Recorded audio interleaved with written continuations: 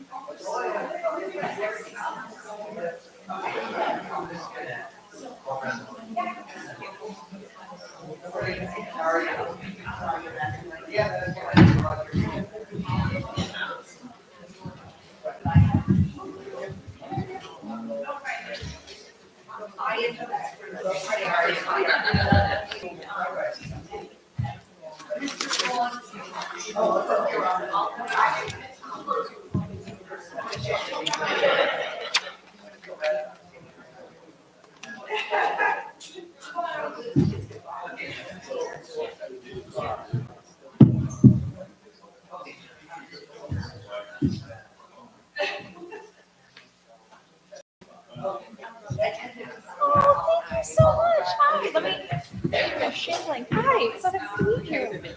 Hi. Hi, I do sorry. So of course I call them. Do you have a card? Okay, so I don't have a card with me I because can bring mine here. but can I just give you my info? Would that be crazy? Okay. What I've been doing for people with clients is I email them with like my phone number because then I know that I have it and I keep a record. Yep. What's your email?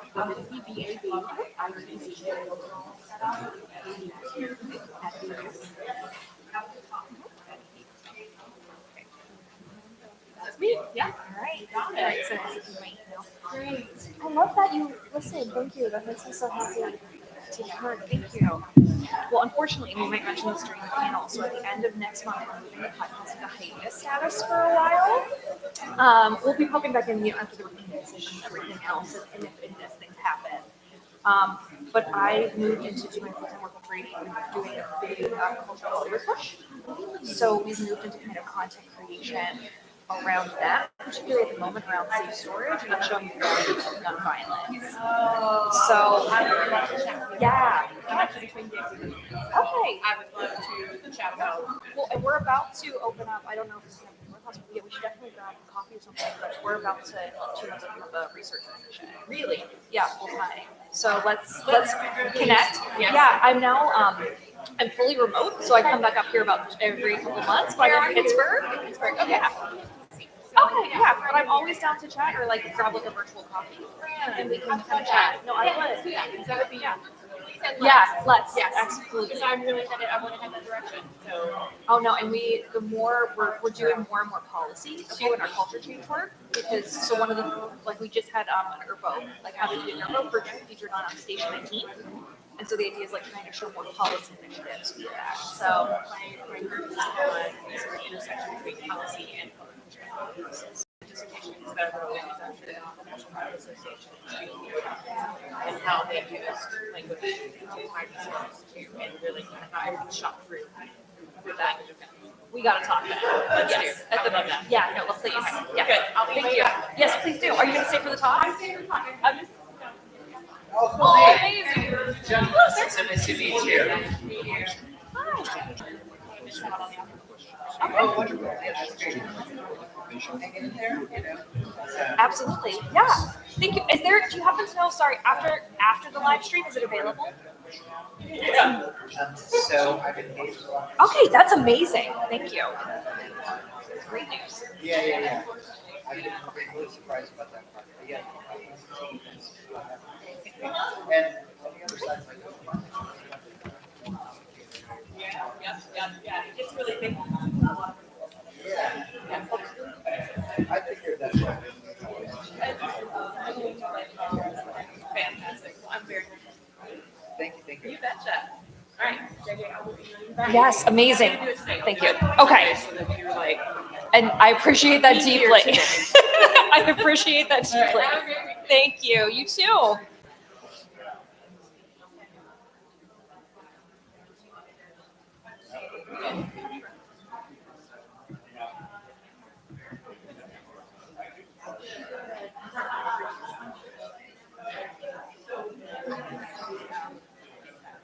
Oh, yeah. And so I have, so they are live streaming, and they'll be over 40 after Oh, as well. Good deal. Yeah, which is great. I don't know how to do that. I didn't realize you were live streaming. I did not know that. It's a good one.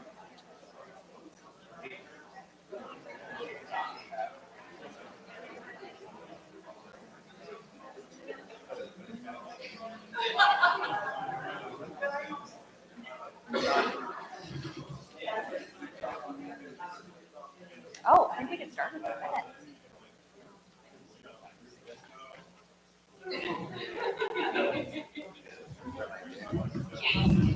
So far. I know. I'm coming. I was gonna say, you coming over? Yeah. You. We're COVID distance.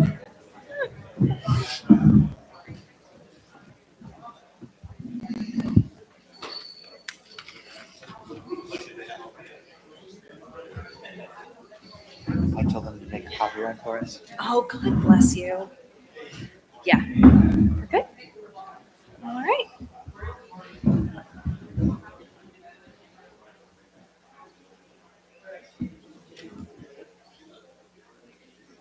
Good to get. All right. Hi, everyone. Thank you all so much for coming out for a Saturday morning panel to talk about gun violence. I'm very excited to have all of you here. My name is JJ Jamflone. I have the honor of being the producer and co-host of the nonprofit Brady's educational gun violence prevention podcast, Red, Blue, and Brady. I also work as our partnerships manager there, working with really intense focus on our culture change work as Brady tries to kind of shift narratives around the safe storage of firearms and the reality of gun violence in the US. As for Jonathan, the gentleman sitting with me, you likely know our author, I hope you do, Dr. Jonathan Metzl, who in addition to being an award-winning physician, physiologist, who is known very much so for his expertise in mental illness and gun violence and race relations and healthcare, and I don't know how he has all the time. He is a groundbreaking author of popular books like The Protest Psychosis and Dying of Whiteness, which if you have not read, I highly encourage you all pick up today. Today, we're talking about his latest book, What We've Become, Living and Dying in a Country of Arms, which I really do feel offers a detailed look at, in many ways, our unfortunately failed attempts to curb gun violence. Now, a lot of the framing of this book is about how in April of 2018, the nation was rocked yet again when someone who was described in the media as, quote, another angry white man with a gun unleashed terror at a Waffle House in Nashville, Tennessee. In 42 seconds, 4 young people were killed. And I just want to take a moment to say their names. Joe Perez Jr., Tareen Sanderlin, Akila Da Silva, and DeEbony Groves. So in this conversation today, we're talking about gun violence as a public health crisis. We're talking about racism. We're talking about maybe the failures of the public health sector. And we're talking about sexism and power dynamics and a whole bunch of stuff to try to fit into 1 hour. I do want to just hit a few points before we go in. One, I understand that this topic is inherently triggering. It's really hard. It's meant to be. I apologize for that, but we we have to talk about it. If at any point you're uncomfortable, please feel free to leave, but I do hope you come back. Secondly, I like to try to avoid whenever possible the use of shooter names. So I will be referring to the individual as the natural shooter as much as possible, but at some points we might have to use their name. And that I want to make really clear, and I think Jonathan does throughout his book, that mental health or mental illness is not the cause of gun violence. Folks who suffer from mental illness are actually more likely to be a victim of a crime. However, we'll be unpacking that more. I just think that it's really important we start from that base position. I'm going to stop talking now so we can hear Jonathan's brilliance. At the end of our chat, though, there will be time for Q&A. I ask that you hold your questions until that point, and then when we open for Q&A, you form an orderly line behind that microphone and then speak into the mic. All right, we're cooking. All right, Jonathan, how you doing? I'm good. It's really nice. I mean, I agree that this is a hard topic. It's a hard topic to talk about anytime, and on a Saturday morning, especially. But it's also an important topic because what I've found in my own work is that I don't get to decide when I talk about this. That it comes to me, right? That it's like, oh my God, this happened again, and so it's always a hard time to talk about it. It's always an important time to talk about it. Well, and I think that kind of kicks things off really well because I was very curious as to, when I look at your first book, when I look at the protest psychosis, I see where dying of whiteness comes out of it, right? But how did you go from dying of whiteness to writing what we've become?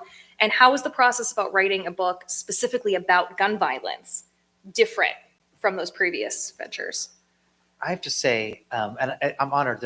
I'm honored to be here in this incredibly vibrant setting. I'm honored to be here because there are so many other authors who are working with similar kinds of stories. And so let me just say, as a kind of preamble to that question, that the hard thing about writing books like this is, like, I finished the book and I feel so humbled that it's not like, oh my God, I figured out something that nobody else thought of. There's something so humbling about working on hot button topics like this, where we're all trying to figure out the answer. We're all trying to figure out the answer. And so it's not like, oh, I have some magic solution.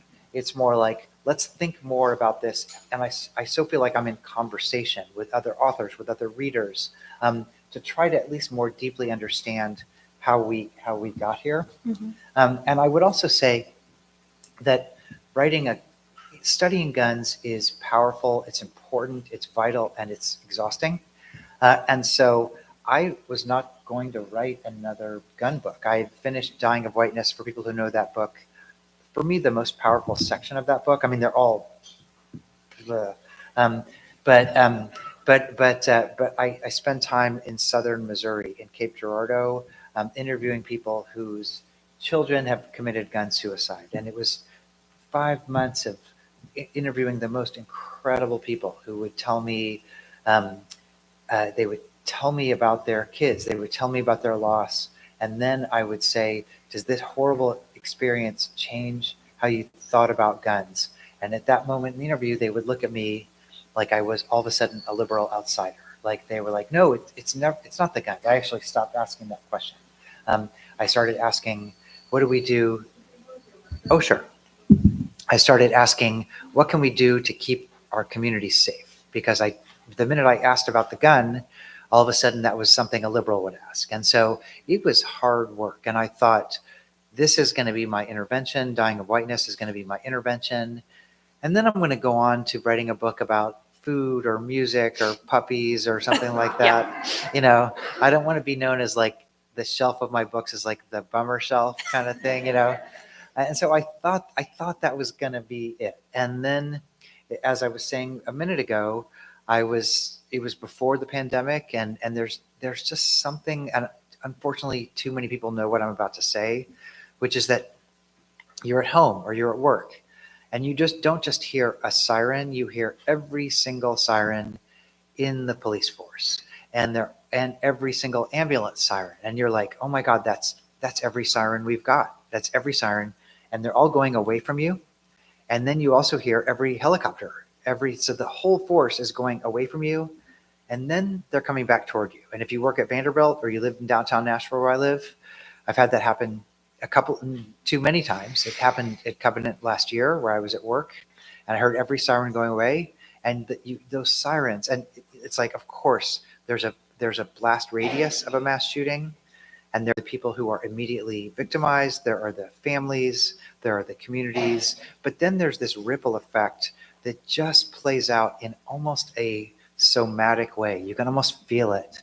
And that happened in Nashville. It happened in Nashville where it happened in Covenant when I was at work last year, a little over a year ago, but it also happened when I was home in 2018 when there was a shooting at the Waffle House. And I think there were 3 things about the Waffle House shooting that made me realize that this was going to be the next chapter of my academic life. And one was that this was a mass shooting and the stories start to filter out. And it's not just on the news, it's on social media, it's word of mouth. When it's happening in your town, it's just, you just feel it. And the first part of that story was that there was another mass shooting with an AR-15. And that was kind of the first thing we knew was like, oh my God, it's going to be a Bushmaster AR-15. And that was the first news that broke. And then the second news that broke was that this is something that happened in Antioch. So it's not downtown Nashville with cowboy hats and cowboy boots and Kid Rock and all that. This is a part of town where there are a lot of Black and brown populations and things like that. And it turns out the second thing we found out was that the victims of this shooting were 4 incredible young adults of color, and also injured were 4 young adults of color. And the stories were just, it's in the book, but an aspiring rapper, a social worker, a basketball star, like incredible stories. So the second part was, this was not just a story about an AR-15. This was also a story about race, and race in a place like Nashville, where it's very important and guns and race are connected. Mm-hmm. And then the third part was that not only was the shooter, who I have to say, I mentioned his name almost on every page of the book. I think for me, I almost took the opposite approach, and I'll talk about this, to what I thought I was going to do, but I actually thought it was very important to keep saying his name. But he wasn't only the only person with an AR-15 in the Waffle House at 2:30 in the morning on this April morning, because at Waffle House, you can't bring a gun into Waffle House. It is, quote unquote, a gun-free zone, as the NRA pointed out repeatedly afterwards. And he wasn't the only white person in the restaurant. He was also the only naked person in the restaurant. He was completely naked except for a green jacket. So here's a very psychotic, naked, mentally ill white man who's in this restaurant of entirely young adults of color who are out celebrating because the clubs had closed or they had gotten off work or something like that. It was like a party atmosphere. And so it was a story about race. It was a story about mental illness. It was a story about guns. And that's in a way why I said a minute ago, this story came to me. This story came to me. And as I started interviewing the families and unpacking the narrative of, the police reports, the videos, the before and after, it just became a story that I just felt like I have to tell this. I have to tell the story. This is why I'm in this position, is to tell this story. And so it turned out my next book will be Puppy Love or Flowers and Daffodils or something like that. Yeah. But just once you're in this space, it becomes a calling in a way. It becomes a social responsibility. That's how I feel. And it's an inescapable reality of the kind of the American condition now, is dealing not just with mass shootings, but with daily gun violence. Now, the Waffle House shooting is used as the frame for this larger conversation, because so much about that shooting is a metaphor for how gun violence plays out in the US. But as you just mentioned, you do talk a lot to the survivors, so surviving family members, individuals that were horrifically injured in this shooting. And there's a lot of first-person accounts, even of things like court transcripts with the police. And so I'm wondering, for you, as you're putting this book together, how do you include all of that in a way that is authentic, but isn't, maybe re-traumatizing the people that you're interviewing, that doesn't feel like you're manipulating, like this is I'm trying to get to an emotional response. How do you combine all of that together? There are two main strategies that I use in the book. Number one is that, as you say, there are more. It used to be shocking to say we have more guns than people in this country, which we do. We have about 330 million people and about 500 million civilian-owned guns. So we blew past that a long time ago. But now we have more mass shootings than days, which to me is an even more horrifying statistic. And so part of my approach in this book is to say that mass shootings happen so quickly, they come at us so fast, that as humans, we habituate them, right? That even the worst mass shootings like the one in Maine, or, I mean, it's hard to even get on the news. Research, I think, pretty convincingly shows that if you're not immediately impacted, you feel the emotion for about 4 days, and then you go on with your life. And not that that's bad. That is how the human mind works. It's just that that's how the human mind works if you're in combat, right? And so that's how soldiers work when they lose a buddy and then they have got to go back in the field. That shouldn't be how the civilian mind works. And so part of the story is, what do we learn when we slow down as much as we can and tell the story of just one shooting? And so part of what I do is say, let's take a deep dive into this one particular shooting and just see the before and after, just see the stories, just see the victim stories. And so that's part of the book. And then the other part is a book about my own research and academic process, where I hope when people, if you get a chance to read the book, it was the most humbling thing I've ever done, because it was also a book for me about the undoing of my own expertise. That I started the book thinking I had all the answers because, of course, I researched mental illness and guns and race. And by the end of the book, I have no idea what I'm doing, in a way, reading the book and telling the deep dive of just this one shooting made me realize the strengths and the profound limitations of the framework that I brought to this. And so there are these two stories that are kind of happening, hopefully resonating off of each other over the course of the book. And really, the stories of the victims were so much a part of what I thought I knew and I didn't know. And part of it is, you can read about loss, you can hear about loss, but to really talk to people who have really experienced this loss is something, and I'm a psychiatrist, but to hear what that felt like, because the loss is so sudden and nonsensical. And as I write in the book, the AR-15 bullet travels faster than the speed of human comprehension. It's actually a death that is so nonsensical, and it just, our brains cannot comprehend the act or what it means. And so part of the victim stories was to honor that, about people trying to make sense of this loss that not only doesn't make sense, but like, our brains actually are not built to make sense of this. And so I think that's part of it. And then I think the other part is, another thing I didn't know was a story of resilience. I thought I knew about resilience, but there are people in this book who stand up every day when they can't barely get out of bed in the morning. And that sounds great in the abstract, but now there are people like Shondell Brooks, the mother of Aquila da Silva, one of the victims of the shooting, who could not have been, and I mean this, like, it's beyond comprehension how devastated she was. She was so close to her son, so close, has now had another son who was shot in Nashville, and she's running for state office now. She's running for state office. So the stories, and there are tons of stories like that. So what I also didn't realize was the stories of resilience, and I think those are the two frames that I bring. It's always a risk when you're interviewing people and then putting their stories in your book. I think there's a humility about that, and I'm sure I fall into some of those problematic tropes, but I tried very hard not to. And the other thing was, as much as possible, I stayed in conversation with the families throughout the process of writing the book. So I would send them stuff I was writing as much as I could. Sometimes they wanted to read it, sometimes they didn't. Mm-hmm. I guess one last part of this is that I also interviewed some of the relatives of the shooter.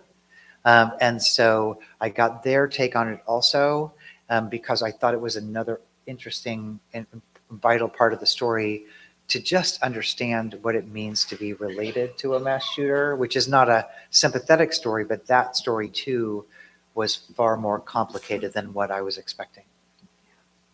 Well, and to kind of pull out that thread about, you feel like you come to the end and say that, oh, where is my expertise? Like, what is happening there? In the book, you make a point that you return to many times of the positives, the negatives, and like the limitations maybe of framing gun violence solely as a public health issue. And there's been a big push. It's somebody who works in an organization that we frame gun violence as a public health issue, right? I was really curious about that. And so I'm wondering if you could both break down for folks the framing of that. So like why gun violence as a public health issue became something that was so known, and then where you find kind of the issues with it. Yeah. And by the way, I don't mean to put you on the spot, but how old is Brady as an organization? 50 years. 50. Yep. Oh, wow. Just celebrated Okay. our 50th All right. anniversary. So we've been at this. I look great for it. But yeah, no, I know. It's like Dorian Gray. Yep. Benjamin Button. Okay. After the shooting happened, and I write about this in the book. After the shooting happened, I was interviewed by media, and I've done, I don't know, like 2,000 interviews. I mean, I've done so many interviews after mass shootings, and they said, I always get asked, is gun violence a mental illness issue? Is gun violence whatever? And I always would give the same answer, which I still believe. I still believe these answers. But what I would hear was, yes, gun violence is an epidemic, which is it's a word from public health that talks about the spread of viral illness, infectious disease. So gun violence is an epidemic. It's a public health emergency. We need common sense gun reform that is based in tested public health methods like background checks and red flag laws and assault weapons bans, which we've done before. And I was on TV the next morning after the shooting. And I still really believe all of those things, but that was my standard narrative before I wrote the book. And the reason it was my standard narrative is because I'm a doctor. I'm trained in the public health tradition.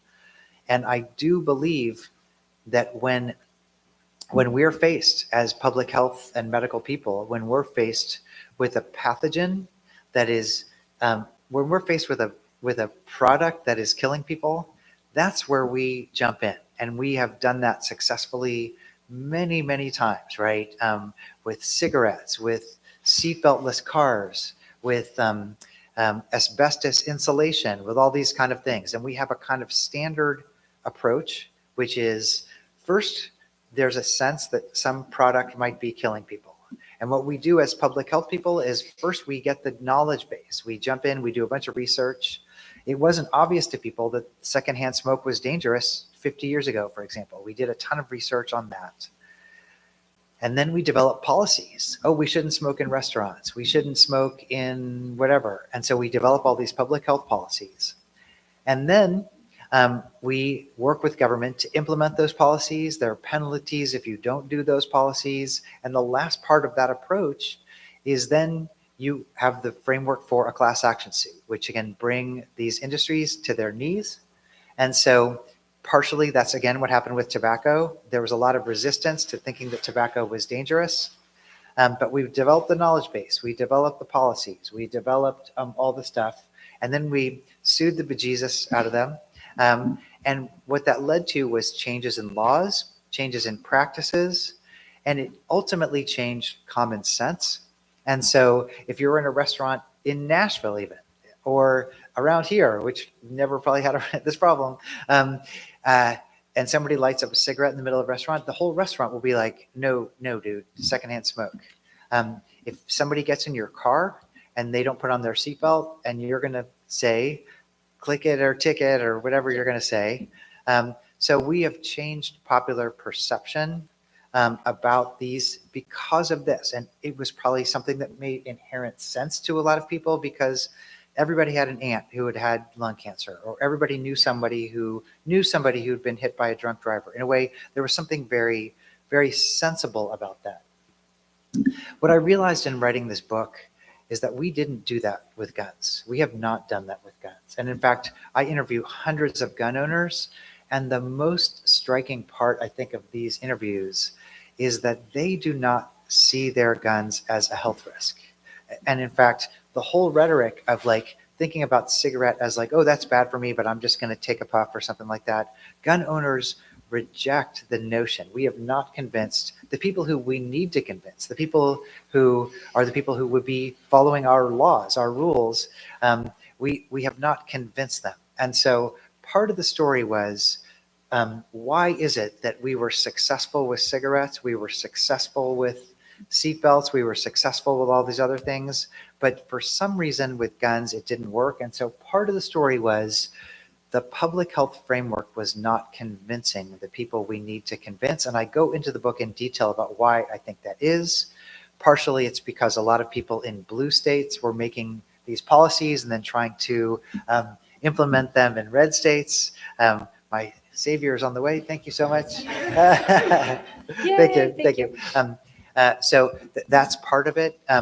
Another part of it is that a lot of people I interviewed own their guns because they were afraid of regulation, governments. And so when somebody like me came in and said, here's a government database that you need to put your name into. So we weren't understanding the people. We understood the policies. We didn't understand what it would mean to motivate people to follow those policies. And so what I argue in the book is we developed a science that would work if people would follow these rules.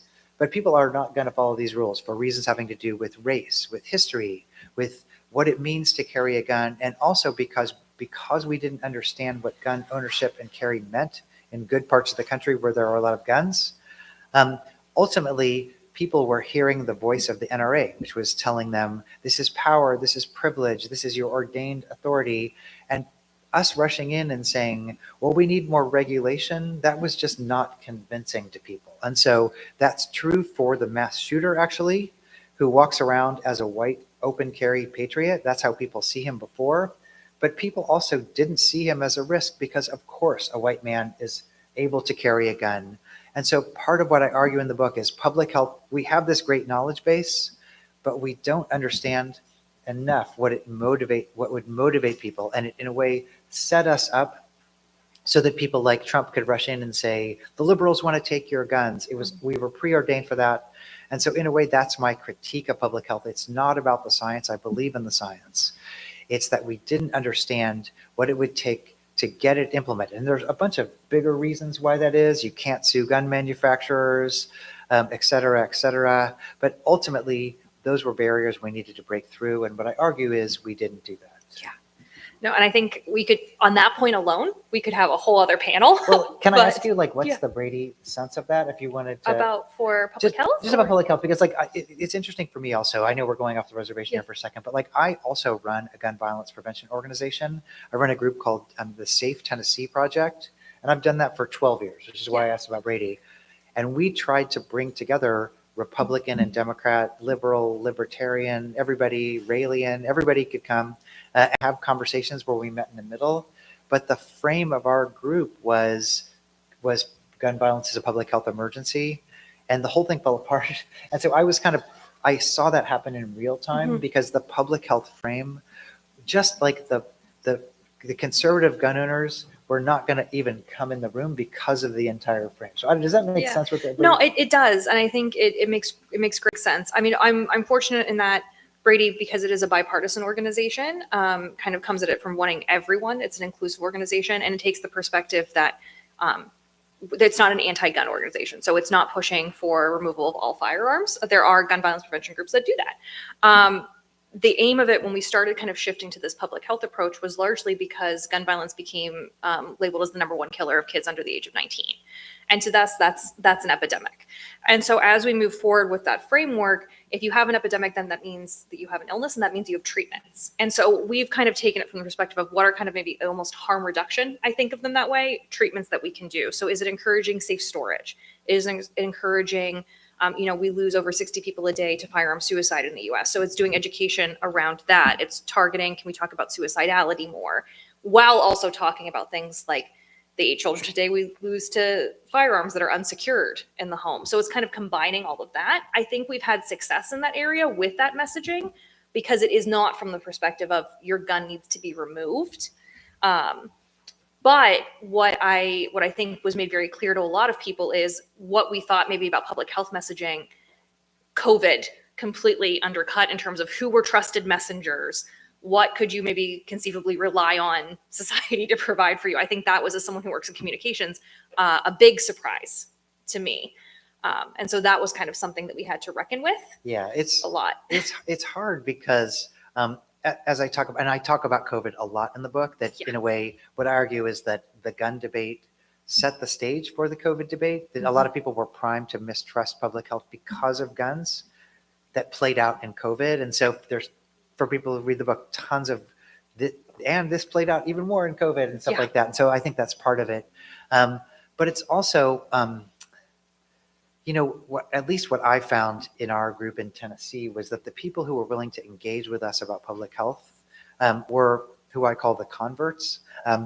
They were gun owners who were also willing to engage, I'm a gun owner, but they were people willing to cross out of their tribe, which unfortunately statistically is an incredibly small percentage of gun owners, shockingly small. And so it's more I felt like, at least for us, we were talking to the converts, which were people who were willing to talk the public health talk, but just in a numbers game. And again, let me just be clear, I am really for public health, and I feel safer in places where there is really strong public health, where there are really strong gun laws. I'm a huge advocate for that. But we have 50-something thousand gun deaths a year in this country, and we have about 500 million guns owned by civilians, about 200-something million civilian gun owners. And so we're talking to the 50,000, but we're not talking to many of the 200 million. And so in a way, it was almost the non-converts that I wanted to speak to. Reach out to. Yeah. I will just say before we move on, because I want to focus on your book on the time that we have. I think I've kind of had the opposite experience in some ways, just from doing 4 years of interviews, engaging with folks, is that repeatedly what I did hear was that gun owners who, overwhelmingly the majority of Americans, are for background checks. That includes gun owners who, the joke I always used to make with folks as someone who grew up in a gun owning family is, well, you have that one guy at the range that you're he doesn't follow the rules, right? And everyone was like, absolutely, I believe that Bob needs to be checked. Say Bob. I picked Bob. I picked the name Bob. I have Uncle Bob. He's lovely. He follows the rules. But and so one of the things that I heard repeatedly is that yes, folks actually were for things like if you have a child in the home, you need to have your gun secured and stored separate from ammunition. However, people weren't willing to speak publicly about it or felt uncomfortable speaking publicly about it. It wasn't a conversation they wanted to have on the range. It wasn't a conversation they felt they could have if someone, at a PTA meeting was disparaging a gun owner. They didn't feel comfortable. And I think part of that is that for years, groups like the NRA had such better marketing.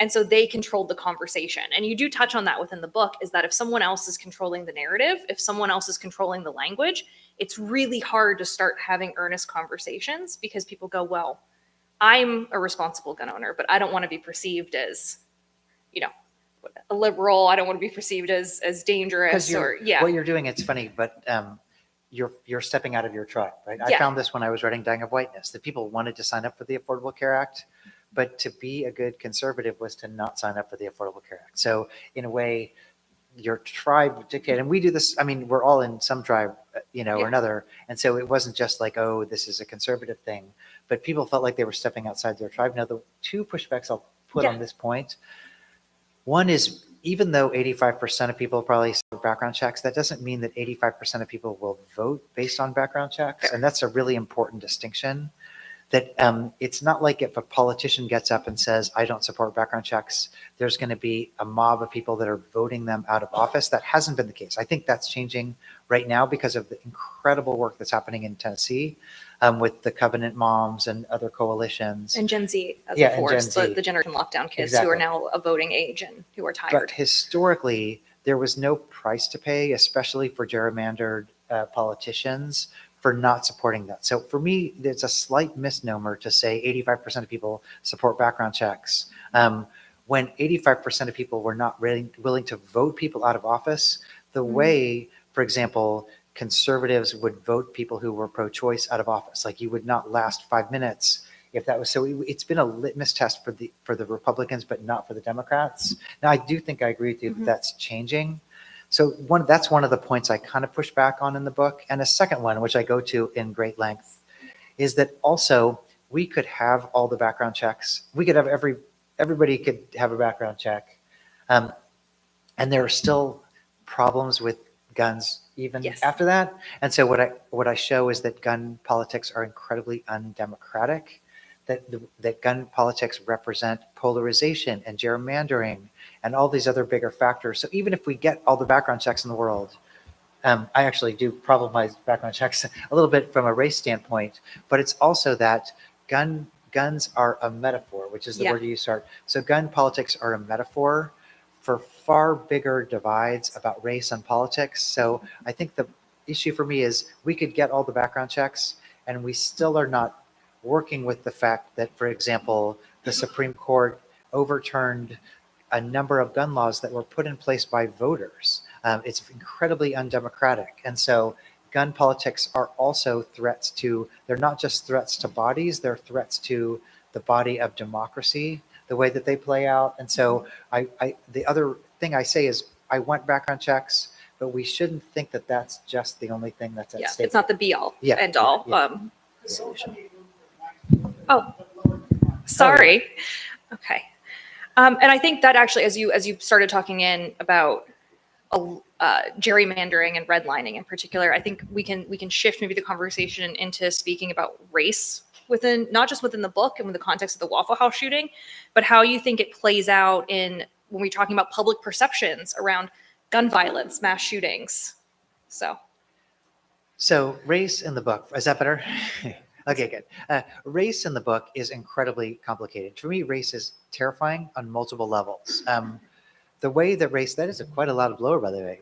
Blow some leaves here or something.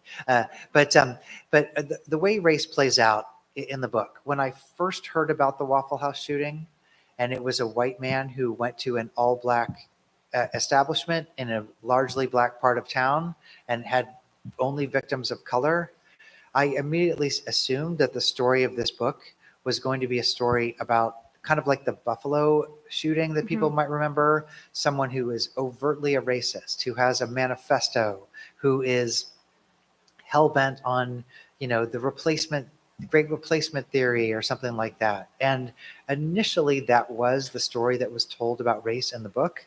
I'm sorry, in the news, for a couple of reasons that were entirely false.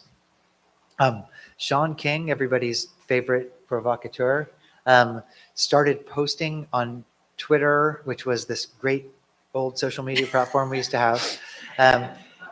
He started saying, oh, people saw the shooter the day before the shooting in a Publix grocery store, and he was screaming the N-word and screaming that all black people need to go back to Africa. It was totally made up, actually. It was totally false. Got him a lot of hits, but it wasn't true. And there were other kind of stories. And so initially, like, of course, you have a white shooter killing Black and Latino young adults. And so the race component initially seemed to be about the race of the shooter, his intentionality, his racism. And I came to understand in researching this book, at least in this one shooting, how the race story was actually more terrifying than even that. Because if it was one shooter, I could say, this guy's racist. This guy's racist. That's the beginning and the end of the story. But instead, what I found out, first of all, and I don't know what was going on in his mind and his heart, but part of the story is I watched hundreds of hours of his home videos. I watched all the court testimony. I read all the interviews. He just did not overtly say one racist thing, even when he was filming himself by himself. So there was no like, here's my manifesto and I'm influenced by this. So there was no overt expression of a racist intent in his public and private utterances. And what I came to realize was actually the race story of the book was far broader than just about this shooter. Part of the race story of the book was about a white man walking around with guns before he commits a mass shooting. And this guy, he was stopped by the cops 5 times. He was stopped by the FBI when he actually tries to jump the fence at the White House and talk to President Trump. He jumped naked into a pool. He jumps out and shakes an AR-15 in the face of one of his father's employees. There were at least 6 He made credible threats against Taylor Swift. Made color against Taylor Swift. Yeah, all these things. So in a way, part of the story is about what does it take to disarm a white man, and it turns out even if this guy is hell bent on being a mass shooter and is telling people he's going to be a mass shooter, um, because of these open carry laws that don't allow you to stop anybody, you can't stop mass shooters. And so this guy was a patriot until the moment he pulled the trigger. So part of the race story was about disarming a white man. And thank you. I feel pretty confident in saying if a black man had been running around with an AR-15, he would have had one police report. It would have been dead or incarcerated or something like that. So part of the story was about the symbol of the white gun owner in line with open carry laws in a way, which makes it impossible to stop even a psychotic person who's telling everybody he's about to commit a mass shooting. So that was a terrifying race story. And then after the shooting happened, Tennessee had a choice. Do we want to learn from this shooting? And do we want to instill laws to make sure this horrible thing never happens again? Or do we want to instill laws that are going to validate the rights of other white men? And we, of course, went down the second path. We made open carry completely unregulated for people 18 and older. We actually did the exact thing that the shooting taught us led to the shooting. And so for me, the race story here was not just about the murderous intentions of one person. It was about this bigger structural story of what we allow when we just allow open carry without permit, without regulation. It protects the rights of everyday people who never fired their guns ever, and it protects the rights of people who are driving down the road on the way to the mass shooting. What I write is that this guy had broken no laws except a public decency statute until the second he pulled the trigger. And so in a way, the race story was about what laws are allowed. Mm. And I think that that's really apt when, as you detail in the book, how the shooter maintained access to his firearms. And so for those of you who have not read it, at one point, firearms are removed from him and then returned to his father, who in interviews, it's shown that in the community is thought of as, oh, he's a well-respected businessman. He's such a nice man. And then the father returns the guns to the shooter because, as he says, well, he needed them. Yeah. And so I was so curious about the role of the father here, because to me, he serves as, like, I think the prime metaphor, right? Of this is a paternalistic older white guy who says, no, it's fine. I know what's best, and what follows. And so I was just curious about your thoughts on that. So there are 2 points about the father that I think are really interesting for people who've read the book. The first is that he actually returns the guns twice. Mm-hmm. After the incident at the pool, they would give the guns to the father and they say, don't give them back to your son. But the father is, if he's not in QAnon, he's influenced by QAnon. He's completely against governments. He's totally for guns.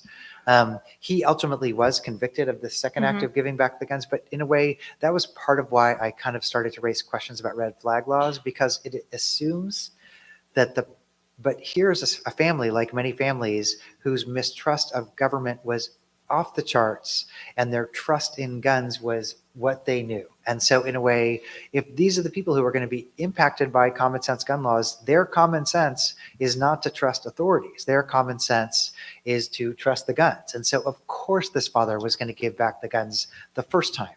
The second time he had an FBI file because he had jumped the fence at the White House. They again come, take away the guns, give them to the dad. And what's interesting in this second case is that the dad's got them in the safe. It's all like legal and signed, sealed, delivered, and they live in the same house, by the way. And then the son says, wait a minute, Tennessee has really loose gun laws. And so I can't have a gun in rural Illinois, which is where they are, suburban Illinois. But he said, if I go to Tennessee, I'm not breaking any laws because there's no law regulating somebody with a restraining order, because Tennessee is totally open carry state. And the father looked up and he's like, yeah, you got a point. So he gave him the guns as he was driving out to drive to Tennessee to go commit the mass shooting. And so in a way, the loose gun laws it was like the song of the siren for this guy, that the loose gun laws were the draw for this guy. And that's why the father was like, you're right. It's legal for you to carry a gun in Tennessee. And so loose gun laws were literally a draw for a mass shooter to come to our state and commit a mass shooting. And I thought, like, if there's a need to like change our freaking laws, like this would be it. This guy saw them as a place where he wanted come to Tennessee. It's a great place to go commit a mass shooting. That was kind of the advertisement that he responded to. And even then, we still loosened our gun laws. Yes. Well, and as we begin to wrap down on time, I'm going to encourage folks to go and form the line for the Q&A if you have any questions.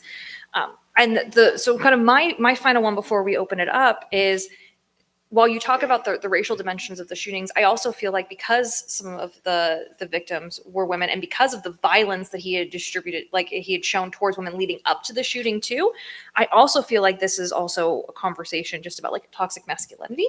And so I'm wondering if you could, maybe talk about what insights we can glean from that too. Well, I want there to be time for questions. Yeah. So let me just say, if people get a chance to read the book, read the chapter about his home movies. Yeah. I have chapters about his very complex gender relationship to these guns. He had a lot of repressed homosexuality, the shooter. He saw the guns as the guardians against his homoerotic desires. And so I have chapters and much more that I didn't put in the book of him sleeping naked with his AR-15. And then there are ads in NRA magazine about get your man card back or something like that. Yes. With a gun. This guy was literally getting his man card back with his guns. And so the story of guns and masculinity, I'll just say, this is where I get to say as the author, read the book. Yes.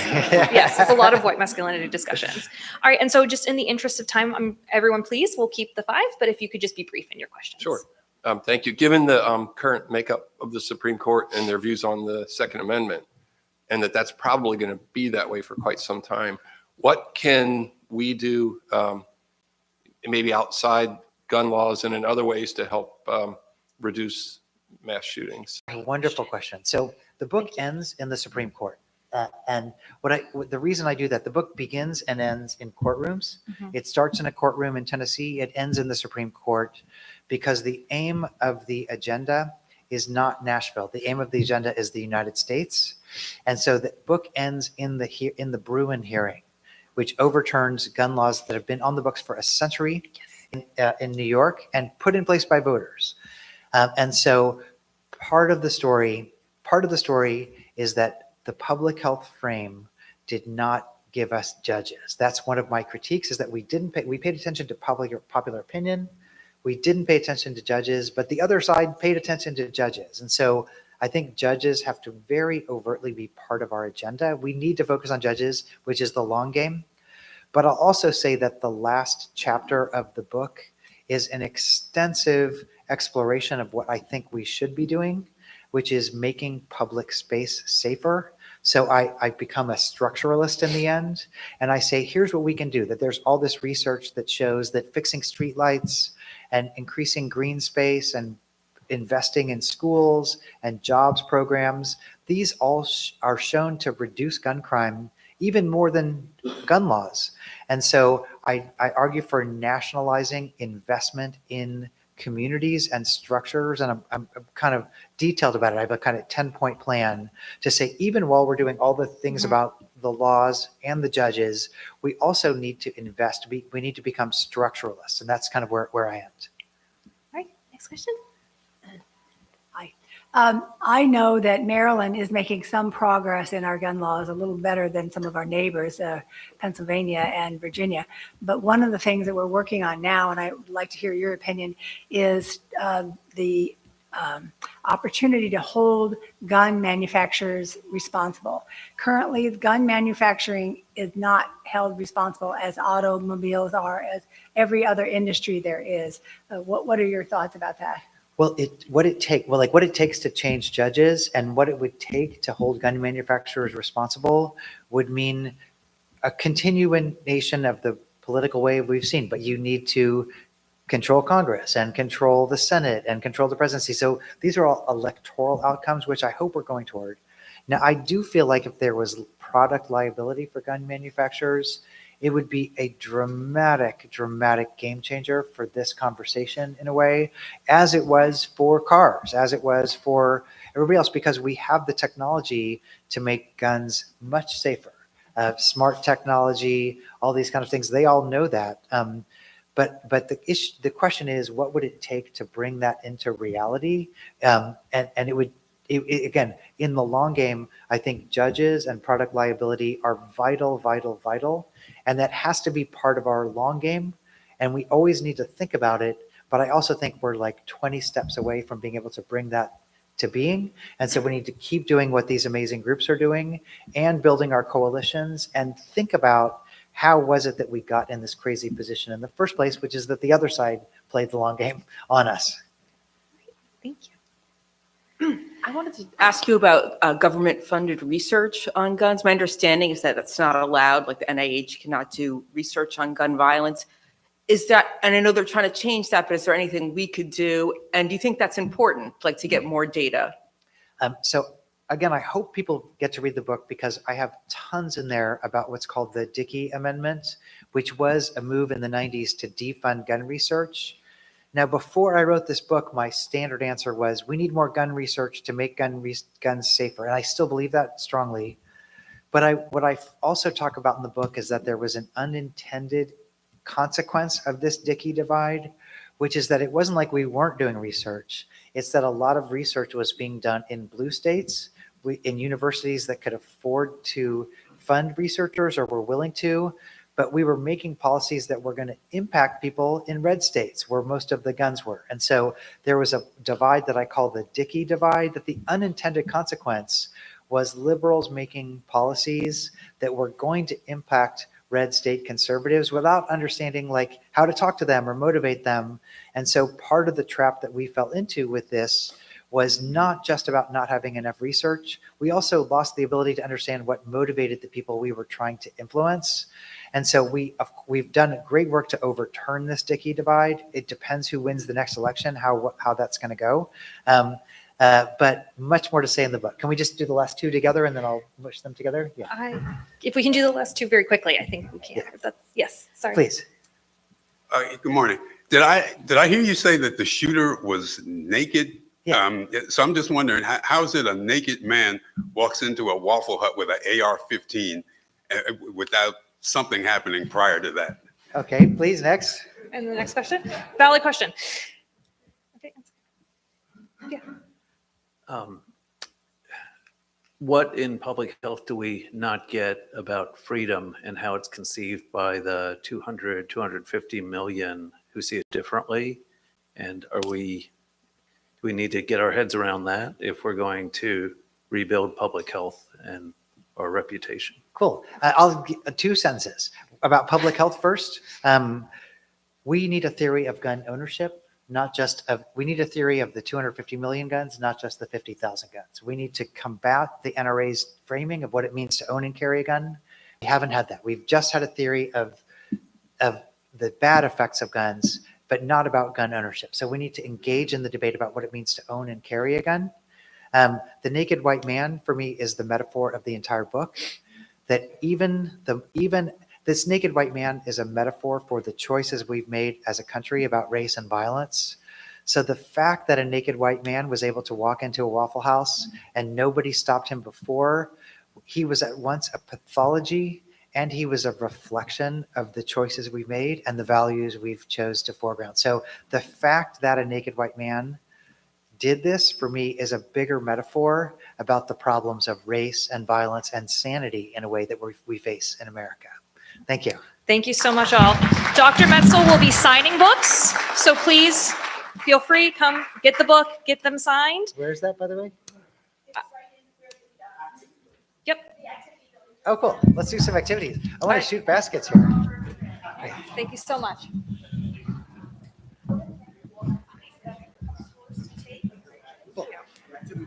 Oh, cool. Thanks.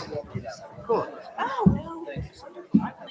Thank you. Can I take my name tag? Well, I wanted us to have, Oh, I cool. was hoping we could do like 42 seconds of silence because that's the length of the shooting at the end, but I think it just doesn't fit Yeah. too with the way that we end it. So thank you so much. Yeah, take that. Thank you. What's that? Oh, please.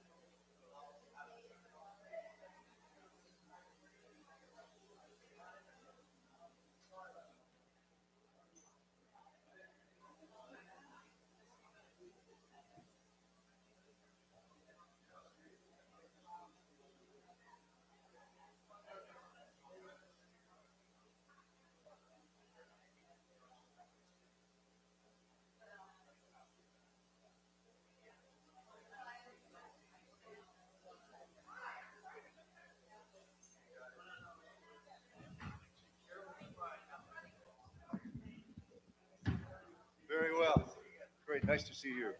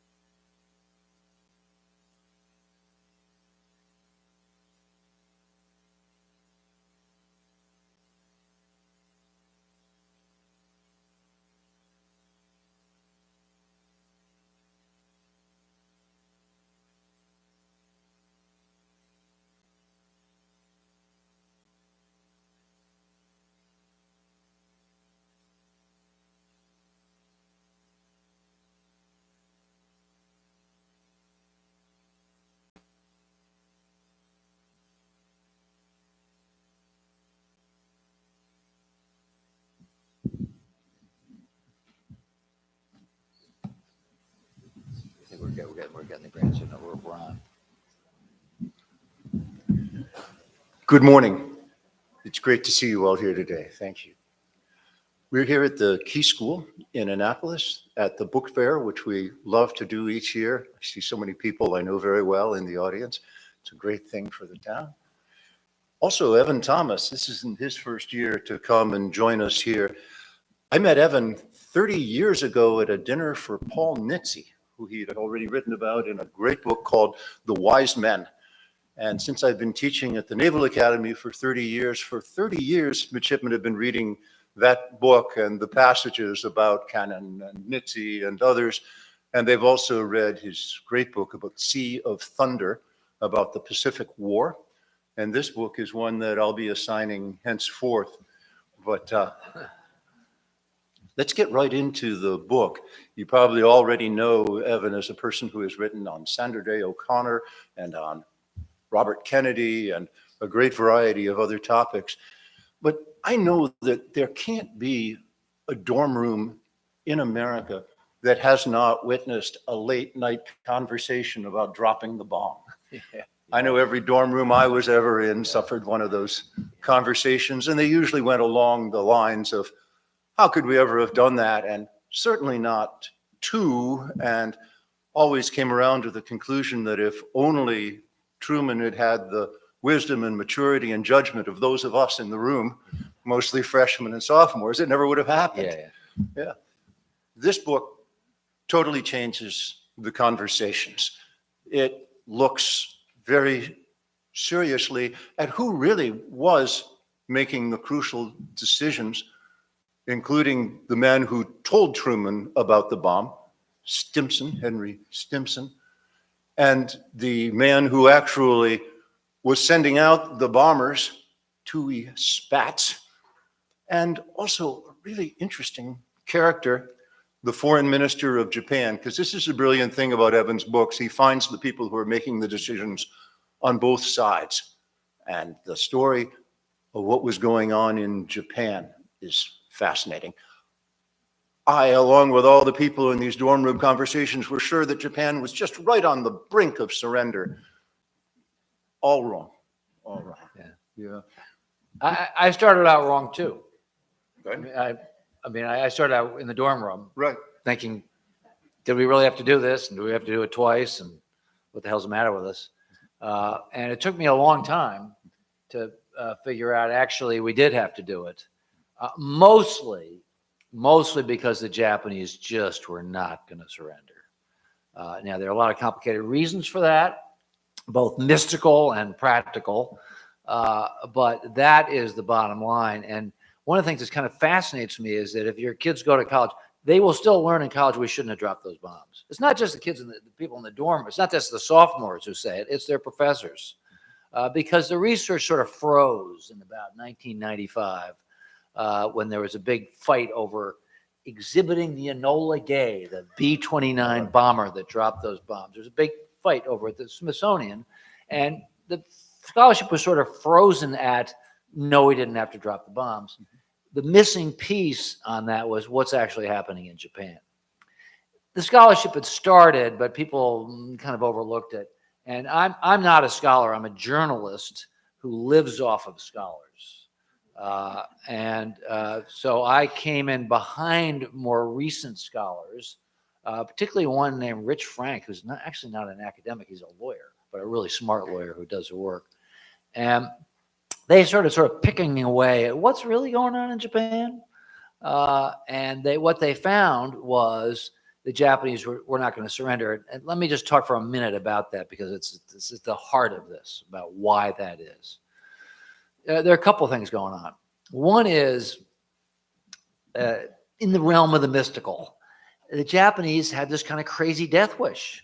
It's in their newspaper headlines. The 100 million, the entire population of Japan, will die for the emperor. In the Japanese military code of conduct, Japanese soldiers are not allowed to surrender. If you look at the casualty rates at like Guadalcanal or Saipan or any of those places, a Japanese battalion will go into action and they all will die. All of them. It's not like, remember the rule in 18th century naval warfare, when ship-to-ship action, once you lost about 15% of your men, you surrendered. That was kind of the rule of thumb. The officers would get paroled and go home. But that was a kind of, after 15% was dead, that's it, we're done. Japanese, 100%. So that's part of it. It's part of their culture is to die for the emperor. But there was a more practical thing as well, because there's always a more practical thing. The people who ran Japan were essentially military people. We're going to leave aside the emperor for a second, the spiritual, divine emperor. He plays a huge role, but leaving him aside for a second, the practical day-to-day running of Japan in World War II was really in the hands of 6 people, a war council, 5 of them in uniform, the war minister, navy minister, chief of staff, generals, admirals. And they're the establishment, and the Japanese Constitution borrowed from the Prussians. That gives the military a lot of power, basically the power to bring down the government. So they're the power. And what do they want? They know they're defeated. Their fleet has been sunk. Their soldiers are being killed in large numbers. Their cities are all being burned. They are defeated. What do they want? What they want is to not be occupied and to have their structure overthrown. They want to keep their emperor. What that really means is they want to keep their own power. It's called the kokutai. It's the imperial system. And the imperial system empowers the military to run the show with the emperor at the top. They want to keep that structure, and they do not want American occupiers. And so they think, well, okay, that's what we want. The one more thing they didn't want. War crime trials. Yes. Why? Because they're all going to hang. It's pretty personal. So that's what they want. So how are they going to get that? Let's think about it. Let's make the Americans bleed. Let's make them invade us. Go ahead, invade us. And so they have, we have an invasion plan signed off on by President Truman in June. And we have a force of something like 800,000 men. The largest invasion in the history of mankind is being marshaled, dwarfing D-Day, to put a lot of Americans on the beach. And they have waiting for them, these generals, more than 1 million Japanese. And not just soldiers, but they have 7,000 kamikaze planes. Now, just to give you a little perspective on that, our Navy had taken about 2,000 kamikaze strikes by August. So 7,000 planes ready to go. My dad was a junior officer on an LST, a landing ship tank that was coming from Europe to the Pacific Theater. And I read in one of these studies, they war gamed all this, and that we by our estimate, we were going to lose 200 LSTs in the first afternoon. Think of the carnage. There's a huge academic debate among military historians. How many men were going to die? And the numbers started this lowball number of 31,000, which was told to President Truman mostly to calm him down about how terrible this was going to be, ranging up to 200,000, 500,000, 1 million. We had 12 hospital ships.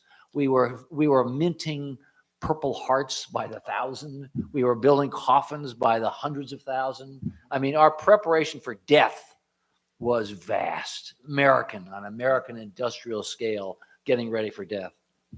And that's what these guys wanted, because they figured if they bleeded us enough, we'd say, okay. We win, but you get to keep, we won't occupy you. Keep the kokutai. They were good terms of surrender. They wanted good terms.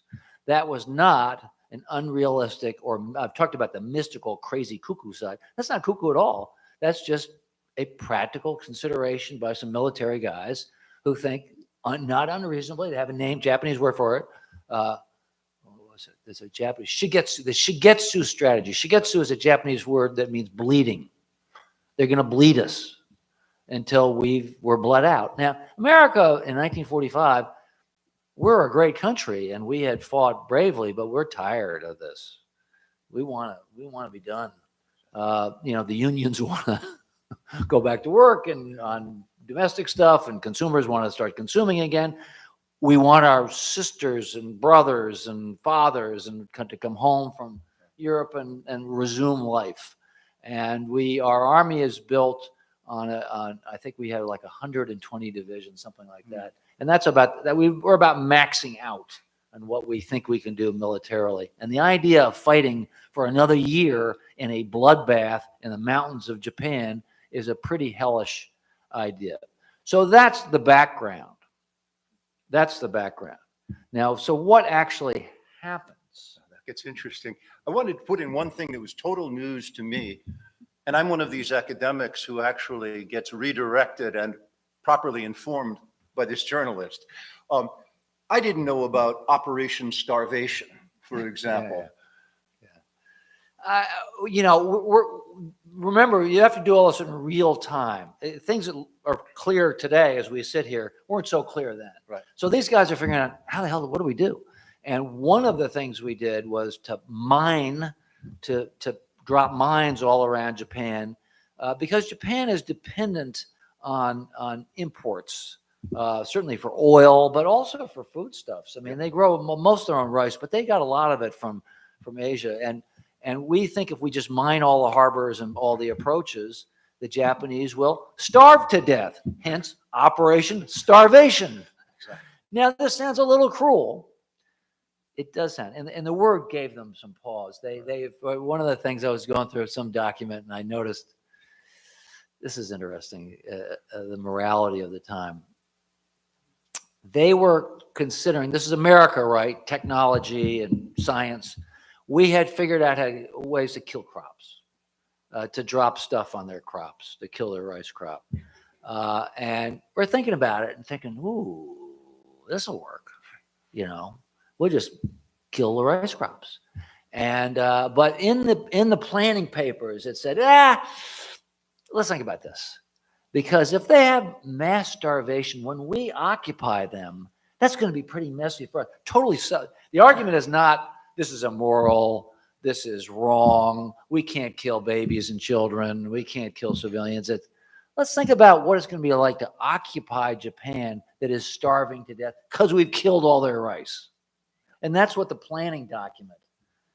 So these are people struggling in real time, remember, in real time against an impossible foe that they understand to some degree, but they don't totally understand it. We were listening to radio traffic. We know they're moving people around. We've broken their codes, but it's not like we have spies inside the palace. It's not like there's no James Bond inside the Imperial Palace. We don't really know what they're thinking. We're kind of guessing at that. But you get us inside the palace, and we got to go there next. I just wanted to say one bit of progress is we have much better names for our operations now. That's true. Oh, yeah. Well, the no-fly zone over Libya, we called that Operation Odyssey Dawn. It sounds like the name a 7-year-old girl would give to her imaginary unicorn friend. Steve, you're right. The names of these operations have changed. You'd be up on this. You could write a pretty darkly funny piece about the evolution of operations names. Yeah. So maybe we wouldn't have invaded at all. Maybe we would have just held off for 6 months while the population starved. I don't feel great about dropping bombs, but that was 200,000 people dying in 2 nights. Yeah. Whereas Operation Starvation could have been in the millions. Everybody, millions. Yeah. Yeah. I mean, they were already down to 1,500 calories a day. They were starving or starting to. Yeah. Oh, this is the military, of course, that hoarded the food for themselves. The soldiers weren't going to. The officers weren't going to die, and the soldiers were going to. But the civilians, they were going to die of starvation. And of course, what comes with that? Famine, disease, civil war. All sorts of nasty things that run from mass starvation. I don't want to leave behind figures like Stimson and Spatz, but can we go first to inside the palace? We've got the big 6 that you mentioned, 5 of whom are in uniform. Yeah. And one is really a different man, this man, Togo. Togo is a different guy. He's not the world, us nonfiction authors always wish we could write fiction. And I would have loved for my character to have been a charming debonair. He is so severe that even his friends find him boring and humorless. But that is actually a virtue because he's different from the others. The Japanese, I'm painting with a broad cultural brush here, so forgive me. Obviously, there are individual nuances that I'm missing. But broadly speaking about the culture, there's a lot of indirection. The Japanese, to this day, not known for being blunt. They're known for being polite and indirect. But my man Togo, he's blunt. He's different. I'm not sure why exactly, but one clue, he's not Japanese as the Japanese understand Japanese. He was 4 centuries earlier. He came from a Korean family. And his family's name was Park. They bought the name Togo 1 generation before my guy, which is a samurai name. They bought it to be accepted by the Japanese. So in the racial purity, and nobody is more racially pure than the Japanese. I mean, they make us look like, a Benetton ad. The Koreans still, even after 4 centuries, still felt a little bit out of it, so they had to change their name. And it took him 6 applications to get into the foreign ministry? Yeah, he had to go a different route. He was a meritocrat. He was very smart. He studied German philosophy. He was very anti-Nazi. He hated the Nazis. He liked Goethe and Schiller, and he liked that kind of high-end German philosophy. And as I said, he's a humorless guy, but extremely smart, and he was blunt, and he was the only guy, getting to the point here, the only one who was willing to use the word surrender. It was forbidden to use that word. That was a forbidden word. And he couldn't say it too loudly because the risk to him was assassination.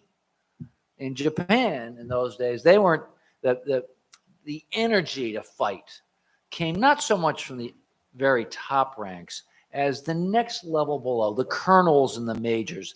They were the fiercest, the hotheads. Japan is full of all these crazy secret societies, the blood red, secret society. It's all about this kind of sacred idea of dying for Japan, the emperor as being this deified figure. And it's all about purity, and purity means dying for your country. And so the ones, and these are not idle threats. In the 1930s, 2 Japanese prime ministers are assassinated. And the current prime minister, Admiral Suzuki, who was in the period we're talking about, he's the prime minister. He has some bullets in him from an assassination attempt in 1936 when he had been a chamberlain in the palace. I love this, is a very Japanese story. The assassins come in, shoot him 4 times, and he's lying there bleeding. And his wife comes in. Suzuki's wife comes in and says, "Can I finish him off?" And they say, "Sure." And they give her the sword and leave. She's bluffing. She's bluffing. He lives. But he has a memory that's pretty immediate from the bullets he can still feel in him of what it's like to get assassinated. So he's not real eager to stand up to the hothead colonels. So our guy Togo, among the things he has to do is get the 6 guys to meet in private without aides around. Pretty basic. Let's try to do this in secret. No aides. More Washington meetings should happen this way. Just keep the aides out. But even then, where they're starting to talk semi-honestly, even then there's a lot of indirection. And what they call, there's a Japanese word for it, haragei, Haragei. It's called the stomach art or the stomach game, which means where you're kind of signal what you're thinking, but not really. And it gives you a lot of deniability. Well, I didn't really mean that, right? And they kind of joke about it. They joke about really not knowing what's on each other's mind and that they're playing this game with each other. And it's funny, ha, ha, ha, but not when your country is teetering on the brink of extinction, which is what's happening in 1945. Yeah. So I thought the story about deciding to use the bomb was Truman and Groves and Oppenheimer. And what I learned instead is that you quote Groves saying, Truman was like a little kid on a toboggan. Yeah. Basically, I ran away with him. The decision was made by FDR to commit to this line of action. And Truman kind of was railroaded from the start. It's a harsh way of have you seen the movie Oppenheimer? Yeah. So we know the Matt Damon character. The real Groves was even rougher and gruffer. I mean, Damon, great actor, and he tries to pull this off. But the real guy was really a tough dude and ran a little tiny office, hated bureaucracies, kind of did it all himself. No nonsense, fairly ruthless, the sort of person you need when you're trying to win a war. Not so great maybe in civilian life, Right. but really important when you're trying to win a war. And his view of Truman was that he was an irrelevancy. The decision had already been made. We're going to do this no matter what. Now, there's some truth to this. Stimson, who's a central character in my book, who's the Secretary of War. The Secretary of War is sort of the chairman of the board of the project. In 1942, he's put in charge of the Manhattan Project. Just a little bit of history of this that most of you are aware of. The Germans start all this in the 1930s. They start building the bomb. And I like to say, just to take a step back here, that the Germans lost World War II on April 7th, 1933. Why? Because the Nazis outlawed Jews in government on April 7th, 1933. And all of the center of physics of work on the atom bomb, that was in an institute in Berlin. And the smart scientists there were, you guessed it, Jewish scientists, and they left. They went to England. They went to the United States. Leo Szilard, there are a bunch of them. And they get to the United States and England, and the work is going on in Germany, and they're worried about it. And so famously, they get to Einstein.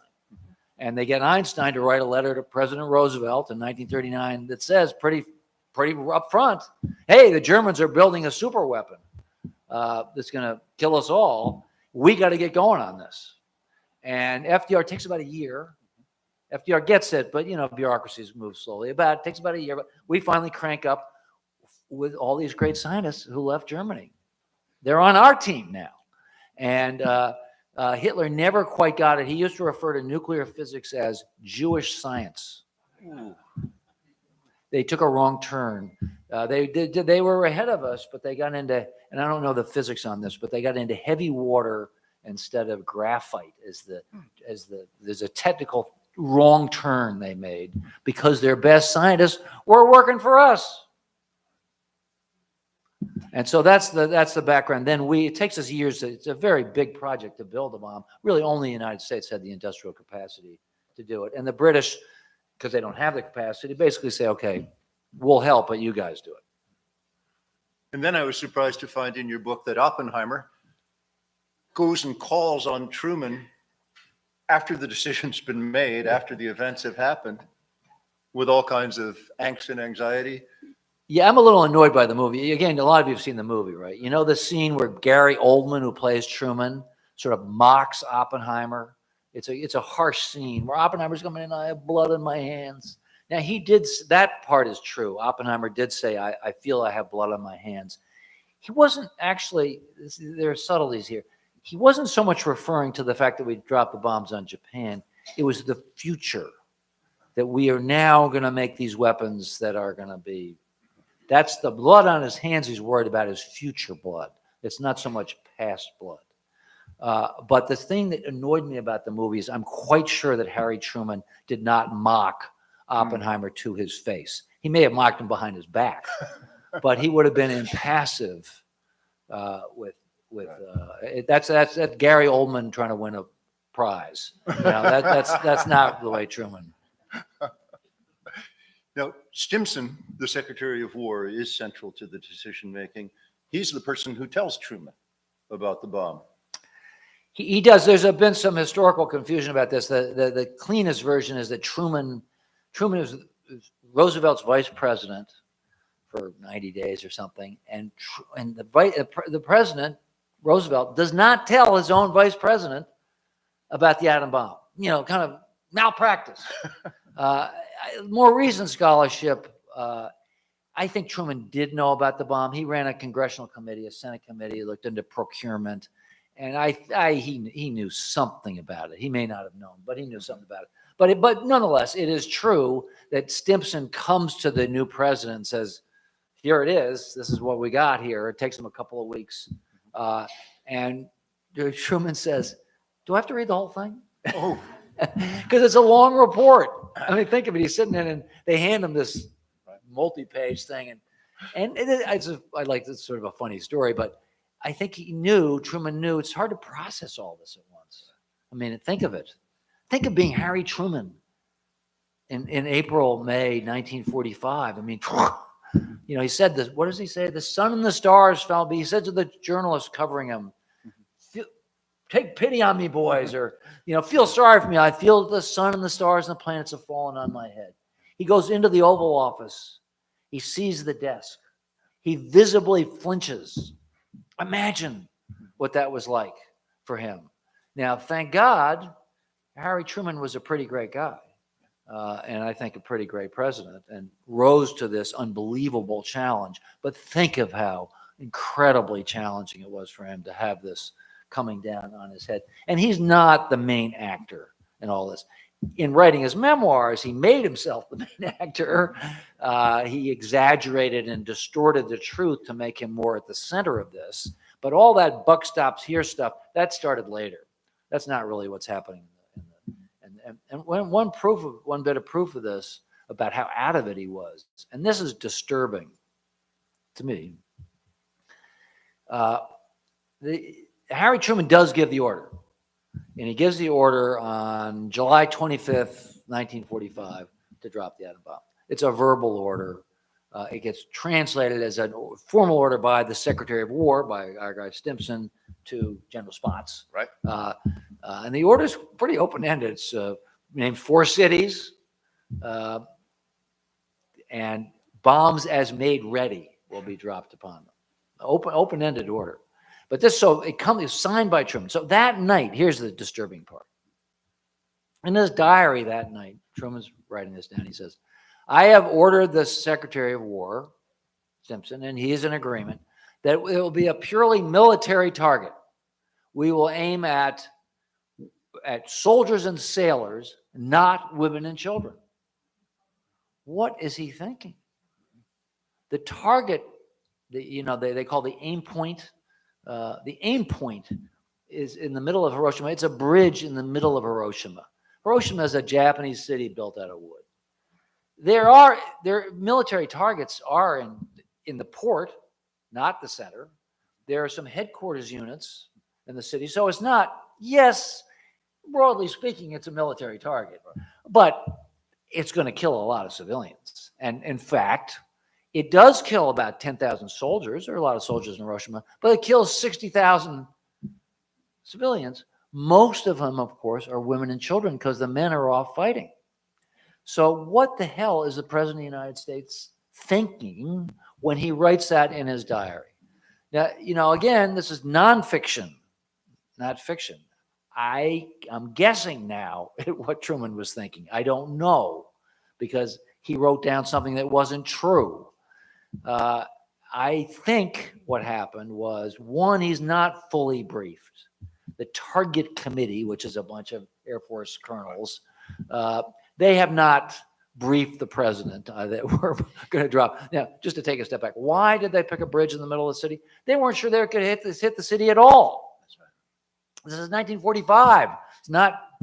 We don't have drones with, they can put a missile through a window. We are lucky to hit the whole damn city. That's flying. what the B-29 pilots used to say. We can hit any city as long as it's big enough. I mean, when I was studying this, there's a whole, we could digress about this endlessly, but I remember the famous Dresden raid, where we're all, oh my God, firebomb this Dresden, and it was terrible, and we can talk about all that. A whole unit or wing of the bombed Prague by mistake. Wrong city. Wrong country. They're always bombing Switzerland by mistake. It's just, think about it. You've seen enough movies. they're in these pieces of tin that they were called the big bombers in those days. They little pieces of tin. They're flying through horrible weather. The Luftwaffe is shooting at them. There's flak. They're frozen. It's, it's 50 below zero in these planes. They're scared to death. Their bombs don't drop in the right place. We have a Norden bomb site, American technology, works really great when it's Kansas, no wind, nobody's shooting at you in a clear day, works like a dream. Over Germany, with the Luftwaffe and the wind blowing, sometimes they hit, but often they don't. So that's the kind of real world that these guys are living in. So the target committee picks as the aim point a bridge in the middle of the city so we can be sure of hitting it. There was talk about, shouldn't we hit a military target and a Navy base or something like that? There's a lot of talk about it. But when it came down to it, now, none of this is explained to Harry Truman. What he's talking to Henry Stimson about that day is they have taken the city of Kyoto off the target list. Right. All morality, as we know in our lives, is relative. And they have done this thing of the general, that fierce General Groves, the Matt Damon character. He wants to drop the atom bomb on Kyoto. It's a pretty good military target, actually. It has a lot of soldiers in it. It's got 1 million people, but it's the ancient cultural capital of Japan. And Henry Stimson, the Secretary of War, who's been to Kyoto, goes, I don't think so. 3 times he takes it off the target list. He's the Secretary of War. 3 times Groves puts it back on. Finally, Stimson goes to the President of the United States to get it taken off the target list. That's what they were talking about that afternoon. So we know that. So I think in the way brains work, Truman's thinking, well, we spared Kyoto. Stimson and I spared Kyoto, this ancient cultural capital. We did a good thing. We did a moral thing. And that becomes, okay, Hiroshima must be a military target. Well, kind of. Besides, we had already burned all the more military targets. We were sparing, just to give you I tell you a dark, humorous story about all this. Again, you have to sort of take a step back. We were bombing Japan, and unsuccessfully, we finally get to the point where on this island hopping, we get all the way to Tinian and Guam, so that our B-29s can now reach Japan in the fall of 1944. And we want to do precision, quote, precision bombing. We want to bomb their military targets and their factories. And we have this great new airplane. We spent $3 billion on the B-29. It flies at 30,000 feet, flies above the fighters, above the flak. It's not cold because it has whatever they call that. And it was great. So we're finally going to be able to do precision bombing that we couldn't do in Europe. We discover a new thing, which we didn't know about, called the jet stream. At 30,000 feet, it blows our planes off target. It's blowing 150 miles an hour up there. So either they're going too slow or they're going too fast. Anyways, it screws up our targeting. We can't hit the factories. So Curtis LeMay, name that you're all familiar with, is given the task because he's a tough son of a bitch. You fix this, Curtis, right? You can imagine in the military kind of, come on, we need to get some results here. We've spent $3 billion on this bomber. The Air Force wants to have some results. Nothing is working. You fix this, Curtis. And he goes, okay, I'm going to rethink this.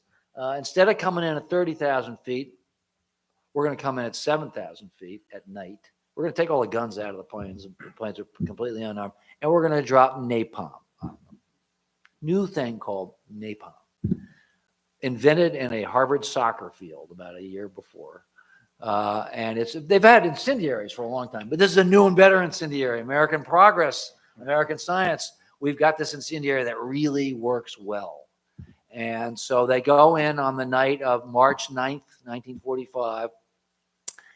First time they try it, and they bomb 16 square miles of Tokyo, burn it to the ground. And 100,000 people die. More people die in 6 hours than in the history of warfare. The most ghastly episode in the history of warfare. 100,000 people, 6 hours, burned to death in the most awful fashion. It works. We finally got something that works. So we do it 60 more. We burn 60 cities, and just again and again and again and again. And this is starting to bother Henry Stimson. Back in Washington, he's going, whoa, ooh. So he has a meeting with Harry Truman on June 6th. Now, this is all from Stimson's diary. And the Secretary of War is meeting with the President of the United States, and he goes, we're burning all these cities, and I'm feeling bad about this because I'm afraid the United States will look like Nazis, that we're going to be seen as war criminals. This is incriminating for us. He said, I'm worried about something else. Now you have to, I have to say this slowly, you have to follow the bouncing ball here. He's worried about something else. He's worried that there will not be a city left to demonstrate their new weapon. Now pause and think about this for a second. On the one hand, he's worried about burning everything and looking like war criminals. On the other hand, he's worried there won't be a city left so we can show off our new atom bomb, which we need to end the war. And in his diary, Henry Stimson writes that the president laughed. Now let's pause and think about that laughter. What kind of a laugh do you think that was? A hearty ho, ho, ho? I don't think so. It was a dark, bitter, mordant, morbid laugh of two men who are caught in an impossible position. These are the two principal guys in the United States who are trying to end World War II. And they don't know how the hell to do it because the Japanese will not give up. And Truman is just about to sign off on this invasion that's going to kill hundreds of thousands of Americans and millions of Japanese. So there's that alternative. We can invade and just have the greatest bloodbath in the history of mankind times 10. I mean, just to give you some, just in real time, we had done Okinawa in April. Okinawa cost us 7,000 Marines. Okinawa is 1/6 the size of Nantucket. I said Okinawa, Iwo Jima. Iwo Jima is the smallest. Iwo right. Jima. Iwo Jima is 1/6 of that. We'd also been doing Okinawa, which is bigger, but still not that big. Right. That cost us 12,000 soldiers and sailors and airmen. And so Truman says, you mean we're going to have Iwo Jima and Okinawa from one end of Japan to the other? So this is the world in which these guys are living. And this is what, so now you have the Secretary of War meeting with the president, and he's saying, I'm feeling bad about the fact that we're burning all these cities, and it's going to make us look like Nazis, but actually, we got another problem. We got to leave one, at least, that we can burn to the ground with an atom bomb. And Truman laughs. It's a bitter laugh. It's gallows humor. We've all done this. When things are really bleak and dark, what do? You laugh. It's not a happy laugh, but how else are these are real people in a real situation. How else are they going to deal with it? They have to decide. It's not like they can say, okay, somebody else decide. They're it. Buck stops there. They're the decision makers. But the great thing about Evan's book is he takes you from the White House and Stimson and Truman and how can we end this thing over to the bunker where the emperor is about to meet with the big six. How can we end this thing? Except there's only one of the six who really wants to end this thing. And he's the foreign minister of Korean descent who has served in Germany and married a German wife and served in Washington and knows the West a bit. And he wants this war to end. Next to him are the generals Anami saying we can eat dirt because that's all there is left to eat. I mean, the Anami is he's a character in the book. Anami is the war minister. And he's a samurai type, and he goes out and shoots his bow, and he's martial arts, and so one of the questions is, why do we have to drop 2 bombs? Hey, wasn't one enough? So this is the morning after we've dropped the second bomb, and the War Council is meeting, and they get word that a second Hiroshima-style bomb has just destroyed Nagasaki. So what does the war minister say? He says, wouldn't it be beautiful if the entire country was to perish like a cherry blossom? Let them drop 100 bombs. So they're now a little rattled. So there's 6 of them. The votes roughly, they're not voting, but it's roughly 3-3. They have to have consensus to get anything done. They're stuck. Anami still wants to fight. And by now he's peeling Togo's peeled off the prime minister and I think the Navy minister. So he's got a couple of votes with him. But he's also working inside the palace. There's a little cabal of more reasonable guys, and they're working on the emperor. Now, the emperor is an interesting character in all this because on the one hand, he's divine. He's the top dog from God. But the way the Japanese system works is when the war council makes a decision for the emperor to approve of, they bring it to him, and the emperor says nothing. Silence means assent. They don't want the emperor involved in politics because that would soil him somehow to be involved in politics. He's supposed to float above politics. That makes him basically an irrelevancy because all the decisions are being made by the military and the emperor is just floating up there. Now, the emperor is a unprepossessing figure. He's got a little hunch, just undershot chin, reedy voice. He's not Matt Damon, you know. But he's getting tired of the military lying to him. They do brief him. They bring him in. He's in the tent. He's briefed every day. And he's getting a little tired. And a very significant thing has happened in June. The military said, we're going to move you up into the hills. We built a redoubt up in the mountains for our last stand. And we're going to new palace. And we have an armored train. And we're going to take you there. And he says, no. That's an important moment. He has just defied the military because he knows they're essentially kidnapping him. And so that's a little bit of moral courage is just starting to bubble up a little bit, and he's remembering that he is a son of God. And it's not easy, but he is also a son of God who wants to live.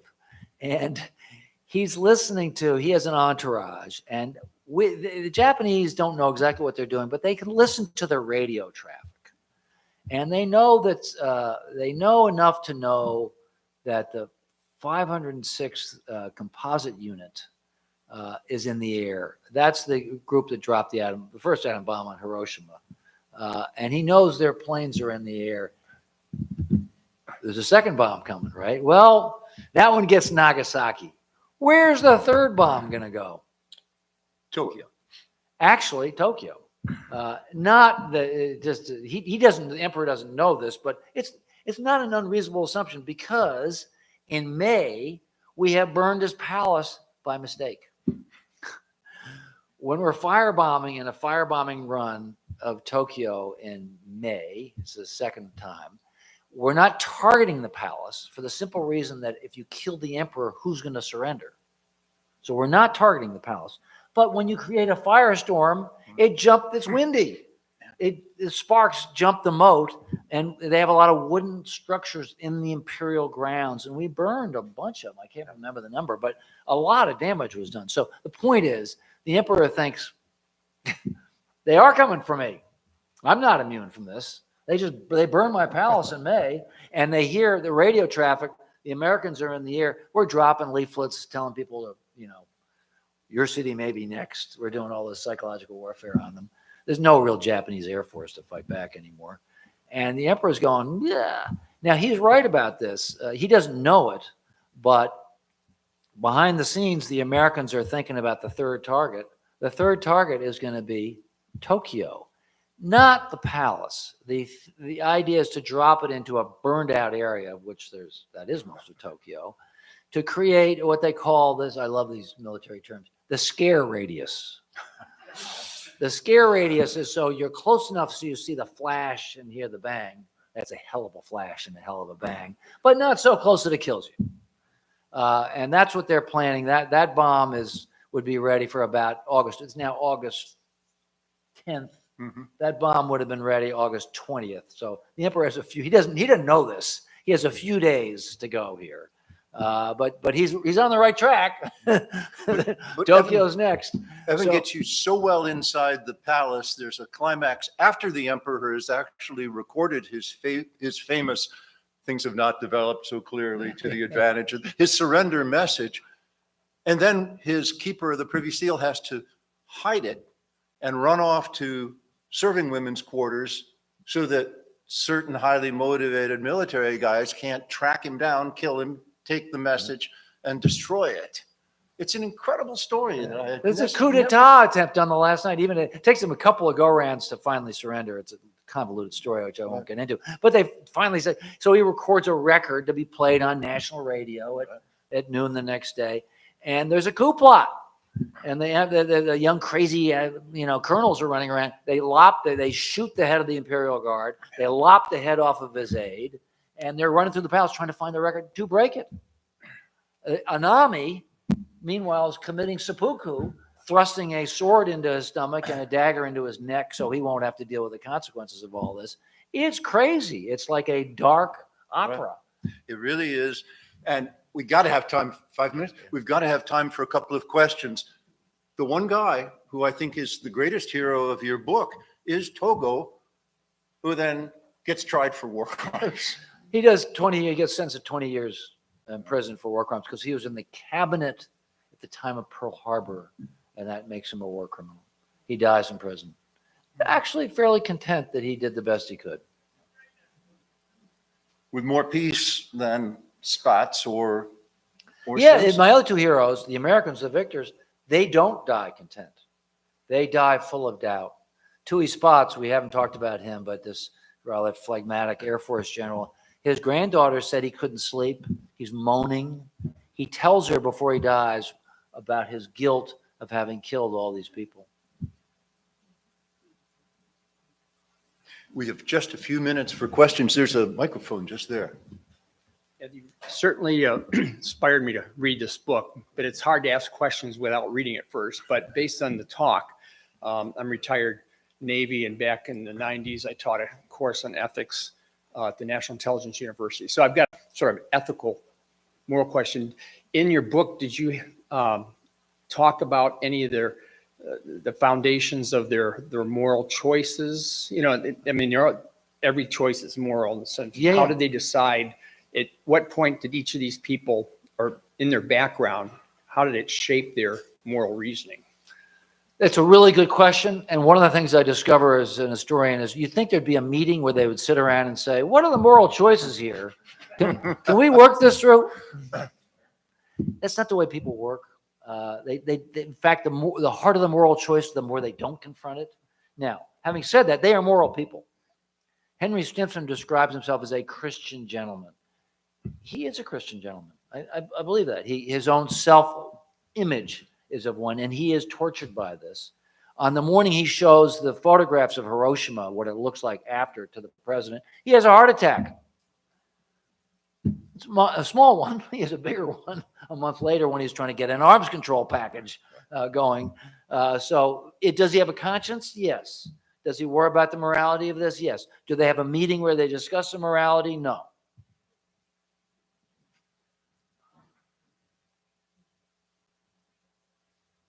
Another question?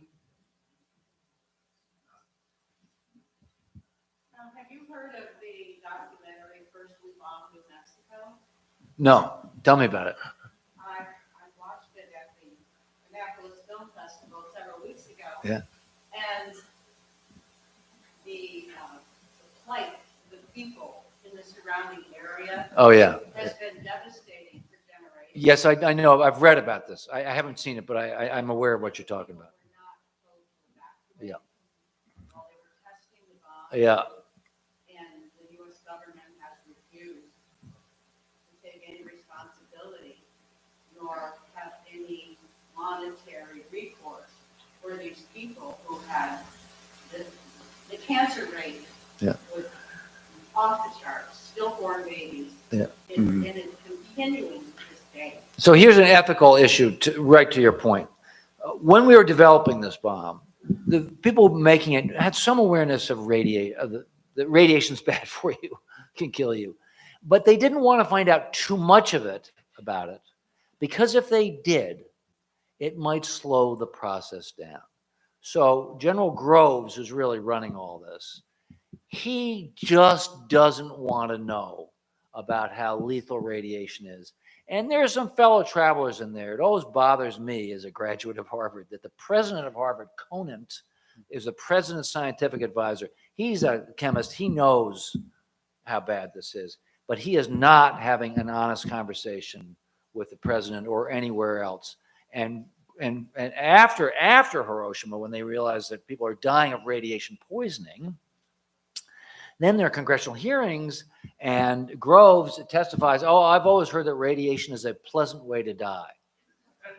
It's like a dark parody. It's like if you're writing a play, you would have a line like that. But it shows you how crazy people can make themselves because they need to, because they wanted to end the war. And so, to your point, Groves is not gonna. He's gonna. We have to test it. We got this place out in the New Mexico desert. We are just not going to find out. We're not going to do the sort of testing that you would normally do today to find out how dangerous this is. Just not going to do it. We have to stop there, I'm sorry, because of the timing for the filming. We've been talking with the author, Evan Thomas, about his new book, Road to Surrender, and the way that leaders in Washington and in Japan were desperate to end the war and had a very hard time doing it, had to go to great extremes. Thank you very much. Thank you. Thank you.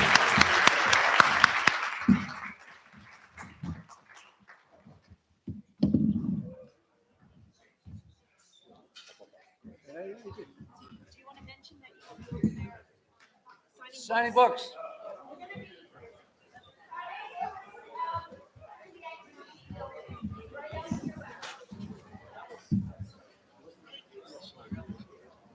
I'll take your water bottle. Thanks.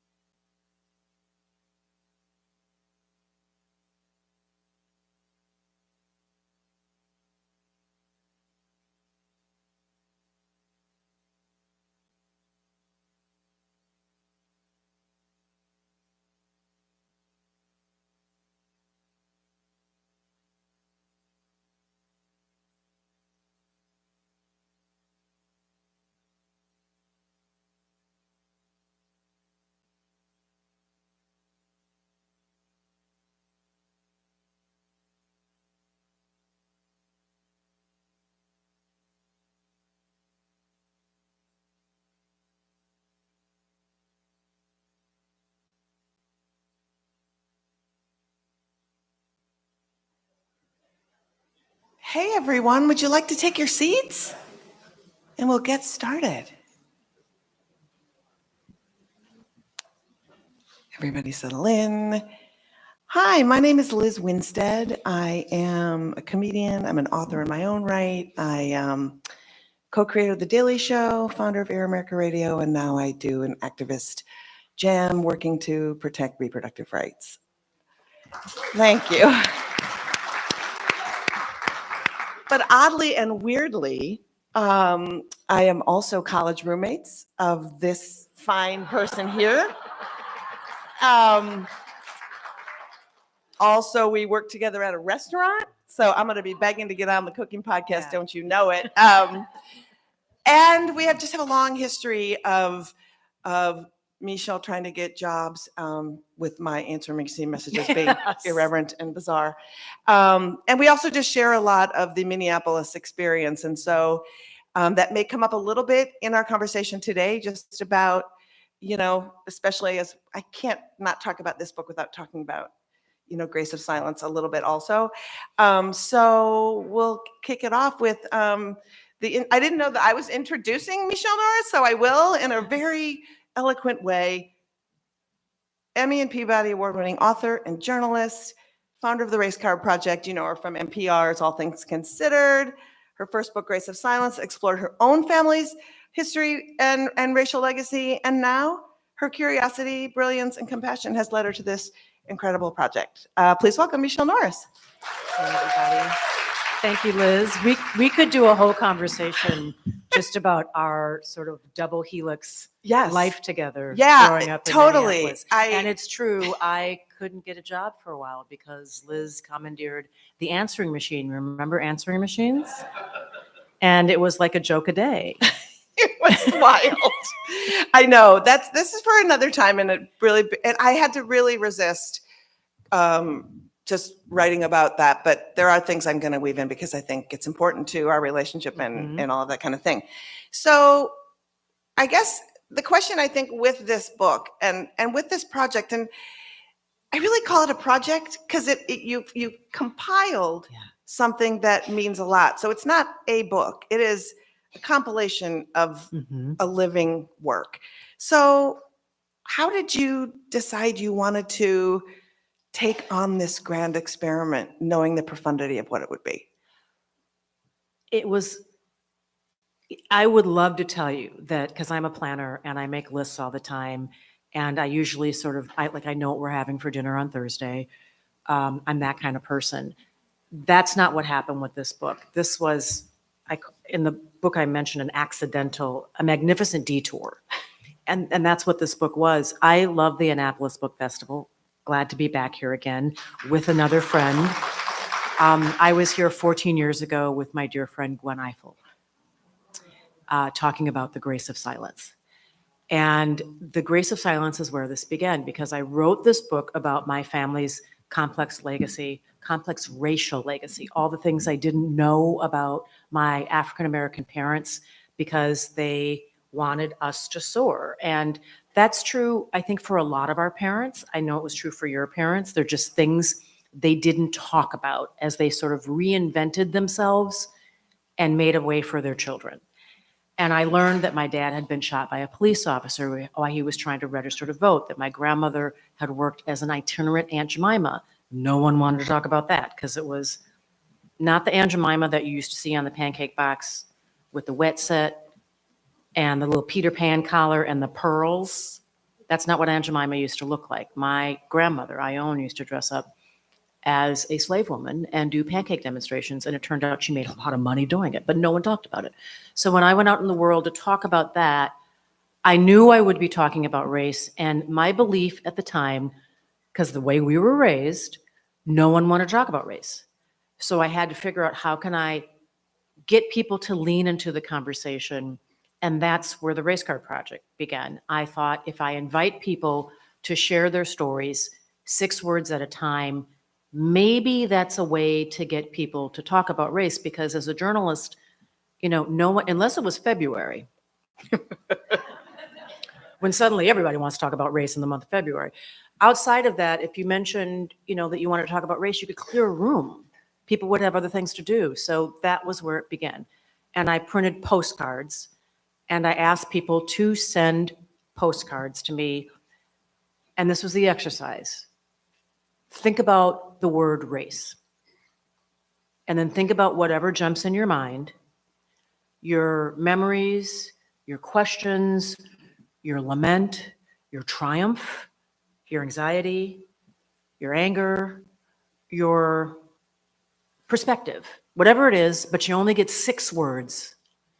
Write it on a postcard and send it to me. My parents are postal workers, so maybe I was honoring, them in some way. But we printed 200 cards. If anyone is familiar with Washington, D.C., at the Kinko's, which is now a FedEx Kinko's, used to be just Kinko's, on Wisconsin Avenue next to the Red Door Salon. And we distributed them, and suddenly people started mailing them in.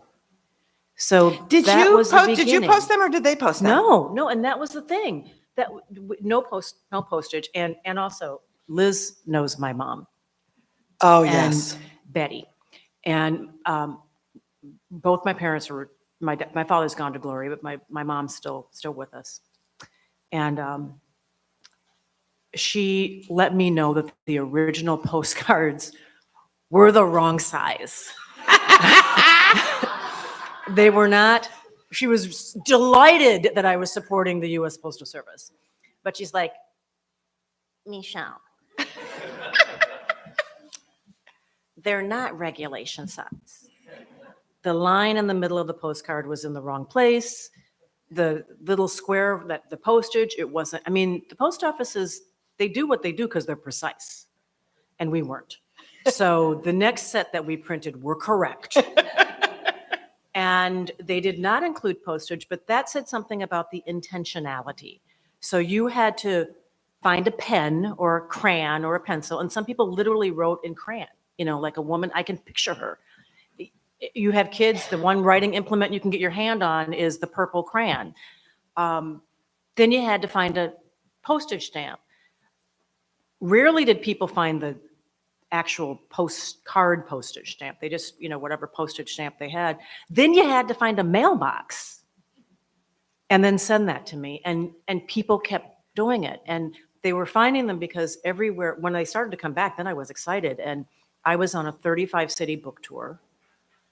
And everywhere I went, I was just leaving postcards.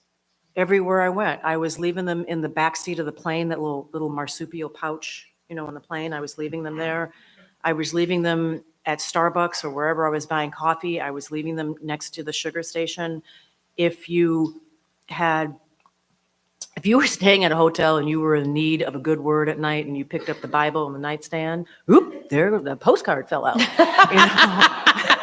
Because I was just sticking them everywhere. The Book of Michelle. I was going to bookstores, and I would look at the list. On the bookstore, they have the best-selling books. I was like sticking postcards into other people's books. But people were finding them, and then the stories were so interesting that we created a website, and through the website, we had a way for people to submit online. And that's when it kind of grew exponentially, because then people sort of found us through social media. And it was a perfect time to put that basket on the table, because we did this, as Facebook, what we used to call Twitter, Snapchat, all these social platforms allowed people to find us. And sometimes they were sending us postcards, and sometimes some of the, more interesting cards, I will not ruin your bloodline. Light skin, my black is harder. You love God, but not me. Those all came in via what my mom calls the Twitter, where people would just post their 6-word story and then hashtag, the Race Card Project. The one thing I was dying to ask you is because I participated in an event in Minnesota, and then in reading the book, and your emphasis on, you didn't think people wanted to have conversations about race. And I wondered what you meant by people. Was it everybody you talked to? Was it white folks and black folks and they had different views, people, BIPOC folks? When you thought people didn't want to have conversations about race, what did that mean? It meant they didn't want to do it in public. Aha. Because we talk about race all the time. Yeah. or identity or difference or belonging. We all the time. We just don't do it in public. Right. We do it. I heard over here, like we're in church, someone just said, Mm-hmm. I don't know who you are, but amen. We do it all the time. We just don't do it in public. Black folks don't want to do it in public because they're exhausted. Right. You know, like they feel like we have to carry the conversation. Again, it's February. It's time to talk about race. Lamar, tell us what you think. You know, I mean, that's really kind of the way it goes. White folks don't want to talk about race generally because of lots of reasons. There's a shame attached to it. Ooh, that history. We don't want to talk about that. There is peril attached to it. Say the wrong thing, you can be canceled. You can be labeled insensitive or an idiot or just that guy. Or, you know, this is before Karen had a name. But, you know, you could still be Karened before we had a name for it. And there were a lot of people on the sidelines who actually wanted to talk about race, but were never included. You know, people who were indigenous, people who were Asian or Latino. So when I said people didn't want to talk about race, they didn't want to come into a space like this and have a conversation about race. Right. And when you talked about what is the definition of race in this book, and I could feel your exhaustion of having to hold exactly what you just said, being this dictionary font for people who wanted to ask you and get off easy without actually having people in their lives. And I wondered for you. You're the first person who's asked me about that chapter. Really? Yeah. Because I feel a couple of things about it. I felt that, and I've heard that from every single person of color I know. Mm-hmm. And then conversely, as a white person, when I hear white folks like going, oh God, I don't want to go back to Thanksgiving because of my racist uncle, and I just don't want to deal with it. And it's like, if you don't deal with it, then your friends who are people of color are going to eventually have to deal with it. Yes. So either don't invite people of color into your life, which is a terrible idea, or learn how to confront it. So what I wanted to ask you was, how did you emotionally, this is two things. You had to decide, I will no longer be your dictionary. Yeah. And then still had to hold space knowing you were putting out this conversation where you were going to be talking about it all the time. Yeah. I'm still coming to that. You know, the chapter she's referring to is a chapter where I write about the definition of racism. And what I realized is when I decided to lean into conversations about race, people were always asking me to define racism for them. Like when we'd come together, I'd be invited to a convening and Michelle will tell us, what is racism? And it's like, you really, I mean, it was a rhetorical question, right? It wasn't a question that I don't think people really wanted me to have. It was the Lamar thing again. Lamar, what do you think about race? It was a way to give one person the responsibility to have the conversation so everybody else could enjoy bystander status, as opposed to actually participating in the conversation. And for a while, you know, I took this as an assignment. And so literally in my phone, I have these files in my phone. Like I have a file where I have all the words to the Negro National Anthem. I don't know why I just told you that, but if you've... Are you going to sing it? No, but you know, if there's a thing, and you're laughing because you know, because there's a point when they get to the second stanza, because everybody knows the first stanza, and then you get to the second stanza and you're, do I remember this? And so I have it in my phone where I just kind of pull it out, and then I can sing, you know, then I can sing along with it. I had along with that, you know, my kids' vitals, you know, I just have these in the notebook section of your phone, just things that you need to know. I had along with that a bunch of definitions of racism.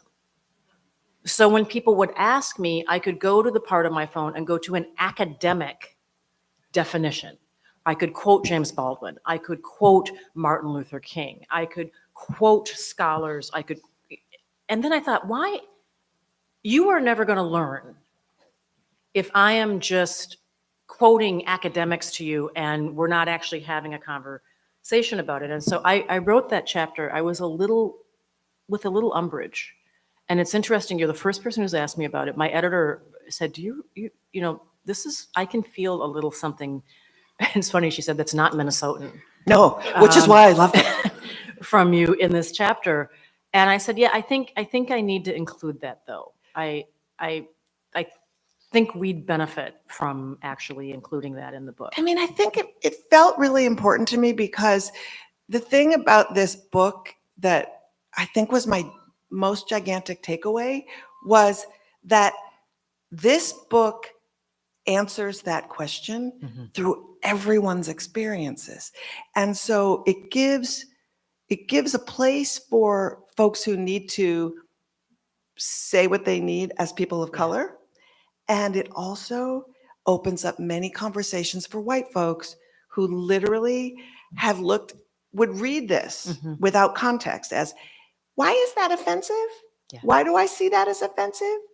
And I think that having people talk about the microaggressions that literally are really something we don't talk about enough. Yeah. You know, white folks literally are comfortable thinking the N word is racism and nothing else is. Right. Right. Right. And so to have the experiences of all kinds of people.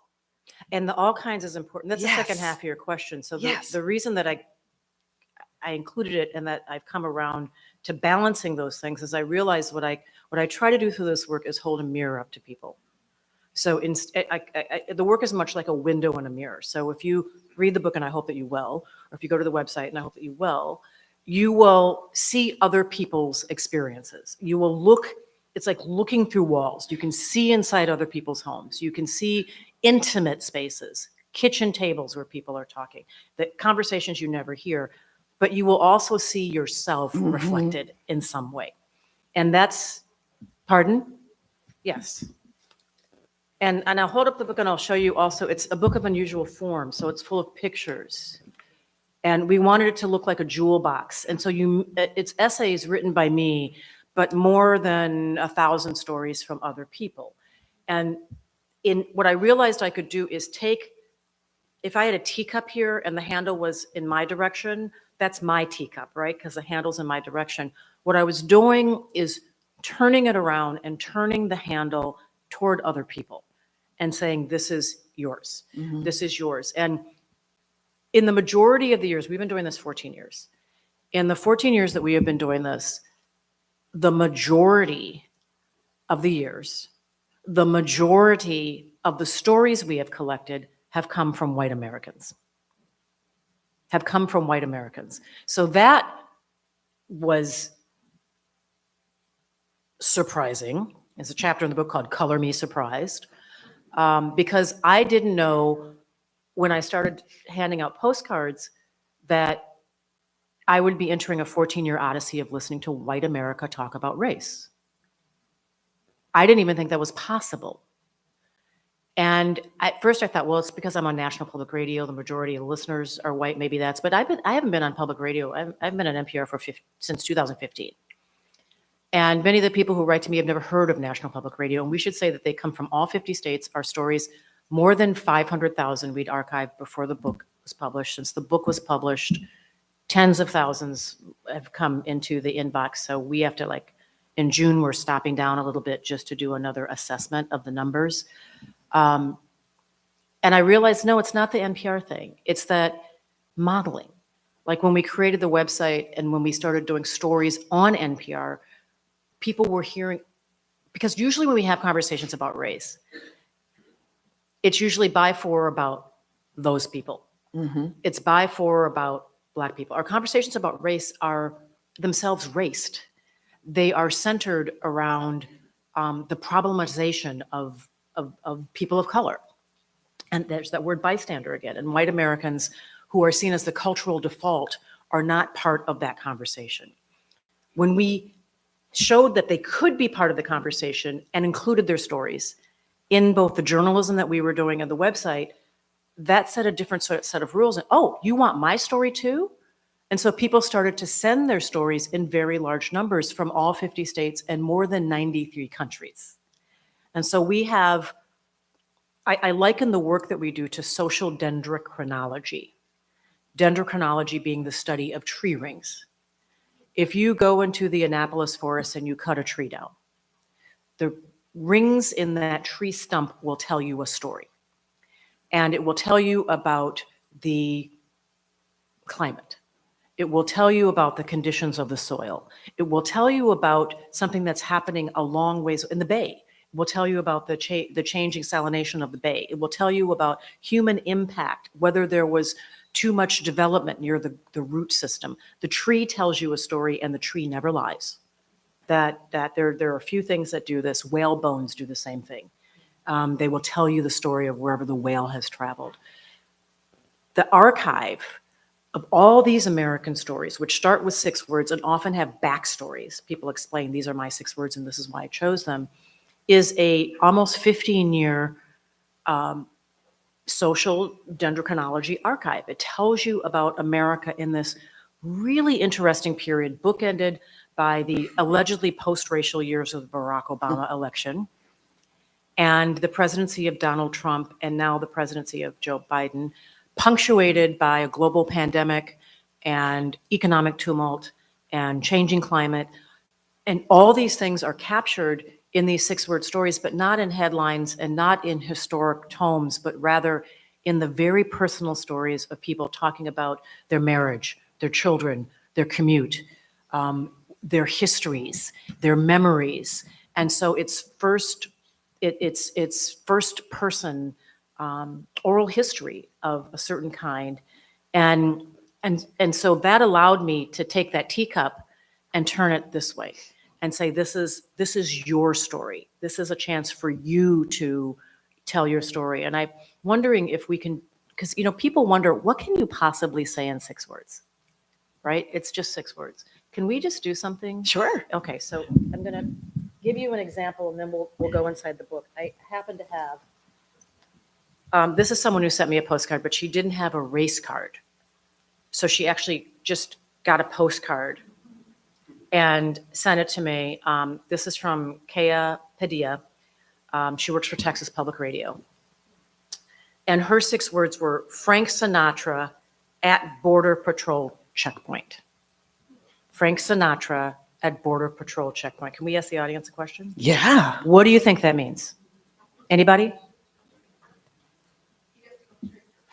She gets to go straight through?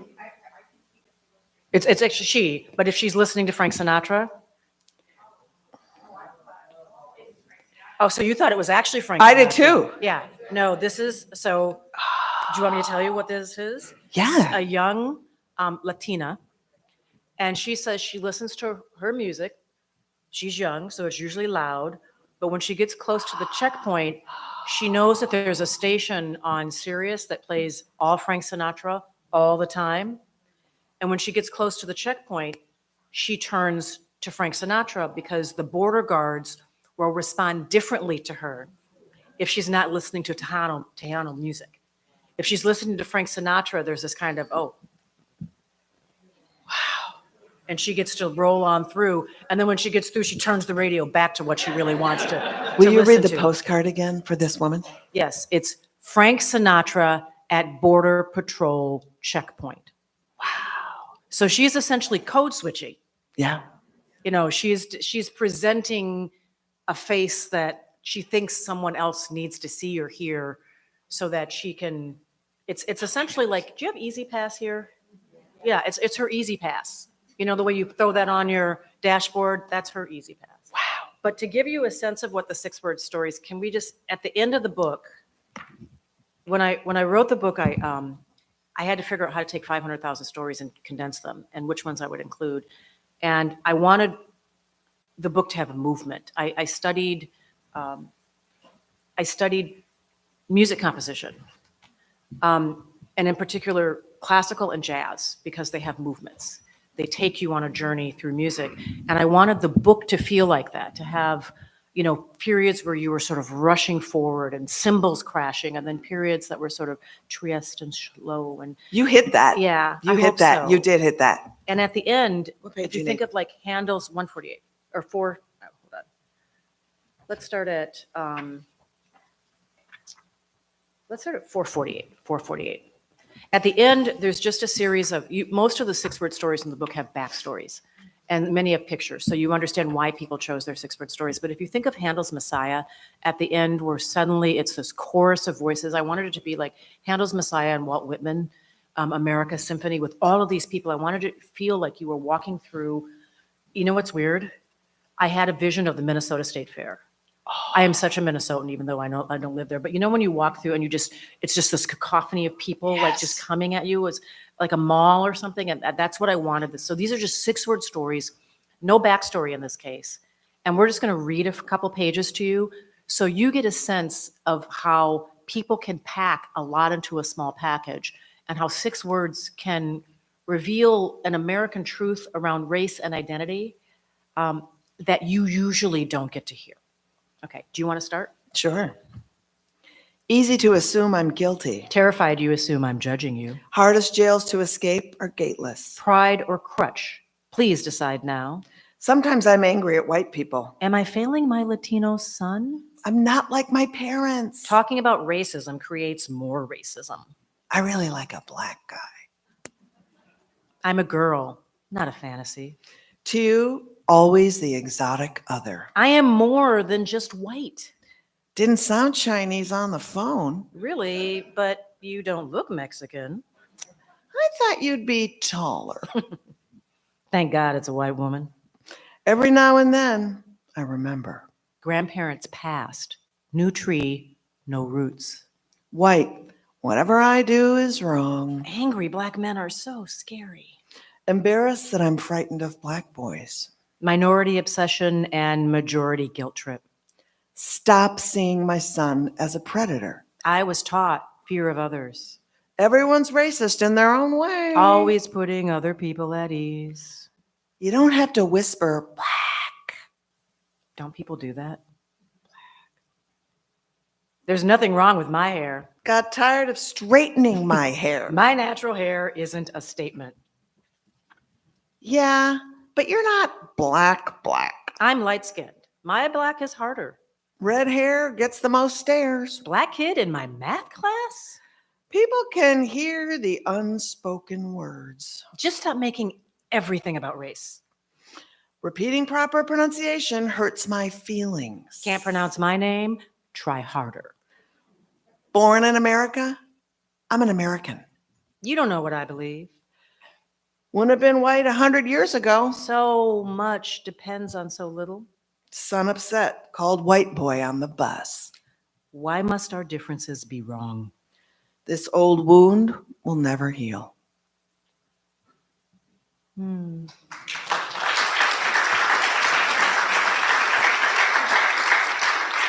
I can't emphasize enough how interesting it is to watch groups of people and what we created. I know that you've done it in a bunch of different spaces. I would highly recommend going and looking at it at the Westminster Forum website and watching it. It's really beautiful. Yeah, just to explain, in our hometown, the Westminster Forum is this wonderful public space where they bring in authors every month. And now people subscribe from all over. It's kind of like Austin City Limits, but with interesting speakers. And when I was asked to speak, I said, could we make this come alive? And we pulled together 13 people, the lieutenant governor, the former mayor, Liz, several other people, someone from the Target Foundation. And we actually performed the section at the back of the book for an audience of 1,200 people. And it was really special that evening. And the thing that's really wonderful about it is the prompt was, don't think about it too much because you're going to be reading things that make you feel uncomfortable. We didn't get to pick. There was no order. And so it was really, it was an exercise in having to say things that tackled your own implicit bias, and all of that kind of stuff. So it was really great. All right. So let's get back to 200 postcards, 500,000 people.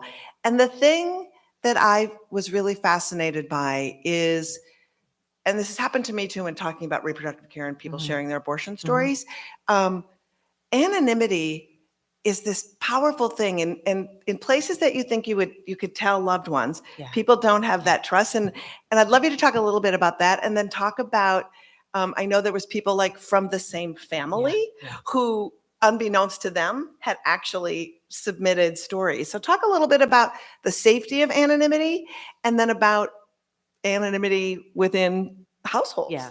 And how at the beginning, I just said, send me your story. And if you want, include your, your name and how to contact you. In the beginning, several people did not sign their names. And there's this funny story that a lot of people would sign ANON. And I'm such a bonehead that I thought this was a new biblical name. That I thought Anon was like, like Sophie. You know where there was a while where all the There's a little Q girls- in front of it. It's really bad. Well, that's really bad. Right? But there was a period where all the little girls, like all my daughter's friends had like Spanish queens, Olivia, Sophia, we go through trends. And I thought Anon was like this new name. And my kids were like, oh, Mom, no. It's anonymous. And so I realized a lot of people were, but then again, it's modeling. So when we created the website within the first year, people would see folks post their names and sign their names. And then it was modeling. Oh, these are the rules of engagement. So now of the huge number of cards that we have collected and archived, most of them have people's names and contact information. And so again, for me to do like research, to talk to people, to like understand, I can actually reach in the inbox and find people. And they send pictures and they send ephemera and they send artifacts that help illustrate their story. So I assumed that people wanted to be anonymous, but many of the people who send me stories are anonymous in the spaces where they live. So they have told me this story about coming to America and their parents were German in Pennsylvania, where the phrase was, if you ain't Dutch, you ain't much, and how they became Dutch because it was just easier, but they haven't told their wife that, they haven't told other family members that, they haven't talked to their coworkers. And this happens to such a degree that we have stories that we've included in the book, which are just an example of many that we have, where people would send stories to me and their daughter also sent a story to me, or a husband and wife in Chicago sent stories to me. And in that case, she talked about her husband being an Iranian actor whose life changed after 9/11. And then about a week later, I get a card from someone who's an Iranian actor who says his life changed after 9/11. And I was like, do they know each other? And years later, when I wrote the book, I called them.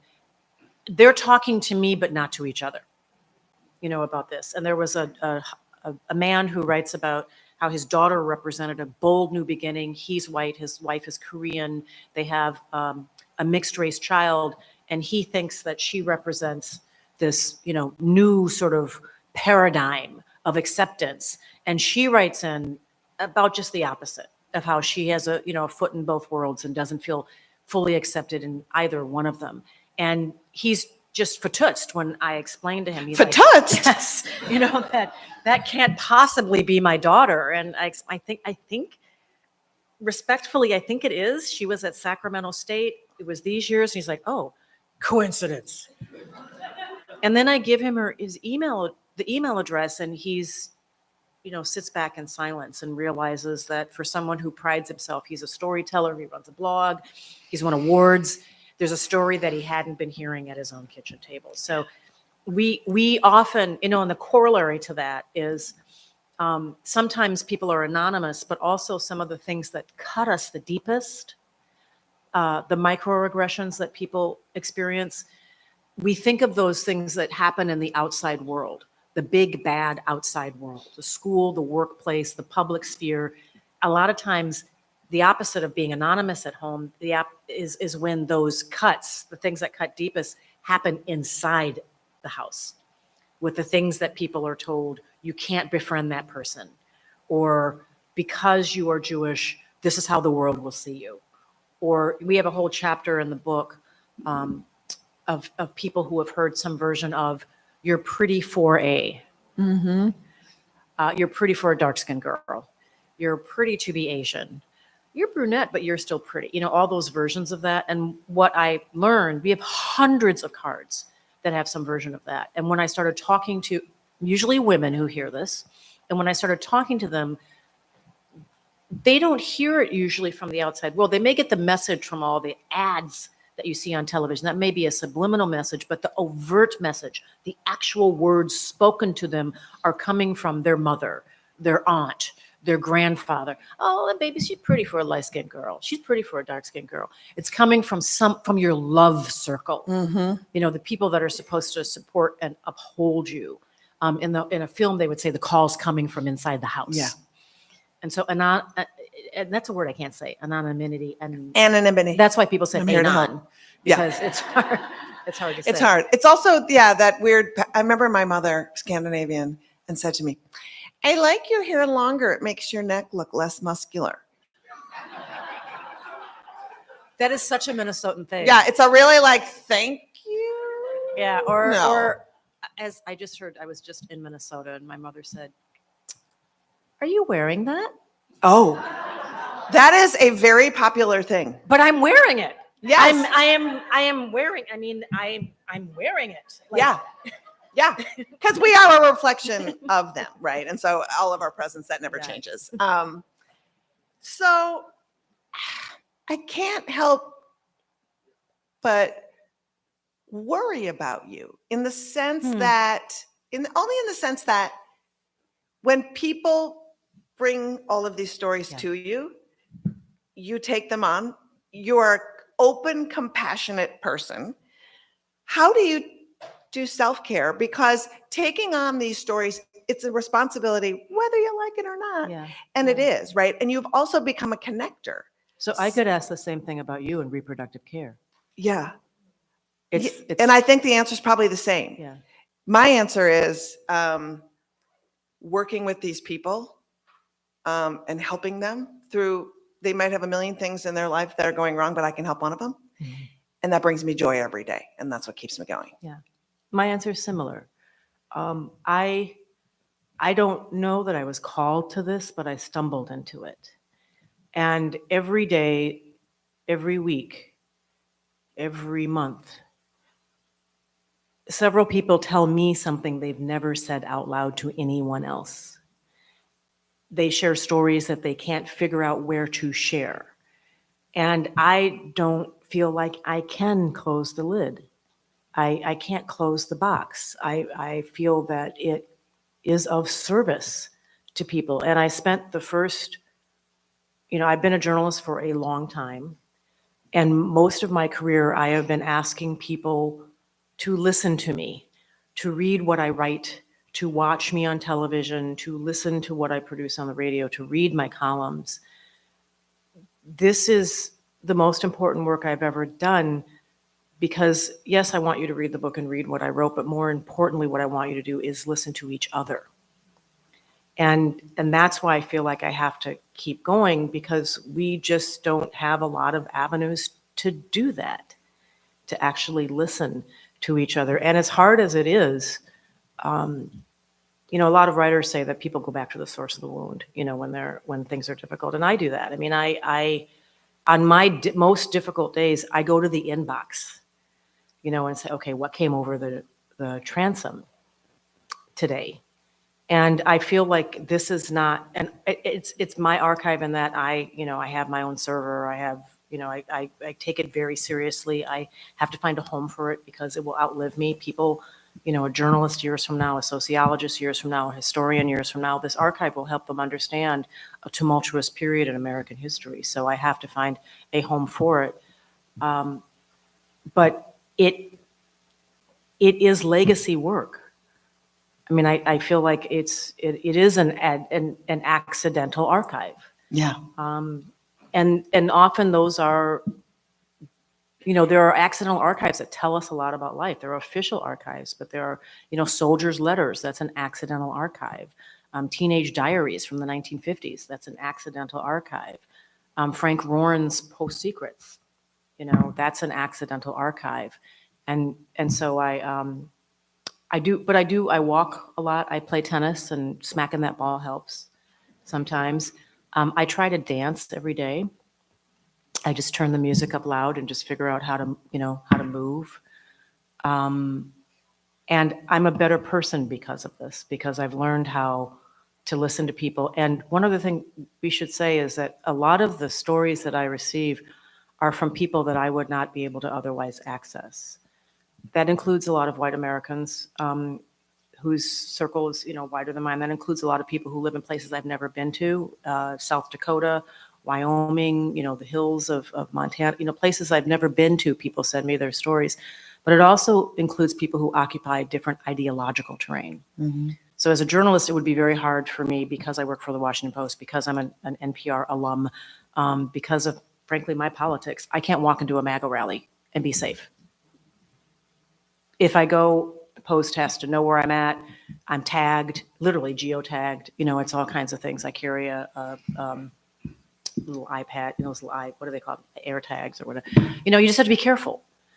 And yet, the people who would maybe pillory me or heckle me in the glow of their computer screen, typing out their truth with their thumbs, will send me their stories. They're all over this archive. They're in the pages of this book, which tells me that people, even who yell at these, are tired of that and want a space to tell their story too. So it allows me to do something that few of us can do, which is to have an opportunity to talk to people I don't agree with. Because I can call them, tell me, someone sends in a story, white privilege, earned it, enjoy it. Yeah.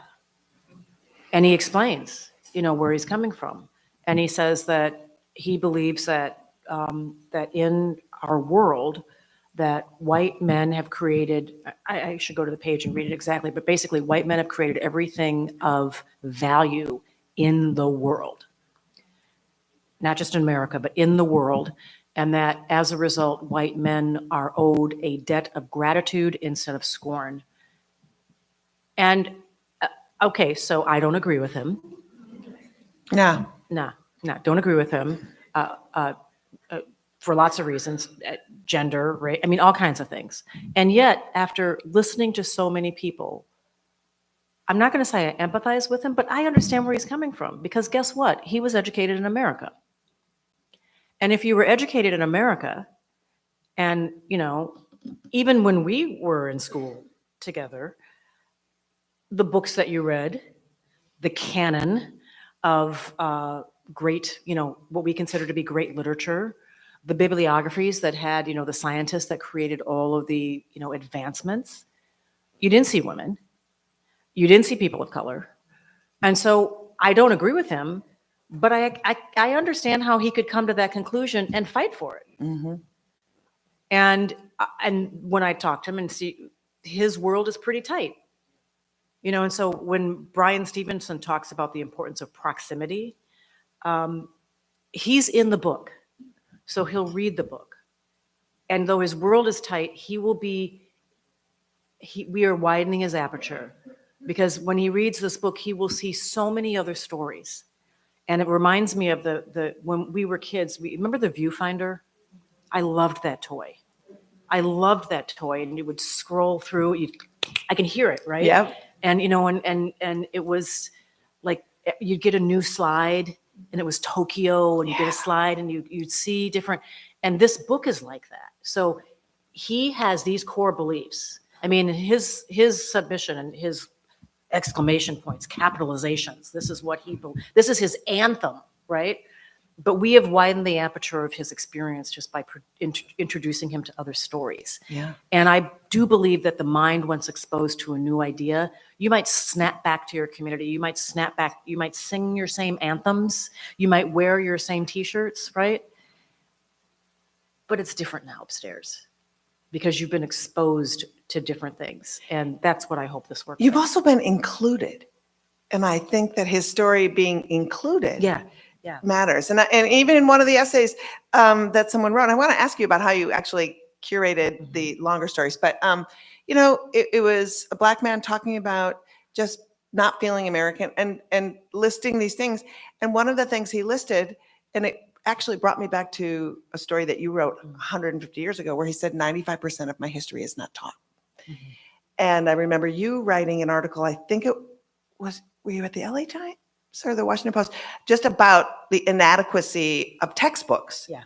And how there was kids going to school reading textbooks that were. That was in Philadelphia. It was Yes. Philadelphia. Yeah. Yes. Yeah. And the textbooks were some 20, Eisenhower was still president. yes, 20 years out of date. And that was the education. So it just reminding that man has to read that and understand, like you said, the larger scope. Okay, I wanted to ask you, because I was so curious as to how many folks, 2 questions? 2 questions. Okay, great. I forgot to ask that at the beginning, sorry. How did people submit extensions to their stories, and how many 6-word, I'm going to call them 6-word essays because I don't know what else to call them. Did you then contact people to say, would you be willing to write an essay? How did that process work? I just leave it up to them, and I started asking people for stories about race, and now we ask about race and identity for a couple of reasons. One, I still think when you talk about race, people assume that you're talking about Black people. And it was also inclusive because a lot of people who feel like race doesn't apply to them, everybody has an identity. Everybody has an identity. You like the Skins or you like the Ravens. You are a baker. You're a bass fisherman. There's a whole thing about, fishermen and their identity. So anyway, I ask about race and identity. And it's up to you. The rules are up to you. You can give us your name or not. You can give us a backstory or not. People enjoy giving backstories. And we did that just because we realized we had more space on the form. So we added anything else. And that's when the spigot really opened up. Oh, you want to know why I chose? People want to be heard. People want a chance to tell their story. And that's when they would fill it out. Now, when I wrote the essays, I would call people and then I would say, tell me more about your story. So I've done interviews with lots of people, and I do, even not just for the book, I'm always calling people and saying, because I'm trying to fill out the archive, tell me more about your story. Let me learn a little bit more about what you had to say. Did your mom do one? No, she did not do one. The kids are trying to get her to do one. All 3 of my kids have. My husband has done one. My son's is in the book. He just kind of slipped it in. I didn't even, and then I realized, oh, Norris, there can't be another Norris Johnson out there. My last name is his. So it's coming from inside the house. Yeah, the call is coming from inside the house. Yeah. That's amazing. I'm sure there's people with questions, and I could talk all day. If anybody has a question. Or wants to share their 6 words. Wants to share their 6 words. Come There's on a up to the microphone here. Or we can just keep talking. Or we could just keep talking. I think that I think being from Minnesota actually created a space for me to do this work also, because of the kind of social political environment I grew up in, but also, just a little bit about us. We were bused. That's how we got to know each other. Yeah. Is through this experiment with integration. Yeah. Because we didn't grow up in the same neighborhood. No, but we grew up about 2 miles apart, went to rival high schools. Yeah, went to rival high schools. You were in a more homogenous neighborhood than I was in. I was in an integrated neighborhood because my parents integrated it. They were the first Black family to move into the neighborhood, and then a few of them, then houses started to go, ooh, they arrived, and houses started to go up for sale, and the neighborhood became integrated. But that experiment with integration, this is on my mind because I was reading a report this week that shows that American schools have resegregated. And they are as segregated again now as they were in 1968 when I was 7 years old. Like, we have just slid backwards. And the reason that we had integration was not because people decided to live next to each other and send their kids to school together. It was because of a lot of social engineering that I think, frankly, would not fly today. I just don't think you could sell busing today. I think you'd have a hard time selling a magnet program today. And so the environment that I grew up in, where I saw a lot of other kids and went inside their homes and got to know their families and developed, I think, a kind of social intelligence because of that. Again, widening my aperture. Yeah. Created a bit of an appetite for learning about other cultures. I think that that's true. And it's the interesting thing about Minnesota is they may have the most expansive immigrant refugee program in the country. And so we experienced in the 70s, the Lutheran Church sponsored a lot of Southeast Asian folks, families coming, Laotians, Cambodians, and we had our experience. My high school was really white, and my experience Really was white. really white. We had. The cheerleaders would show up and we'd be like slapping and everything. And I was on the dance line. I was kicking. It was not a it's cheerleader. just very different. But We yeah. listened to Prince at my high school. Yeah. So Well, I'm going to say that on our dance line, we did dance to Joan Armour Training Show Some Emotion at halftime. I will give you that. okay, that's So, whoa. yeah, we were a little bit ahead of the curve, but I mean, whatever. But I think that the interesting thing is it was a segregated city a lot with this incredibly, and sometimes, the good white liberal can be sometimes the most harmful person and not even know it. And I feel like that could be part of the scenario with which you think you're doing good, but you're literally not. Oh, you're doing good from a distance. I mean, that's Yes, you're doing good from a distance. yeah, And I think Minneapolis learned- prides itself on robust social programs, all of this other stuff, and does not pride itself in actually creating a diverse community. That's a little bit of America also. Yeah. I think that's why it's easy for the ball to roll backwards down the hill. We have, it's sometimes the hardest people to awaken are the ones who think they're already woke. And many times when we want to solve problems, we feel that it's someone else's responsibility. And, we're in Maryland. We're close to the Mason-Dixon line. So I always ask people, before we say goodbye and we're about to say goodbye, just take a look in the room. Just look to your right and your left. I mean, literally look at the room that we're in. And recognize that within our lifetimes, because we're the same age, a room of this composition would be unusual and in some places not far from here, illegal. That women might not even be invited into the space to talk about, a conference of letters and books. People of color certainly wouldn't be invited. And so I ask people to think about that and think about if you enjoy something like this, if you believe in an America where we all have to figure out how to row together, even if we don't agree with each other, how do you create that? And that word bystander comes up one last time. Because if I want to lose weight, and I do, I'm not going to do that by watching someone else on the treadmill. Right. I'm not going to do that by watching someone else do the work. It's only going to happen if I do the work. And so that's true for all of us. If we want a certain kind of America, we have to be willing to do a little bit more of the work. Yeah. We have to wrap it up. I just want to ask a short question, then a short answer. Because of the times that we're living in right now with, disseminating DEI programs and all that, has your book been banned yet anywhere? Honestly, it's a real question. Yeah, yes, and it's a real answer, yes. And I will say one last quick thing is when someone's book has been banned, people are generally saying to me, right on, you wrote one of those banned books. No, not right on. I am not proud. Both of my books have been banned. First banned in Texas, and I called the representative who banned it, who called for it to be banned, and 37 times, have you read it?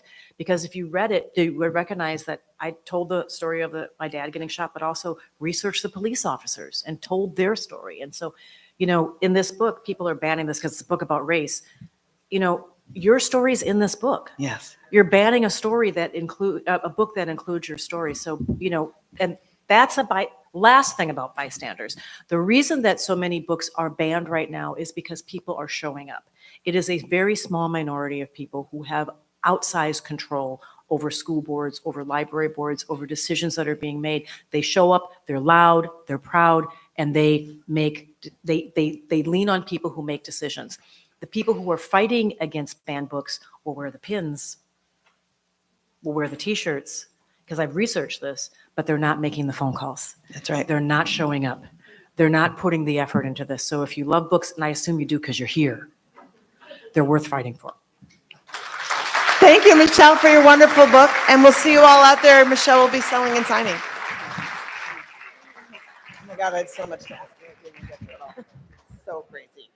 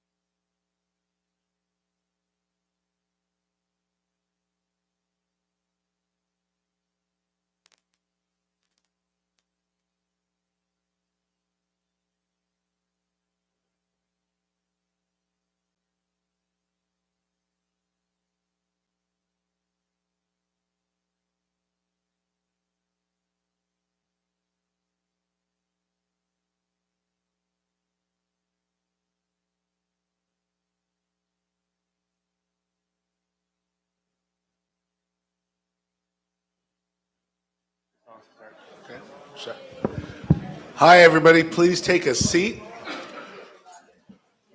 Your eyes are not deceiving you. Our moderator, Judge Davis, is on his way here. There was an accident. He was not in it, but the traffic is all messed up. But he will come in, and when he comes in, you don't have to rise like in a courtroom. But you can. But you can. We're going to interview ourselves for the first part of this at the very least, and we will even introduce ourselves. Stephen, why don't you get started? Sure. Hi, everybody. I'm Steve Vladeck. I teach currently at the University of Texas School of Law, although I'll be starting this fall at Georgetown Law School. Oh, Judge Davis is here. So there we go. Judges always know how to make an entrance. And I guess I'll just introduce Judge Andre Davis. Thank you. I will pick up where Steve left off. This is the Supreme Court curriculum.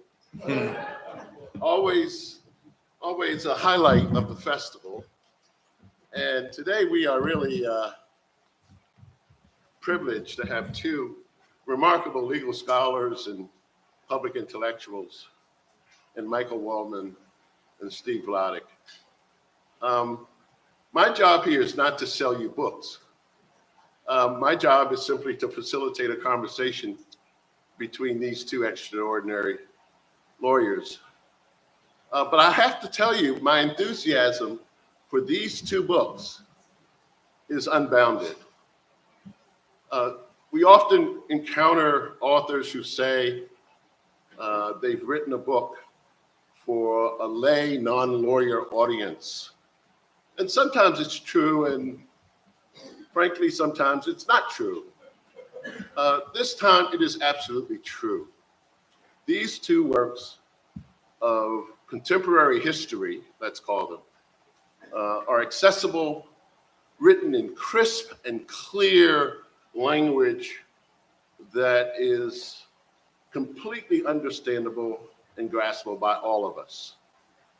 They are, frankly, not to put too fine a point on it, each one of them a tour de force. Michael's book, The Supermajority, How the Supreme Court Divided America, is a little broader, a little more expansive than Stephen's wonderful tome, The Shadow Docket, How the Supreme Court uses stealth rulings to amass power and undermine the republic. It's a very subtle subtitle. And I will say to you, while I suspect most of you in here are not unfamiliar with our authors, they, as I say, they are public intellectuals. Their writings and their commentary are difficult to miss. And frankly, it's a shame if you do miss some of it. But they are clearly to the center left, politically and jurisprudentially. But the thing about these two books, one of the things about these two books, is that they go after Democrats as much as they go, well, not as much. but they are honest brokers here.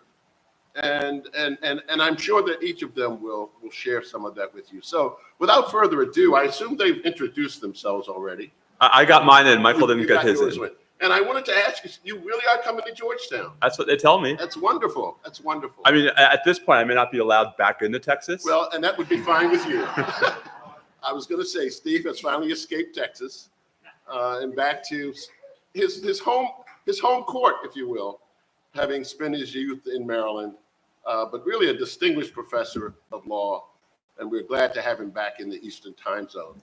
Michael Waldman, of course, distinguished public servant, spent many years in the Clinton administration at high levels, including writing speeches and policy decisions, and will soon celebrate his 20th year as the head of the Brennan Center, one of the preeminent constitutional think tank in the country.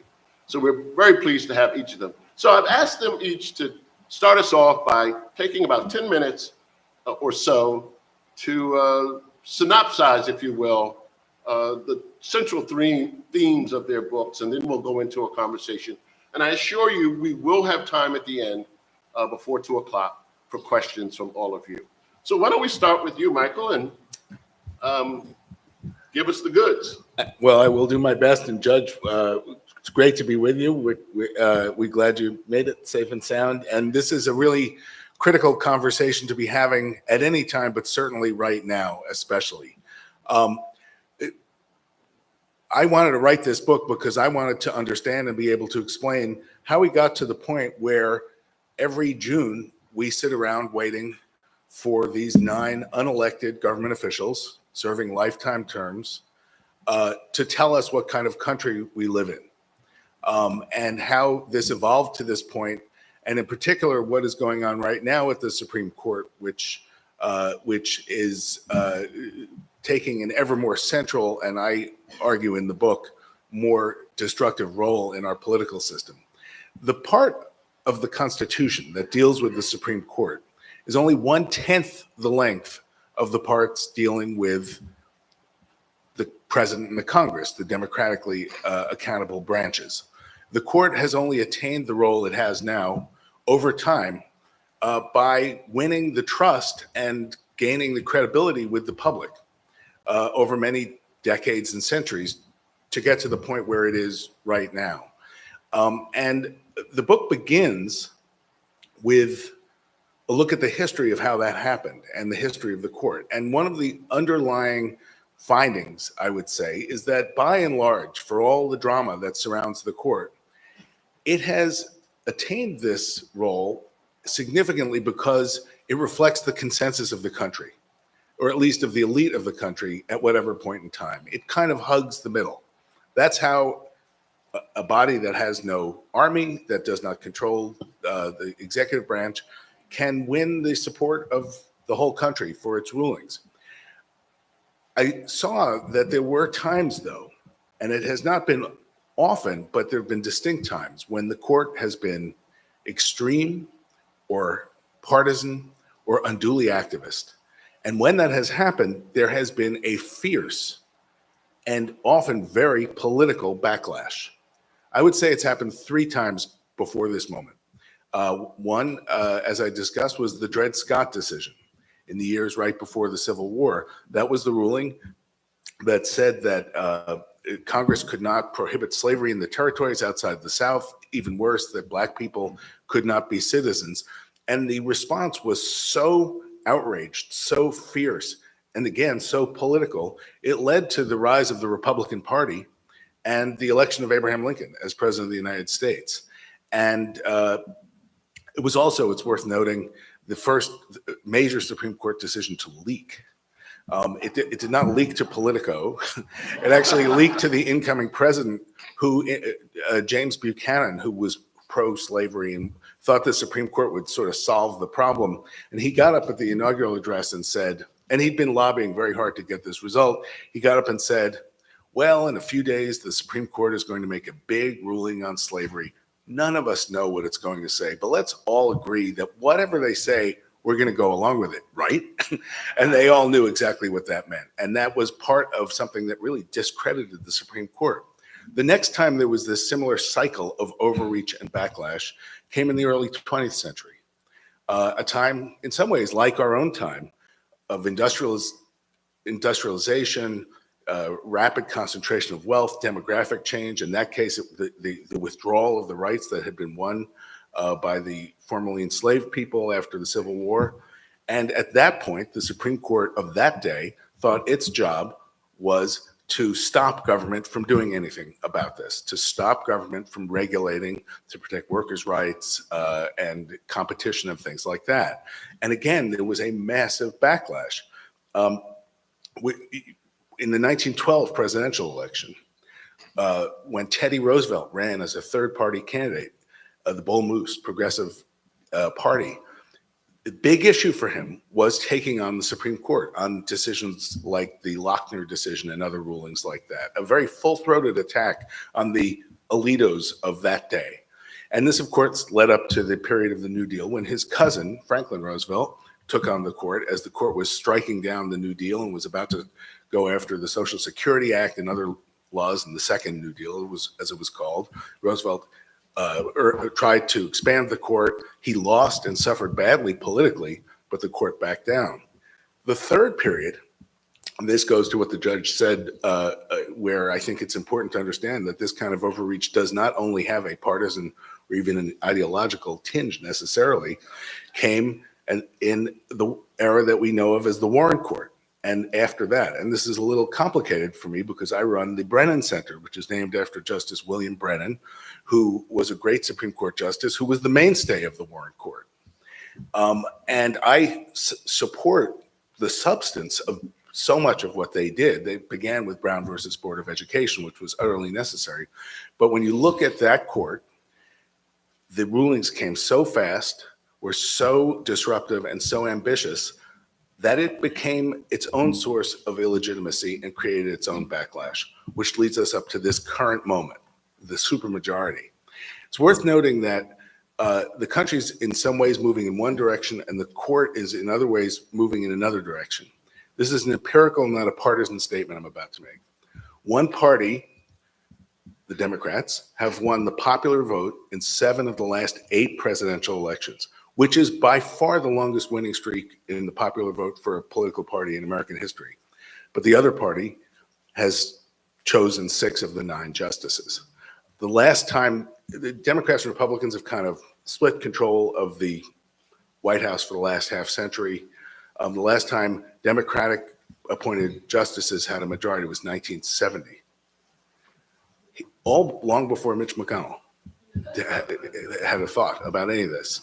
The last time a Democratic president appointed a Chief Justice of the United States, anybody know? You can't answer. 1946. I knew that. Yeah. So there's a structural problem where the court can be captured in effect by a faction or a faction of a faction. And I would argue that that's what's happened now. 3 years ago, 6-vote supermajority of very conservative justices took control of the court. In the first full term, full year, and that's what the book mostly focuses on, they made and began a series of very significant, very political decisions, moving the law and the Constitution very far to the right. In 3 days in June that year, in 2022, first of all, as I'm sure you all know, they overturned Roe v. Wade and Casey, and overturned the constitutional federal protection for abortion rights that had been in place for half a century in the Dobbs case, and did it in a way that potentially puts at risk a lot of other privacy rights in the Constitution. The day before that, they issued the Bruin case, which was by far the most extreme Second Amendment ruling in American history, which said, in effect, that you cannot consider public safety, contemporary public safety, when you're assessing the constitutionality of a gun law under the Second Amendment. Only quote history and tradition. In other words, was there this law back in the 1790s? And then the final day, which took less attention, but in some ways was the beginning of a longer term series of decisions that we're seeing up until this moment, was something called West Virginia versus EPA, which was the beginning of an attempt to use the court and the Constitution to really pull back on the ability of government agencies to regulate, to protect the environment, in that case, on climate change. That was the first year. 3 days in June, decades of social policy. The next year, a bit of more mixed record, but an end to the use of race in college admissions. And then this term, and I'll finish. I think that what this court, we're still sitting and waiting for most of the rulings this term, but I think that what this court has done this term thus far is its most egregious intervention in the political process. I can't think of anything like it, and I include Bush v. Gore, which is the way it has dealt with the immunity case around former President Donald Trump. In the book, I say somewhat confidently and erroneously that this is a conservative court, it is a Federalist Society court, it is in some ways a Republican court, but that it has not been a, quote, MAGA court. They did not go they went out of their way to not bail Donald Trump out of his legal troubles in the past. That now seems to have changed. Jack Smith, the special prosecutor, asked the court to take the case in December. It is, in my view, an easy case of whether or not this federal prosecution for January 6th can go forward. Instead, the court, after a lot of different twists and turns, heard the case in the last hour of the last day for arguments. And then, as we heard this past week, with all the hypotheticals and all the way the discussion went, seems likely to certainly take their time at the very least and find ways to drag it out even more. And as a result, they have already given, even if they issue a ruling with rolling oratory about no president is a king, they've given Donald Trump what he really wanted, which was to not have a trial in front of the public before the election. So I think we are living through a moment of backlash, just as we've seen in other eras, where the court is going to be a central political issue. And we can talk about all of that, but that is broadly what the book is about. Michael, thank you. You've really touched on all the important themes. So if Michael's course is Supreme Court 101, Stephen's course is the seminar for the STAR students. AP Supreme Court. Who will focus laser light on a particularly egregious, hypocritical, and unsavory aspect of the Supreme Court's practice. By the way, a chapter in this is called the shadow docket. So while there is overlap, it's not complete overlap, and Steve has very distinct takes on some of what Michael has described at a high level. And it quotes him a lot in that chapter. Yes, indeed. Thanks. It's a real treat to be here and to be back in the can I call it the DC area without pissing off native Annapolisites? It's always a little tricky, like where on US 50 does the DC area end? So I guess I set out to write my book very much as Judge Davis suggested, with an eye toward making more of the Supreme Court accessible to folks who don't live and breathe it. But from a very different perspective, I think, than Michael's. So Michael's book really is, in some ways, the latest in a very distinguished tradition of books that put the big decisions the Supreme Court is handing down into broader political context and help to sort of situate those decisions in the times in which they're decided and to show how out of kilter they are with those times. But it turns out that the decisions that those studies tend to focus on really are about 1% of what the Supreme Court actually does. And that 99% of what the Supreme Court does, it does through unsigned, unexplained orders, which I did not coin the term the shadow docket, but I probably am responsible for making it more popularized, but which has been given the term the shadow docket. Not because there's anything necessarily nefarious about shadows. Shadows are the natural result of objects blocking light sources, but rather because it really does capture the opacity and opaqueness of what the court does when it hands down orders that not even lawyers understand. Right? I often use my parents, who are very, very smart non-lawyers, as litmus tests. Like, hey, do you get it? And they usually say no. That was also their reaction to the book. But so the sort of the story of how the court came to have all of the power it has today, including the power that Michael is documenting and criticizing in his book, is actually a bit of a nerdier story than we typically tell.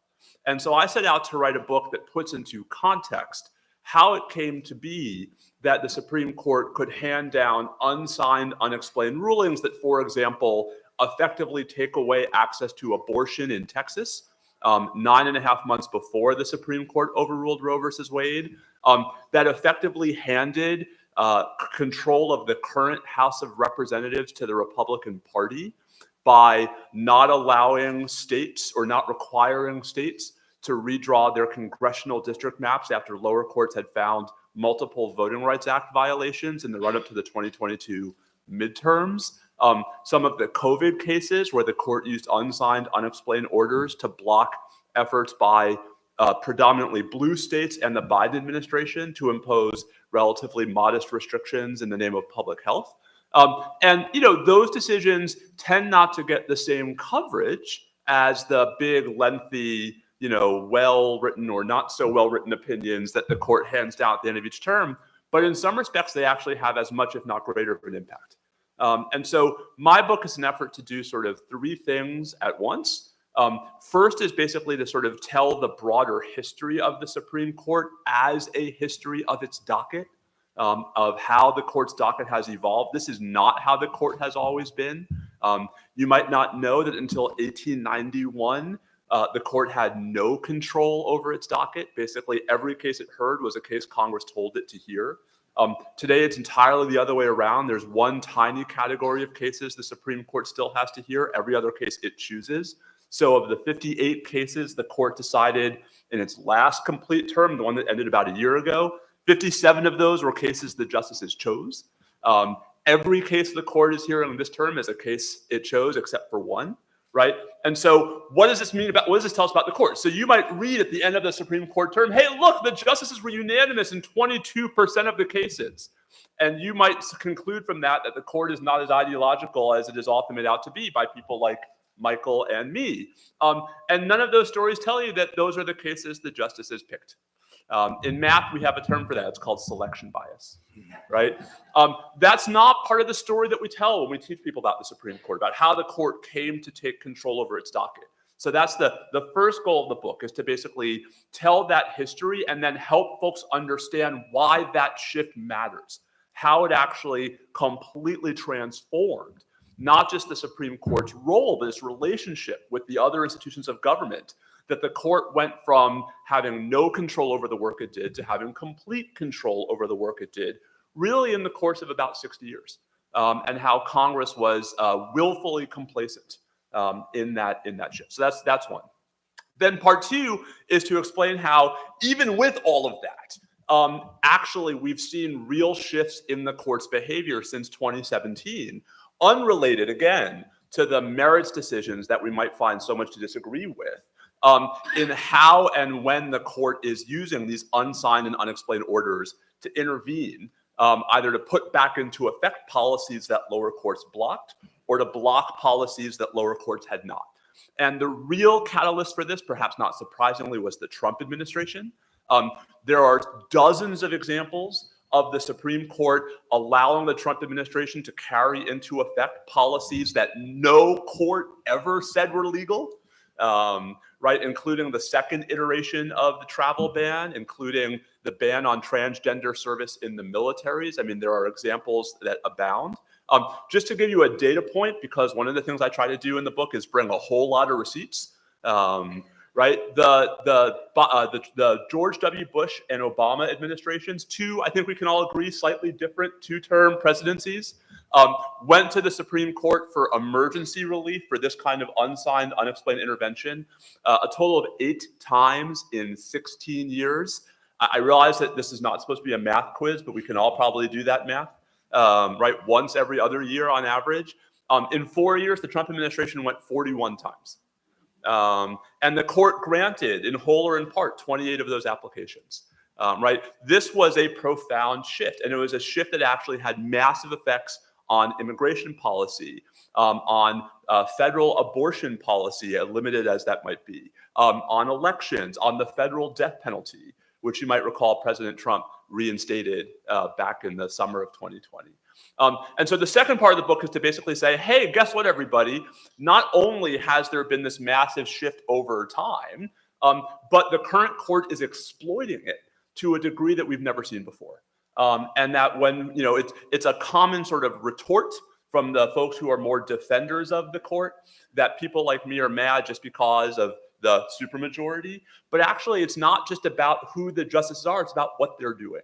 And there's a quantitative and qualitative difference to how the court is using this other side of its power, the shadow docket, over the last 6-7 years, that perhaps not entirely surprisingly corresponds with the retirement of Justice Kennedy and with his succession by Justice Kavanaugh, with the death of Justice Ginsburg and her replacement by Justice Barrett.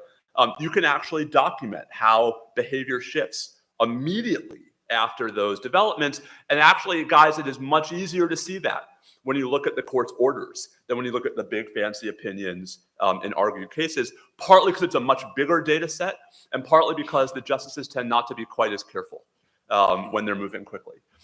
So the second part is to actually tell that story too, and to really explain why there's something really fundamentally different about what this court is doing, even compared to its predecessors during eras where we might have been similarly at odds with the bottom lines the court was reaching. And then the third thing the court does is to try to set the court. The third thing the book does, if the court read the book, that would help, right? The third thing the book does is to try to explain why this is more than just a gripe, and why this actually has really onerous long-term implications for the court's legitimacy. This is not just sort of throwing around the legitimacy word, as like any other critique. The court's own conception of its power historically is tied to its ability to persuade, is tied to the ability not necessarily to convince us that we agree with the justice's principles, but to convince us that they are principled. And that the central way the court does that, by its own telling, is to write opinions in which they explain why they're doing what they're doing. Opinions are a defense against charges that the justices are just picking political favorites. Because the more that the court writes, the more the court is providing a legal rule that can be applied to cases presenting materially similar facts, but just a different partisan valence. When the court doesn't write, it has this remarkable, if completely unsurprising, tendency to not follow those principles, and to actually have decisions that map magically on to the partisan political preferences of the justices. And that reinforces not just the charge that the justices are partisan political actors, it reinforces the concern that the court is exercising something other than judicial power. Right? The deal we made in the Constitution was that we were going to give unelected judges, like Judge Davis, right, all of this power in exchange for the judges exercising and discharging that power, not just responsibly, but judiciously. And that means not just the sort of the common colloquial version, but actually as judges. The more the court is acting in ways that are not defended by opinions, that look like just fiat, that look like dictates, right? The more the court is coming up short on its end of the bargain and actually undermining the argument for why we give the court all this power in the first place. And that leads to sort of the big takeaway from the book, which is that the real problem with the Supreme Court today is not who's on it. If you look back at American history, we've had some dandy justices throughout American history. I mean, we can talk about the justice who refused to talk to Justice Brandeis during Brandeis's first 3 years on the court because he was because Brandeis was Jewish and Justice McReynolds was an anti-Semite, right? We can talk about the justice who was not Justice Black, a real former member of the KKK. We can talk about the Chief Justice, who was a Confederate war veteran, right? Like, we don't talk about these folks. Why? Because we've understood historically that it's not the individual justices. Instead, historically, what kept the court from getting too far out of line was some semblance of accountability, was the notion that if the court stepped out too far, someone or something would rein it in. Michael mentioned the last day on which there was Democratic control of the Supreme Court. It was May 14th, 1969. It's the day that Justice Abe Fortas resigned. Why did Fortas resign? Because Chief Justice Earl Warren went to him and said, Abe, you have to resign for good of the court. Because if you don't, Congress is coming after you, and then Douglas, and who knows what else. That's not something anyone's worried about today, right? And so the real problem with the current court is the lack of accountability. And the lack of accountability is a messier story. It is not just about constitutional doctrines. It's not just about justices who were, Federalist Society acolytes. It's a story about institutions. And the more we look at the Supreme Court as an institution, the more we talk about it as an institution, the more I think we can figure out actually how to fix it in a way that might not just be viewed as partisan politics. Thank you, Steve. You talk about a lack of accountability, and my suspicion is that many people in here have followed the ethical lapses and the lack of accountability on that score. And I wonder if you could take us back, perhaps a little historically, to talk about whether you think the current jurisprudential lack of accountability is reflective of ethical failures on the part of the court and individual justices. That's a great question. It's hard to answer because it's hard to know what's in the justices' minds.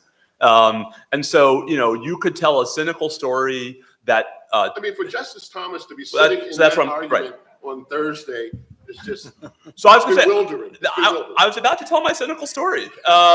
So you could tell a cynical story not just about Justice Thomas's participation in the Trump cases, but about his own evolution on the administrative law questions to which Michael has already alluded from earlier in his career, which has this remarkable just sort of correlation with his connection to folks who are very hostile to administrative regulation.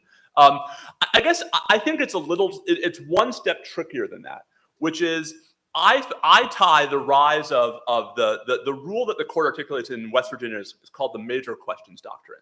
And it had never been so named before that. They basically just made it up.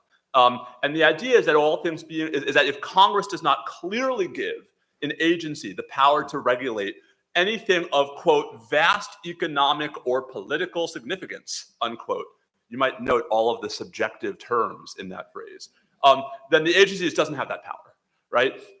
And that might be plausible as a forward-looking rule, right? To apply that retroactively to statutes Congress enacted 50 years ago when no one had such a rule.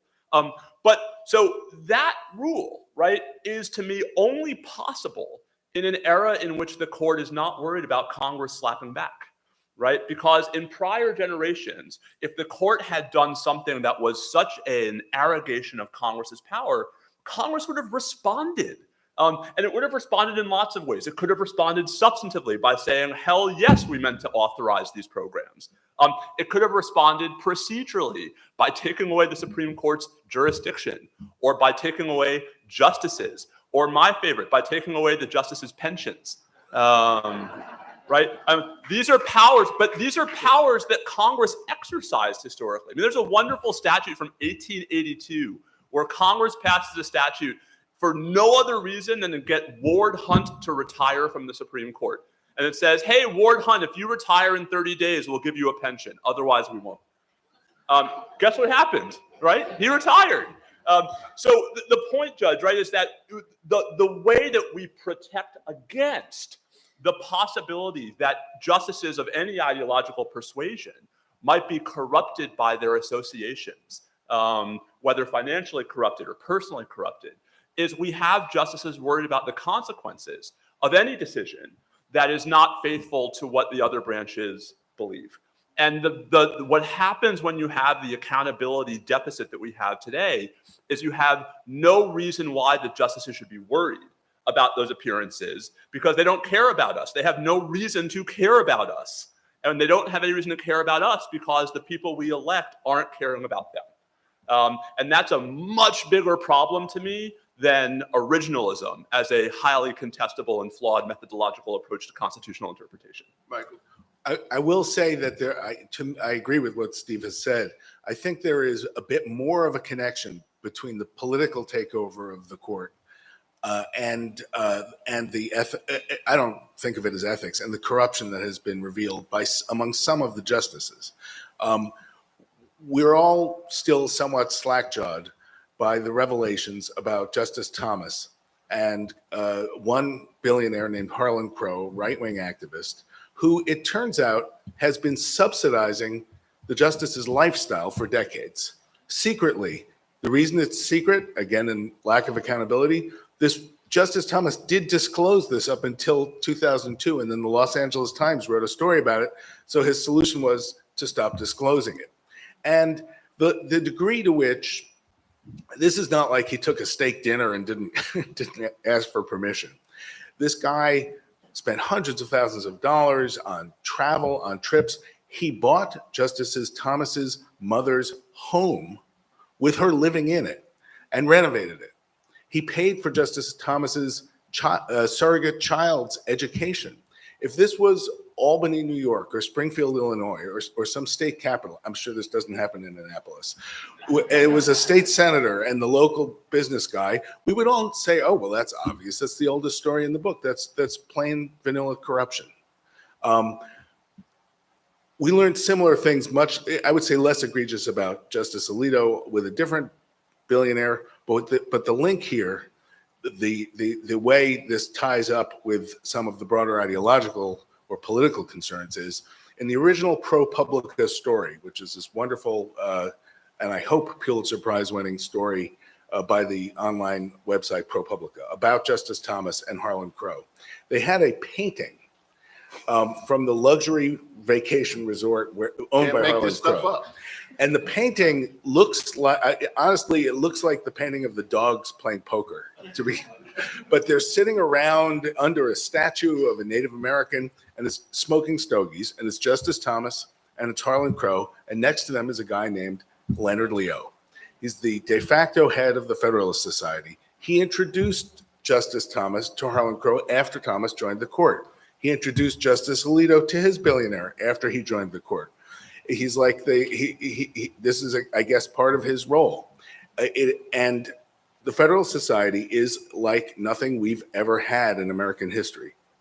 It started as a student club for students, conservative law students who felt they were sort of marooned at the liberal law schools. They have, conferences and panels and do, debates and that sort of thing. But it has been built into a very well-oiled political machine. Vetting, when Trump was running for president in 2016, he said, I'm only going to pick justices from a list given to me by the Federalist Society and the Heritage Foundation. They back the nominees. They spend considerable amounts of money in support of the nominees. They spend considerable amounts of money praising the senators who blocked Merrick Garland from consideration. They back groups that bring lawsuits. They back groups that file briefs. And I always used to look at the Federalist Society and say, they're pretty impressive and they do a really good job and they don't seem to have a lot of money. Well, it turns out somebody anonymously gave Leonard Leo $1.6 billion a few years ago to spend on the Federalist Society and the affiliated organizations. And so it's not that there's always a lot of politics in politics. It's the First Amendment. People should be out there organizing and lobbying and doing everything they do. But for a branch, again, that structurally is lifetime appointments, and not elected, and lifetime appointments, it makes it easy for a faction to capture the court. And that is, I think, different from what we've seen, at least throughout most of American history. Steve, I wonder if you could share a little bit more about Taft's role and tie that into the whole question of the justices' selection of their own work and the reduction in the number of cases they're taking as it relates to the shadow docket. Sure. I mean, so this is actually, I think, to tie a whole bunch of threads together, because part of the story here is the sort of how Congress has sat idly by while all this has happened, and where would we be without ProPublica? The Supreme Court, for much of its first century, was a pretty sleepy institution. We teach almost all of the major decisions it handed down across 100 years in law school because there just weren't that many of them. That was a function of Congress controlling the docket. Things explode after the Civil War, and they explode because there are new constitutional amendments that apply to states. They explode because there's new massive federal regulatory power that Congress is claiming in the aftermath of the war. And they explode because relative to that, Congress is also expanding the court's dockets, right, at the same time. So Taft, right, William Howard Taft, who you guys probably know, if at all, as the president who got stuck in a bathtub. This is apocryphal. I want to defend the reputation of William Howard Taft, or at least as the best of the running presidents at Nationals Park. They really need to bring him back. Right, but so Taft actually had a much more influential career as a judge and a Supreme Court justice than he had as president. And he's Chief Justice. The only one. The only one. He's Chief Justice after he's president. Indeed, one of the reasons why he elevates the Confederate War veteran Edward Douglass White to be Chief Justice in 1910 when Taft is president is because White was 65 and Taft was hoping to succeed him. And it worked. But so Taft starts giving speeches when he's running for president in 1908, while he's president, after he's president, about how the Supreme Court is not doing the job it's supposed to, about how the Supreme Court has to spend all of its time doing boring technical appeals, something that a circuit judge would never, ever relate with at all. And that therefore the Supreme Court, because it is sort of overwhelmed with these, small potato cases, can't discharge its function as a coordinate branch, as a constitutional court. And so he starts pushing for the rise of something called certiorari, which is giving the court control over its docket. Congress actually had given the court a teeny tiny slice of certiorari control in 1891, but Taft's big proposal is for Congress to actually give the court complete control over its docket.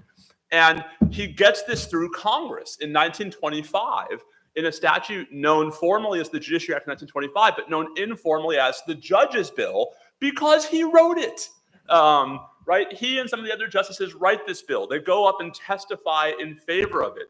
They make a series of, as my book documents, material misrepresentations about what the bill does in order to get it through Congress. As soon as the bill's enacted, they go back on some of the things they promised to Congress, all in the name of giving the court more power over its docket, not just to pick and choose cases, but to pick and choose which issues it decides in the cases it chooses to hear. And so just to sort of tie this to the present, Michael talked about Bruin and Dobbs, right? Two of the biggest decisions we've had recently. In Dobbs, the court decided a question no one had presented. In Bruin, the court decided a question it wrote. When it took up the case, instead of granting the petition presented by the petitioners, the court rewrote the question and granted cert. That's pretty nice work if you can decide for yourself what work you're going to do and write the instructions to govern it. Right? And I think the point was that this was done very transparently. Like Taft said, the reason to do this is to give the court more power vis-a-vis the other branches. And I think back to where Michael started us, as the court exercises that power, at least to all write somewhat responsibly for generations and generations, Congress is like, oh, this is good. So that in 1988, Congress basically says, fine, take all of our power. And where we are today is a court that does that. So here's the craziest statistic of all. This term, the court's probably going to hand down 58 or 59 signed decisions in merits cases. It's going to be the 5th term in a row that the court doesn't get to 60. That is a number the court had not fallen to since 1864. Where I teach right now, we call that the War of Northern Aggression. Right? And what that reflects, guys, is it reflects a Supreme Court. So the joke is that it reflects a court that obviously needs more justices. But the real point is that it reflects a court that just does whatever the F it wants to do, and nothing that it doesn't want to do. And that has repercussions on the ethical side. It has repercussions on the case side. Just to tie this to the Trump immunity case, right? A different court might have stayed out entirely. A different court might have granted Jack Smith's appeal back in December. A different court might have gone into this case saying, how can we decide this case on the narrowest possible grounds and get the hell out with our reputation intact? And what did we hear on Thursday? So yes, there were all the clips about the crazy hypotheticals. The line I'm focused on is when Neil Gorsuch says, toward the end of the oral argument, we have to write a rule for the ages. Right? This is such a remarkable assertion of judicial power. And I might say hubris, but it is also a deeply revealing reflection of where the court is today and what happens when you have a court that is never looking over its shoulder. Absolutely. Michael. I want to underscore how significant what Steve just said is, and in reference to what Gorsuch said. In other times, the court in previous periods has acted very quickly and very narrowly when the presidency is at stake. In the U.S. v. Nixon case, Nixon said, oh, I have executive privilege. I don't have to turn over my Oval Office tapes to the grand jury. The court ruled unanimously that, in fact, there was such a thing as executive privilege, and that was the first time they had said that, and that someday there might be a need to kind of spell out all of its limits. But anyway, it doesn't apply to this case. It said that it's overcome by the needs of the prosecution in this case. In analysis that was not necessarily the most persuasive thing we've ever read. No, but that was the point. And 2 weeks later, Nixon resigned. Right. But the reason it was not persuasive was they wanted unanimity. Right. Yep. And the Chief Justice took over the writing of the opinion in the last few days, mushed it up, but got the unanimity. Bush v. Gore was decided in 3 days. The case that we all cite for the limits of presidential power, the Youngstown Steel case, was decided 3 weeks, which was said that President Truman could not seize the steel mills during the Korean War, was decided 3 weeks after the argument. The idea that they're going to pretend to not notice that there's an election and to pretend to not notice that this is important information for people to know whether one of the candidates tried to overthrow the Constitution or not is a pretense and nothing more. And other courts have ruled quickly without difficulty. We promised we'd give you some airtime, and so I'm going to invite short questions. There's a microphone over there. There's a microphone, or I will repeat your question if I can hear it. Yes, ma'am. Please.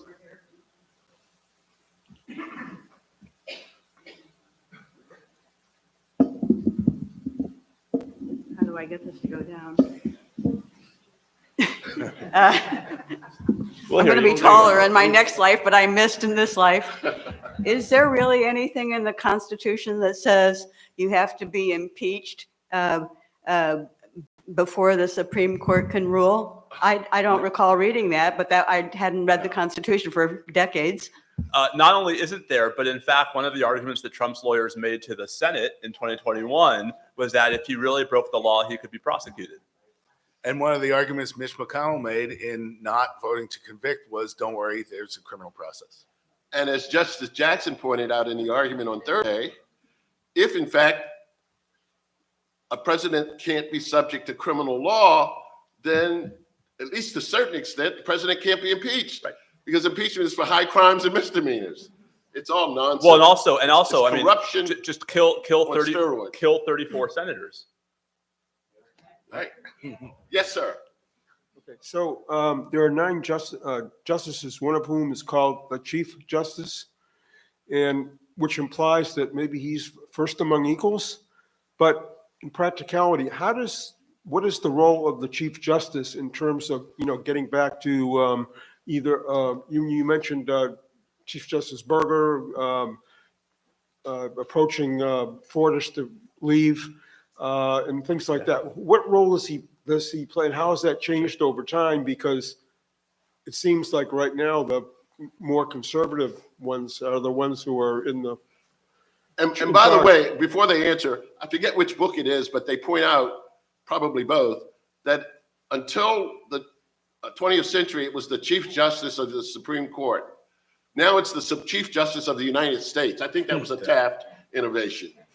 So the short answer, and by the way, just to say, these kinds of nerdy things you could learn about in my book. But the short answer is that, I mean, the Chief Justice has sort of informal powers. Formally, he doesn't have much, right? He has the bully pulpit. He can write whatever he wants. In my book, I talk about how in some of those orders as opposed to opinions, Roberts actually started joining the 3 Democratic appointees in dissent as a pretty significant, if largely unnoticed, protest about the procedural shortcuts that his 5 other conservative colleagues were taking. The Chief Justice has some administrative authority, but he can't order any one justice to do anything. And so really, I mean, the real break the glass power that the Chief Justice has is really just the power to resign. I think that power is significant, but I also think it has its own limits. I think there's another thing about this court as it stands now and as it has evolved in recent years that goes to the lack of power, the lack of soft power that Chief Justices have. You mentioned William Howard Taft. He was, of course, President of the United States. For most of the country's history, the people who sat on the Supreme Court with this extraordinary power were former governors, former senators, former attorneys general, elected officials, people who had kind of done something in their lives and understood the democratic process. And it didn't necessarily make them more aggressive in the use of that power. Right now, 8 of the 9 justices were a federal court of appeals judges, which is a wonderful thing to be, right before they were on the court. There's nobody who, as Lyndon Johnson would have put it, has ever run for dog catcher. The last elected official to serve on the court was Justice O'Connor. And she was the Republican leader of the Arizona legislature. And it showed in her jurisprudence. in her understanding of the need to build consensus. And a lot of the cases on affirmative action, on abortion, that really stood for decades were because of her political sense. And I think I worked for Bill Clinton, as was mentioned. He was eager to appoint a non-judge to the Supreme Court, and he couldn't pull it off. He offered a seat twice to Mario Cuomo, the governor of New York. He was known as the Hamlet on the Hudson. He couldn't make up his mind, and then he eventually said no. He tried to offer it to George Mitchell, who was the Senate Democratic leader, who had been a federal judge. He said no, and he wanted to appoint Bruce Babbitt, who was the Interior Secretary. And what happened was the environmental groups and the Western senators got in a fight over who would replace Babbitt as Interior Secretary, so he didn't get appointed. So Clinton gave up. But I think that is one of the ways that the court would be better if it were more in touch with the public. So I'm getting the hook. But our authors will be available for further conversation. Please thank them for joining us.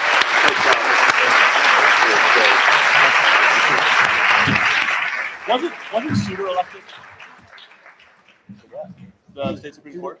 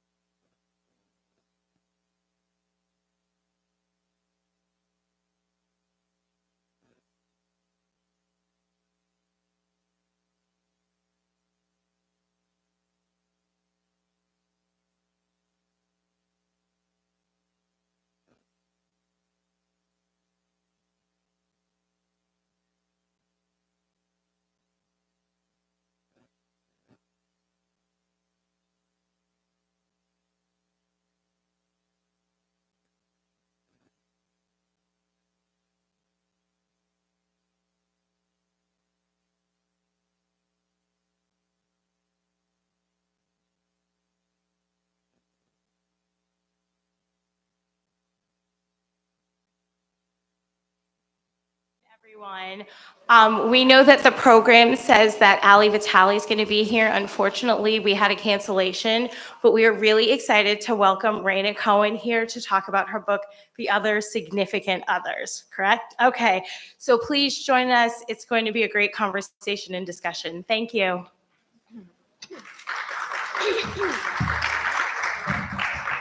Hi, everyone. Thank you so much for joining us today. First of all, can everyone hear? How's the volume? Cool. Yes, how's that? Excellent. So I know some of you may have initially come for a different event, but the good news is we're going to be hitting on some of the similar themes to what you were originally expecting. Gender, inequality, things like that are going to come into the picture here, but we're going to be talking about it in the context of friendship. The wonderful author here, Raina Cohen, has written a book, The Other Significant Others, which is about people who have a really deep friendship as a central relationship in their lives. People who relate to friendship with the same degree of importance that we normally think of people according to their romantic relationships. Just by way of background, Raina works at NPR. She also writes as a journalist, oftentimes for places like The Atlantic, where you can find her articles on friendship, kind of unconventional ways of doing relationships. But today we're here to talk in particular about her wonderful book. And in case you need any inducement to get really excited, if anyone here is a fan of Ezra Klein, he recently said that he loves this book and recommends it to everyone. If you're familiar with Trevor Noah, he recently, in a yet-to-be-released interview, called this book his new Bible. Pretty good. So I hope you'll enjoy getting to hear a little bit from the author. To kick us off, we're first going to have Raina do a bit of a reading from the book. Thanks. And this is Sigal Samuel, who is a senior reporter at Vox, who writes about everything and is one of my friends, a very dear friend, so appropriate for the occasion.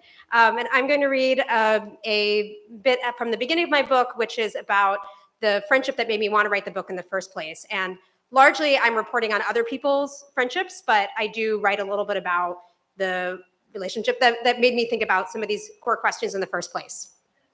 And this friend I call M.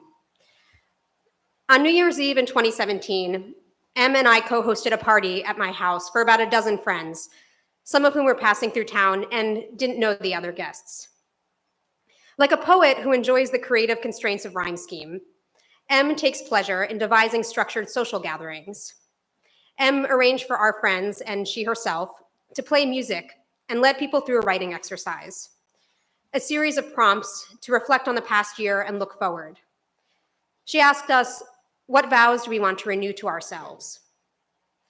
Her vow was to ask for help more.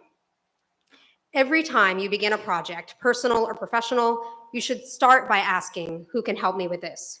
She said. My vow was meant to reduce the alienation I felt at my large office, where I felt reserved, far removed from my social self, by reaching out to a new person each month whom I wanted to know better. To be with M was to be pushed to grow, and I would later see this element of our friendship mirrored in the account of a couple's romantic relationship. One of the partners on her blog described a core principle in their relationship as mutually assured non-complacency. Through M, I experienced a kind of vitality and besottedness in friendship that I hadn't before. I relished it all. I wanted to understand how her mind worked, to mimic the exuberant way she moved through the world. And I felt privy to a secret, that it's possible to find the headiness and security that we associate with romantic relationships within a friendship. Secret is hardly hyperbole because as Em and I got closer, we found that our friendship didn't have a ready-made label. We felt like a species that biologists had yet to classify. We weren't merely friends. Even best friend felt like a downgrade. Our commitment exceeded that of most best friends we knew. We would regularly exchange voice memos multiple times a day and BCC each other on important work emails. We introduced our friends to the other, and though we maintained our own ties, a network of mutual friends grew. If I wanted someone else to get to know Em, I'd ask her if I could extend an invitation to one of the parties she hosted every few months. At these parties, Em's musically talented friends performed pieces that traversed centuries, genres, and continents. The setting was casual. Dozens of us would sit cross-legged on the living room floor, and a $5 bouquet from Safeway, Em's decor splurge, would rest on the mantle. But she carefully choreographed the parties with a set list, hours of practice, and a strictly adhere to party end time. At one party, a friend of Em's gifted her a banner that read, "Please leave by 9." One of Em's shticks as MC was to explain that a language her parents speak has no exact translation for the word singer. There's a cultural expectation that everyone sings, so it would be odd for someone to describe themselves as a singer or say, "I'm not a singer," as people do in the US. Em carried that idea into the party. Toward the end of the night, she would break us into sections, directing us to sing around together, or she'd lead us in a well-known song like Seasons of Love. You could have the singing voice of a raccoon and still feel like you contributed to the dulcet tones. She also cared for me as no other friend had, blending the ebullience of a fairy godmother with the occasional eat your vegetables entreaty of an actual mother. More than once when I had a cold, she came over to my house with a tote bag full of lemons, fresh ginger, and black tea, which she turned into a concoction on the stove. She made me finish the steaming drink, even as I complained like a child. She talked me through family difficulties, sent me emails to find a therapist, and reduced the self-consciousness I felt when talking about sex. It would have been plenty if she simply made me feel comfortable discussing events and thoughts I had previously kept hidden. But through her open-mindedness and spirit of exploration, Em helped me ask myself questions I wouldn't have asked before, and identify thoughts and feelings I hadn't yet given the soil to grow. I knew that I was her person too. On a couple of nights when she was having a hard time, I went to her house and held her. I slept overheated by her faux shearling blanket. I saw how she worried about her family members and about her tower of student debt. She often struggled to balance her wonky analytical interests with her creative ambitions as a musician and writer. She was like a house that would short circuit if too many appliances were on at once. She had to choose which ones to turn on at any given time. We talked often about how she could keep these two essential parts of herself running. 4 months after we met, Em ended a call between us by saying, "I love you." I lobbed back, "I love you too," in an aw shucks tone. I was sitting next to a stranger on an Amtrak train, a setting that made it hard for me to take in those words and earnestly say, "I love you," back. I regretted that I couldn't muster more sincerity because there was no question that I loved Em. A couple of days later, I tried to parse in my journal what it was that we had been building together. I didn't know how to think about our friendship, I wrote. And without a framework, I went on, I don't have an easy way to describe our friendship to others, which feels crazy because our friendship has got to be the most important development since moving to DC. Thank you. So I hope that kind of whet your appetite a bit. And as you've probably gathered, we're going to be talking about people who go through the world a little bit unconventionally, sometimes choosing a friend as a life partner. And that's not to say to the exclusion of romance or marriage. Many of these folks that are in the book also have romantic partners, but these are people who really look at friendship as something very, very special and deep, and potentially much more important than we're taught societally to treat it as.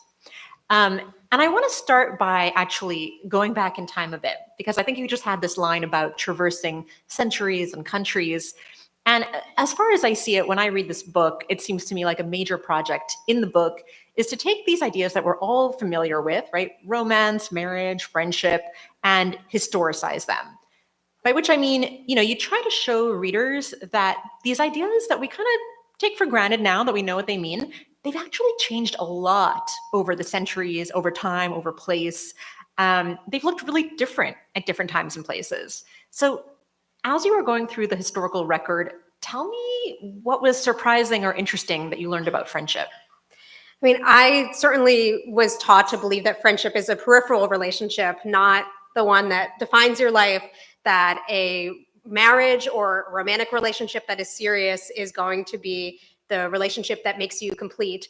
And when I was looking back in history, I was seeing that friendship was talked about with the kind of reverence that we now exclusively afford to romantic relationships. And if you read letters between same-sex friends in the 1700s, 1800s, I mean, they overflow with emotion, and to our eyes are hard to not read as love letters, when in fact I really think they were friends. And part of what's going on here is that our ideas about romantic relationships have changed, that we now expect if you've been to any weddings in the last 10 years, you've probably heard the spouses tell each other that you are my best friend. And that was not a convention really even a few decades ago, let alone 100 years ago. And if your spouse is expected to be your best friend, that doesn't leave very much room. And on the contrary, if you're looking back in the 1800s, 1900s, where the spouses are not going to be that important, there's a vast inequality between men and women. Men own essentially their wives. You're going to find more emotional intimacy with the people who are your equals. It makes more sense there. And so I found that kind of emotional experience. I found ceremonies that would elevate friendship and mark it in front of the community, particularly one called sworn brotherhood or sworn sisterhood. And I recently got to talk to some women who underwent a ceremony where a priest wrapped a stole around these women's hands and said some blessings over them and declared them sisters for life. And it changed 40 years later, they feel like they are sisters. Wow. And so that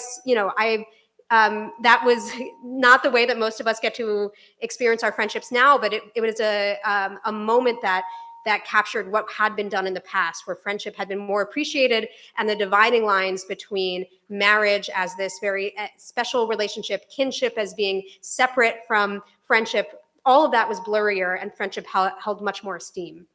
I want to drill down into this a tiny bit in case there are any history lovers here who would appreciate a really cool little historical fact. Tell us about brotherment. What exactly does that entail? So this is the ceremony that I was sort of describing, that happened between these two women. But you could see versions of it from all over the world. So in the Byzantine East, you would find this hundreds and hundreds of years ago, going back to monks that were going on a spiritual journey together, and they would have a priest declare them brothers for life. And you can look in medieval England. There are chapels in Oxford and Cambridge where men are buried together who were friends who went through these rituals of being turned into brothers in the church. I think the brotherment is maybe an exact translation of what you would see in France, affrèrement. Sigal speaks French and it just wants me to say something in French here. But beautiful pronunciation, excellent. There were and in France and other parts of the Mediterranean, there were actual legal structures that made it possible for friends to bind themselves together, and that would give them inheritance rights and responsibilities that otherwise would have only been allowed for kin, which is kind of interesting now when we really have no legal structures that are outside of, in the U.S., that go outside of recognizing blood ties and marriage, but there are long precedents that we could be looking to. Okay, so this is a perfect segue into, if we now fast forward to modern day America, I think we see an extremely sharp contrast from this sort of sworn brotherhood, brotherment ceremonies that we were talking about. And in this book, so this book is not just written, as a sociological or historical narrative. Raina interviewed and really spent time with a bunch of people who are living with these deep friendships at the center of their lives. And I think there's one story, one pair in this book that illustrates this really well, and that's Art and Nick. And I'm wondering if you can tell us their story a little bit. So Art and Nick met at a Christian college when they were both preparing to be youth pastors. And over time, Art came to terms with the fact that he's gay, and both he and Nick are involved in really conservative congregations. So the way that, there's not an easy way to reconcile one's religion and sexuality in the case of Art. And he decided that he was going to become celibate. And he became pretty distraught over this, not because he thought that he was going to miss sex or this sort of romance part of a relationship, but that he was going to miss having somebody to come home to at the end of a hard day. Someone, as he said, who would hand him a mug of tea when he was having a bad day, or who would know when his plane landed. And Nick had decided that he was going to be there for Art and that they would exist as a family, which is really what they have done for the last several years. They live together, plan to keep doing that. Nick is likely to get engaged to a woman within the next few months, and they either will live together as the three of them, or Art will live within a 5-minute walk max of the two of them. So they have really reimagined the possibilities of what a support structure, what family can look like, what partnership can look like. And I think also Art's story can help us realize that what so many people are looking for in partnership, and why we honor romantic relationships, is often about the commitment and the support, but it's actually possible to find in other relationships in our lives.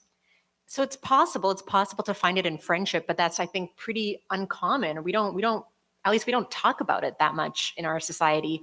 And I wonder if you could say a bit about, how did we get to this more impoverished view of friendship? Like, what happened historically, politically? Like, why are we at this point now? I mean, I think I imagine, like a graph of two lines, and one is the marriage slope going up, and the other is the friendship slope going down. And the marriage slope going up partly has to do with what I was, describing with your earlier question, that marriage expectations have changed. So a couple centuries ago, marriage was really a pragmatic institution where you are joining families together. It is kind of a contract, like a financial contract. It's a way to gain in-laws, a way to gain influence potentially. And it's only by around the middle of the 19th century that even love is supposed to be a required part of marriage. And then in the last 60, 70 years, now we expect self-actualization. We expect our partners to be our confidants, our best friends. Some of you might have heard the Esther Perel line from, she's a famous psychotherapist, that we now expect of one person and what we used to expect of a whole village. That takes up a lot of space in people's lives. So we have that happening with marriage. And then the flip side is, well, what happened to friendship? And one is there's less space for marriage, but the other is that there was so much behavior between same-sex friends that was considered completely innocent until you have the introduction of the category of homosexuality. And this is hard for us today to kind of wrap our minds around, that people didn't think about like people being gay or straight, but those were not identities that people understood until about the turn of the 20th century. And there are incredible photos where you can see men who are friends in studio portraits together. We're completely entangled in each other. We're having a kind of physical affection that would now, I think, set off people's minds to think that these are romantic couples. So the kind of effusion that was normal then became a problem. And to give one specific example, in women's colleges, it was so common for women to be two female friends to become attached at the hip that there was a term for it, which was smashed. So two women would become smashed. And they talked about it, but then by the 1920s, 1930s, that became a problem. And the school administrators wanted to kind of snuff that out because it was seen as potentially behavior that would be what lesbians would do, and it's not just innocent anymore. So I think that the homophobia, the kind of coding and sexualizing of all forms of intimacy, of all forms of same-sex intimacy, really has impoverished our ideas of what friendship can be. Yeah, and I think also, nowadays sort of ideas about masculinity might make it especially tough if you're two men like Art and Nick who are trying to have this really deep friendship. And I remember in the book that, you talk about how in the early years of the friendship, Nick felt kind of uncomfortable doing things with Art that could be perceived as coupley. One of them invited the other at some point to go on a trip to Hawaii. And he got free flights. Right. I'm sorry, but if you ever invite me on a trip to Hawaii, I'm going. Like, I don't care what anybody thinks. I'm totally going. But I think in their case, a more conservative, very Christian community, there was concern that might get them branded as gay. And so I think Nick really balked when Art suggested they go on this trip. for me, this reminds me of this concept that the philosopher C.T. Nguyen calls value capture. And that's when we're in a social environment that presents us with like a very simplified version of our values. And then those simplified versions kind of come to dominate our reasoning or our decision making in life, maybe even without us fully realizing it. And so when I was reading the story of Art and Nick, I was thinking about like, how can we uncapture our values and learn to somewhat put aside whatever society is whispering in our ears and live authentically to our own values. And this might be relevant for some people here. So I'm wondering if you can kind of draw out any lessons that we can all maybe learn from Art or Nick. I mean, I see Nick as kind of going on this whole journey that a lot of us can learn from, where he grew up in a conservative household where he can't remember the last time he hugged his dad. When he and his dad sit on a couch, his dad leaves space in between the two of them. So he did not grow up in an environment that encouraged any kind of intimacy. And in fact, he became close enough to Art that he started to question whether he himself was gay. And Art asked him, are you attracted to me? Do you want to like kiss any men? And Nick was like, no, I just miss you when you're gone for a week, and I like to give you a hug. And Art was like, that's just intimacy.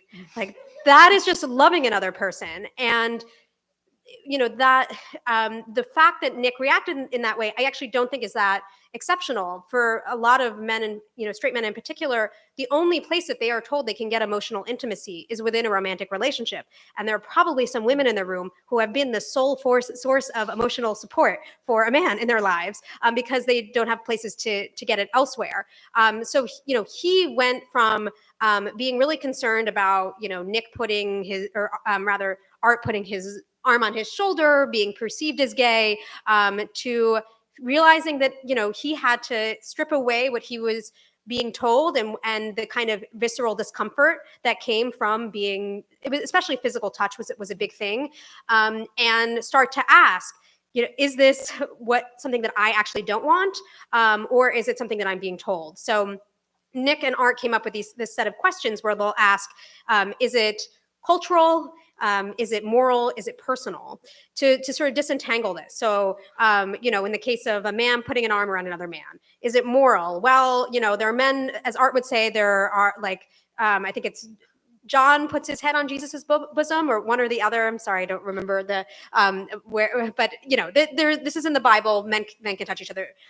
Is it personal for Nick? Well, actually, he kind of likes having his arm around him. Is it cultural? Well, yeah, he grew up in an atmosphere that said you're not supposed to do this. So those sorts of questions along the way have really helped Nick kind of deprogram himself from an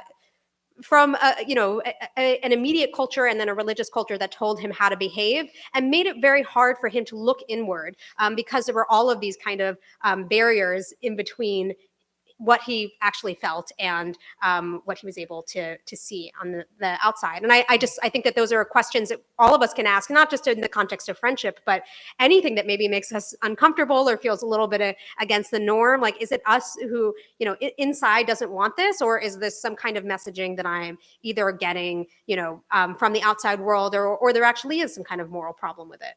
Okay, this is great. I want us to like tattoo this in our brains, these questions, so that we can like use them in the future. Is it moral? Is it personal? Is it cultural? Mm-hmm. I think this is like really helpful shorthand, because so many, if not all, of our values is sort of socially constructed and programmed into us by our culture. So I think it's very helpful to always go through and be like interrogating what is cultural, what is moral, what is personal.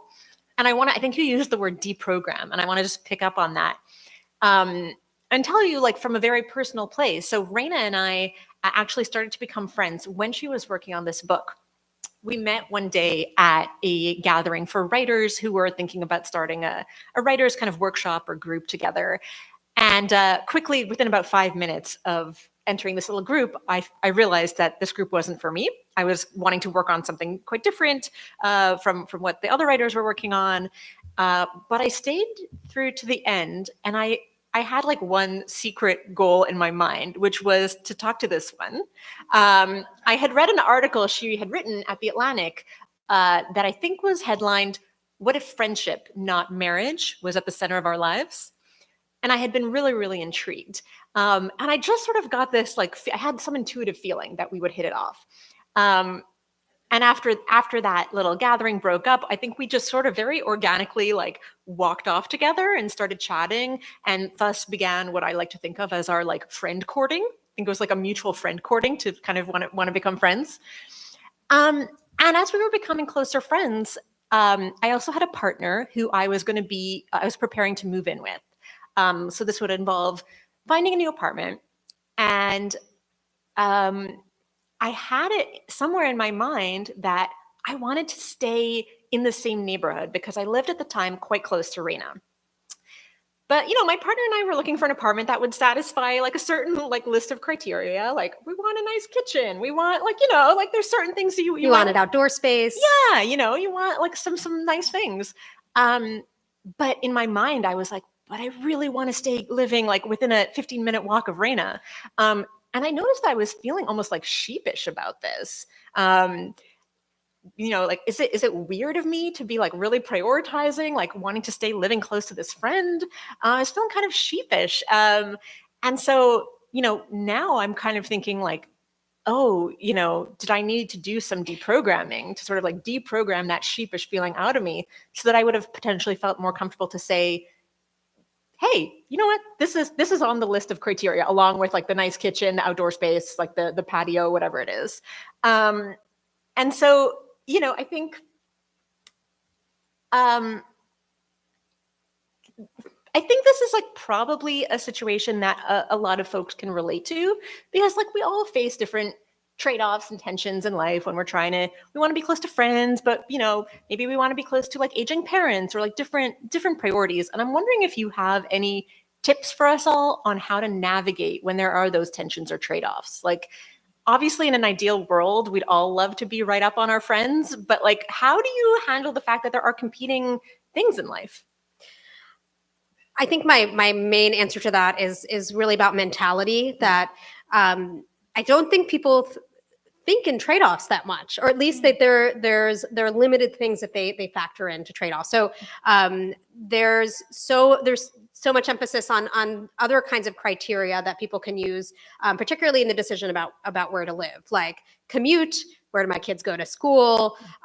You know, size of the house. Like, will I have more space? I mean, I'm at a point in life where friends are having too many kids that can fit in an apartment. And, you know, there's wanting to have a sense of control over your space and privacy. All of those are very reasonable things to prioritize. And I mean, my main kind of approach is to think about not just all the positives that come with making the conventional choice of having your own private home, but also what are the things that you are giving up. And on the flip side, if you make a less conventional choice, like really prioritizing living within a 15-minute walk of a friend, what might you be gaining? Because I think that we tend to really overemphasize the negatives of anything that kind of goes against the grain and really overemphasize the positives of any decision that is, you know, going to be celebrated and really understood by other people. So I think once you can reckon with those trade-offs, it makes it easier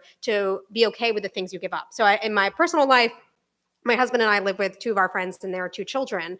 And something that was very helpful for me was to realize that the value was living with friends and having community, so that there were things that we gave up, like we are saving less for a down payment. There are toys on the floor when there are two kids. There's some chaos, but I can keep front of mind that there was something that I was gaining, and that I think it makes it easier for resentment not to build and to have a kind of clarity of purpose in the life that you set up, rather than kind of moving along a conveyor belt. And then you sort of end up or it's possible to end up in Nick's situation, where he was really moving initially toward a life that he didn't actually want, but didn't know any other way to do that. I'm so happy for him that, like, when reading this, I genuinely felt so happy for him that he figured out a way to get off the conveyor belt for both of them, really. I mean, there are a lot of consequences of it. Art ends up having to leave his job because he's suspected of having a backdoor homosexual relationship. This all kind of blows up on the evangelical internet. Nick ends up getting kind of threats at his job too. So this isn't to say that it's easy, but I there's something to be gained from trying to both look internally and being willing to bear some of the costs of a decision that feels more aligned with what you're interested in. And I just think that ultimately we all have to make trade-offs. Parents, of young children, like parents who are raising kids, have to trade off against maybe caring for their parents, or people make decisions where it's really hard to do everything at once, feed everybody's needs at the same time. And I think that friendships are usually just not a relationship that we consider as part of that calculus that you're trying to optimize for, in a sense. I'm also wondering, we're talking so far about one-on-one kind of friendships like Art and Nick. I wonder if you could say a bit about like the role for community in some broader sense. And, I think we hear a lot these days about a loneliness epidemic, and what it might be like to have more sense of community in our lives. Yeah. Yeah, I mean, I focus on people who are in these 2 or sometimes 3-person relationships, partly because they resemble romantic relationships, and because they look so similar, and yet there's no language for them. We don't have like a widespread term for what I'm calling platonic partnerships. They are invisible. They are scrutinized. So different from romantic relationships, even though they really are kind of serving the same function. But many of the people that I write about have their friendship nested within a larger set of friends. So Nick and Art, who we've talked about, they have a broader set of friends who they consider their brothers. Thinking about another pair of women, or another pair in the book that I write about, named Barb and Inez. And these are 2 women in their 80s who have been best friends for 50 years. And they live on a block where people, I talked to them a lot during the pandemic, and they had people delivering groceries to their house who they've been very close to. They were medical and legal power of attorney, had those rights for a woman that they volunteered with. They do a lot of different kind of volunteering. They have an extremely rich social life. So I think you need kind of, what I'm writing for an analytical purpose about people who have these kind of dyads, but that's not to say that I'm encouraging people to replicate the norms of marriage ideals where you're supposed to rely on one person. And a lot of these friends illustrate that you can both have this very deep sustained support from one person, but also have it exist with many other people who you care a lot about and care for you. And I'm guessing that the way these people in these pairs do friendship also maybe has some bearing on or kind of influences how they do community, right? Like how they, I'm guessing these are just generally like people who think about existing in this wider fabric and don't just sort of stick in this like conventional nuclear family kind of mentality. Yeah, and I will say, like, one of the things I love about Barb and Inez is that they're not particularly like ideological or political about it. Like this is just the way that they live and the way that they have grown up. So, both Barb and Inez talked about having households where there were constantly people staying with them who are not, who maybe were extended family or were not related to them by blood. And that they talk about the lines of what family was as being really porous. And they kind of continued that into their personal lives. And Barb, for instance, had during like the aftermath of World War II, her dad had kind of retrofitted a garage and made it a new apartment. And these 2 women, there was a mother-daughter pair, both who had been widows, ended up living there for decades. And Barb considered them her aunts.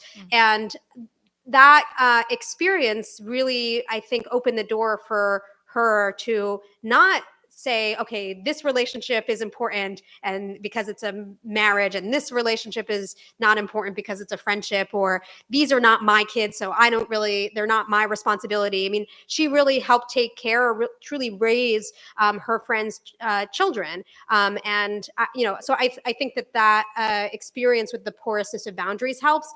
And for many of the people who I write about, they maybe wanted to get married or were married for some period of time, and then it didn't persist throughout their entire lives. And that also opened them to being more creative about where they found support. So Barb had always wanted to have biological children. She was adopted, wanted to see somebody who looked like her, had an emergency surgery in her late 20s that made her not able to have biological children. And that really took away much of her motivation to get married. And, you know, I don't know what her life would have looked like otherwise, but I think that gave her more of a sense of like, there's not just one way to do things. And she kind of fell into this friendship that ended up defining her life. So sometimes there are these kind of outside forces that encourage more open-mindedness, more creativity, and looking out to the full expanse of who's around you and not just one particular kind of relationship. And I mean, we know that in our society, especially let's say in the US, I think here there are something like over 1,000 legal benefits that married people can access that single people just cannot access. And I'm curious if the people you interviewed for this book have faced difficulties because society and policy doesn't recognize their friendship as a deep committed relationship. And specifically, I'm wondering, like, how do they want policy to change? Well, before I answer that, I want to be clear about something, which is that a lot of these relationships these friendships exist alongside romantic relationships. I'm, not telling people like, go end your marriages. My husband's here. That would be really weird for me to make Hi, that. husband. And I do not, want to encourage what I think can often happen when you see something going wrong with the world, or you see that there's one right way, you've been told there's one right way to do something, and then people are like, well, here's this other right way to do things. Like, I think there are many, I think what these friends illustrate are that there are many ways to live a full and fulfilling life, and some of them can be really unexpected that you never planned for, and what these friends want is to be treated with dignity, to have those relationships respected. So when Inez ended up in the hospital, Barb was not able to get in because she was not a blood relative. She wasn't allowed to travel in the ambulance because she wasn't a blood relative. And eventually, because she had the legal rights on paper as the person who had medical power of attorney for Inez, she was eventually able to get in after a half hour of literally waiting in the cold on a February day in Missouri. The people that I talk to want medical workers to understand that a friend can be a very significant part of someone's life and be the decision maker. Often what I found is that people lied and said, I'm the wife, I'm the sister, because they were afraid of getting kicked out. I read about a woman who took care of her best friend as that friend was dying of ovarian cancer or battling against it, and eventually died 6 years. And she was not entitled to medical leave from her job because, again, not related by blood or blood marriage or adoption, was not entitled to bereavement leave. She was just a friend. So the kinds of things that honestly, a lot of these friends were never, or the people that I talk to who have these friendships were never given space to be angry about it, because they were just, they'd really taken in that this is the way it is. But as we talked through it, it's like, yeah, it would have been nice to take bereavement leave. It would have been nice if the people around me recognize that this was a significant loss, or would invite my friend as the plus one when I tell them to do that, to treat this person as significant as my spouse.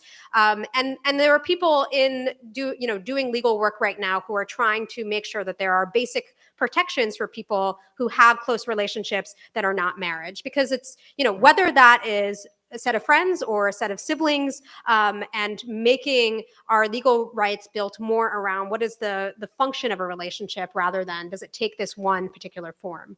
Yeah, that's exactly what I was thinking. Like, personally, I find it very silly and annoying that in the US, sorry, I'm Canadian, I should say, so don't mean to pick on the US, but I find it very odd that marriage comes with all of these rights and deep friendships get basically nothing, because functionally, like, these relationships are often doing a lot of the same work, right? It's about caregiving or economic support. And I know you're not saying, people should ditch marriage or ditch the idea of romance, but what do you think are some potentially like useful legal alternatives or ways that we could adjust the law just to be more capacious and to make space for the fact that there are other ways of doing things? Yeah, so some of these ideas came through legal scholars I talked to, and a very simple one would be having a kind of registry where you just assign somebody as your default decision maker. So that could be when you're going to get your driver's license, and then it's not reliant on kind of the official next of kin, who may or may not be the people who make sense to make decisions on your behalf. Another thing that came up frequently was having a legal alternative to marriage, like domestic partnerships or something of that ilk. And a particular version of this that has come up is in Colorado, there is a very little known law called a designated beneficiary agreement that any two people can sign up for. And it really just includes the kinds of things you would get in estate planning. So medical rights, end of life care, some basic legal rights, and it's 2-page form, does not cost like $30 to get, very similar to marriage. And you can choose which benefits you want to give and receive. So it's a little more customizable. And it can be parent and child, it can be friends. There's no romantic connotation required. So it would make it so that people have both rights and status that they don't currently. I feel like that honestly could be so useful. I'm especially thinking about situations where, let's say you're a woman, and when it comes to certain things, you want your best friend, who's also a woman, to be the one who will be making certain medical decisions or speaking up for you in certain medical contexts. Maybe, your husband or your father is a super lovely, wonderful person, but just might not feel the most comfortable or well-equipped or informed to make those decisions. I personally would love one of those lists where you can just say, I want this person to be the default decision maker for this, and this person to be in charge of that. I mean, in wills, you can pay for that, but it's expensive and it's complicated, and this is a way to make it more accessible. And what you're pointing out is this idea that we can, try to find ways around that. One person might not be the best suited for every single role. Right. And it's very efficient to be like, okay, we've got the spouse and now they're doing everything. But that, my husband's here. You can tell me about all my weaknesses and the things that there'd be somebody better to make decisions around. It is a lot of pressure to ask one person to do those things. And it could be, I think, beneficial to a lot of people to have multiple people that they could rely on. I also noticed that maybe we should move to questions, because we have about I think you should wrap up, but I want to make sure you guys have time for questions. Yeah.